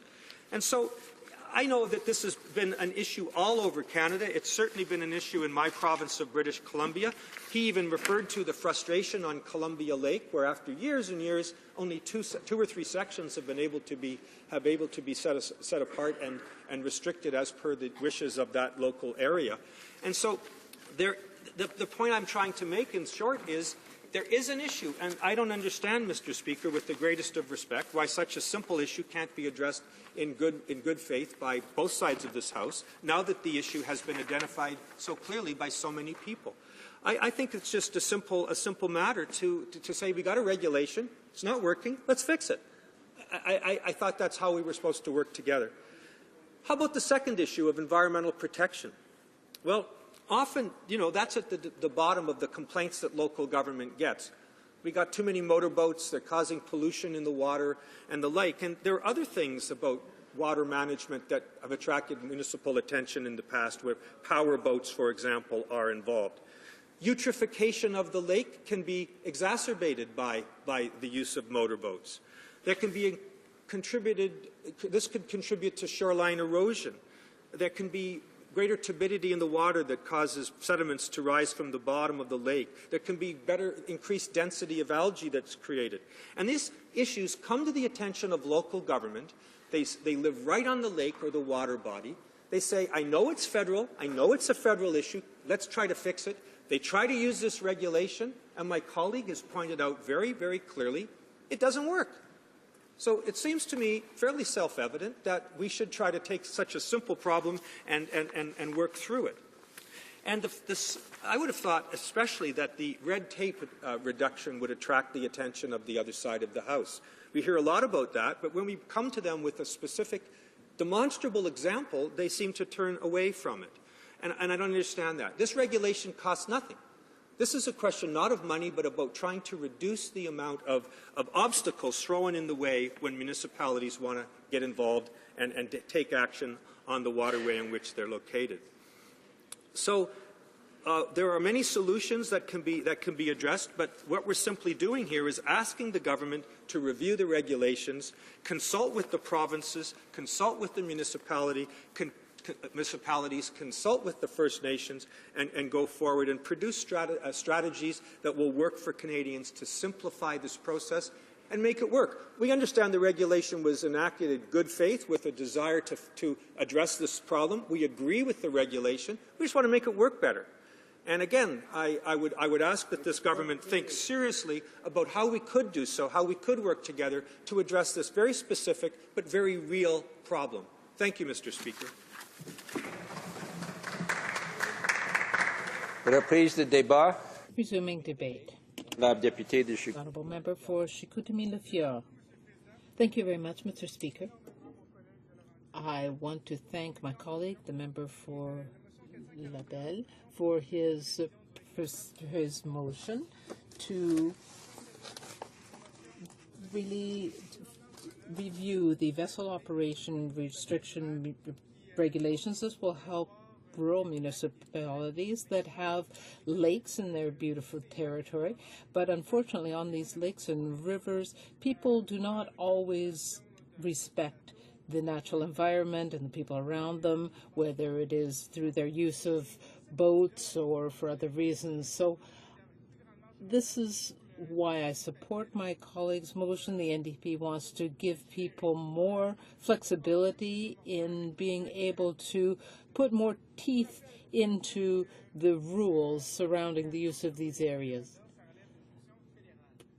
Obviously, navigable waters come under federal jurisdiction, but we want to actively help municipalities to have some parameters around the use of waters and vessels in their areas. My colleague has indicated that the regulations may well be out of date and don't take into account how Canadians and Quebecers use lakes and rivers today. There needs to be more cooperation between the federal government and municipalities so that we can handle this problem better. We believe that municipalities need more powers to be able to manage waterways in their territory because they are the level of government that is closest to the people. We need to ensure social peace. I come from a rural area in Lac-Saint-Jean. My constituency is Chicoutimi-Le-Fjord.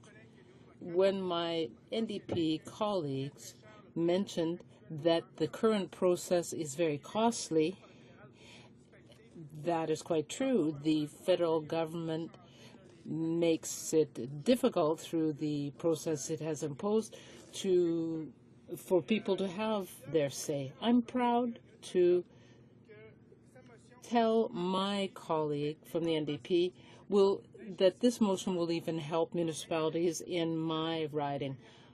I have a letter here from a municipality of about 500 inhabitants, and obviously they don't have a very big budget with so few inhabitants.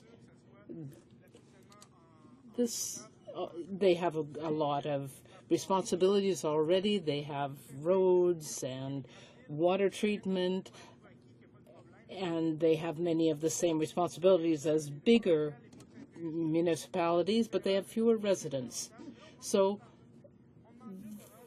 they would like to have some help from the federal government. In fact, they're not even asking for money. They just want to have a say in the decisions made. The municipality, therefore, has provided support in writing for this motion to have a review of the vessel operation restriction regulations. They say that this motion meets the needs and addresses concerns of the municipality. So we see here that there is support. The Conservative government, apparently, or the Conservative side, will be voting against the motion, according to what we heard from a Conservative member. The NDP, though, represents many areas of Canada, both in urban and rural areas. In 2011, in the federal election, the Conservative member, or the candidate, was talking about power in the regions, in the rural areas. But how can I put this, Mr. Speaker? A government has to govern for everyone. And this is a perfect example, as my colleague, the member for Victoria, said, of how we can work in a nonpartisan way. This is not a political issue. There are people in rural areas in BC, on the prairies, Ontario, Quebec, and so on. We can work together to help municipalities, whether people have voted for the Conservatives, the Liberals, or the NDP, it doesn't matter. This is an issue that we can work together on.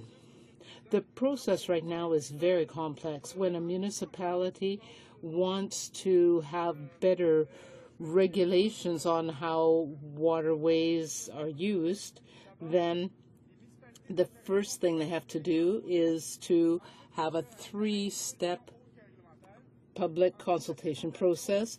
They have to present an application for restrictions, and then there is a review process at a higher level so that we make sure that the new rules will comply with existing regulations. So if a municipality wants to make changes, it is not very easy to do so.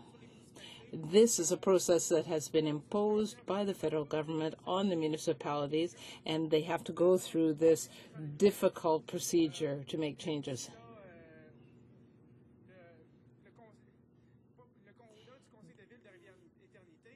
The process also takes a long time. And these small municipalities have few employees. They can't hire someone specifically to do this work. That is not practical. Unfortunately, the solution that the municipalities that I represent, I talked about one municipality, but there are others as well. And they have also provided support to this motion through their municipal council. So there is another way of handling this that some municipalities use. The municipalities try to find alternative ways in order not to have to go through the process that the federal government has set up. So when they want to have more say about how lakes and rivers are used, and we're not talking about preventing people from having access to the water. We know that most people have a lot of respect for the habitat and other people, even if sometimes they can put their own interests first. Unfortunately, sometimes there is abuse, and that's why we need to have more teeth. So municipalities do want to have a little more control. We know, too, that there are some constraints that municipalities face. I want to come back to the fact that the federal government has jurisdiction over navigable waterways. So the federal government should bring in legislation to help municipalities, and that has not happened over the last number of years. So the municipalities have no choice but to try to find other ways, and my colleague and I want to make these changes. We have had a lot of consultation. I want to congratulate my colleague for being at the head of that. Over 40 municipalities across Quebec have provided their signature in support of this motion. I will just finish by saying that this motion would also help the environment by enabling municipalities to have more control over how their waterways are used. Then this would help the environment. Why are the Conservatives therefore not supporting it? Order, please. The time for private members' business has now come to an end, and therefore the motion will fall to the bottom of the order paper. Stands adjourned until Monday, November 18, 2013 at 11 a.m. pursuant to Standing Orders 28.2 and 24.1.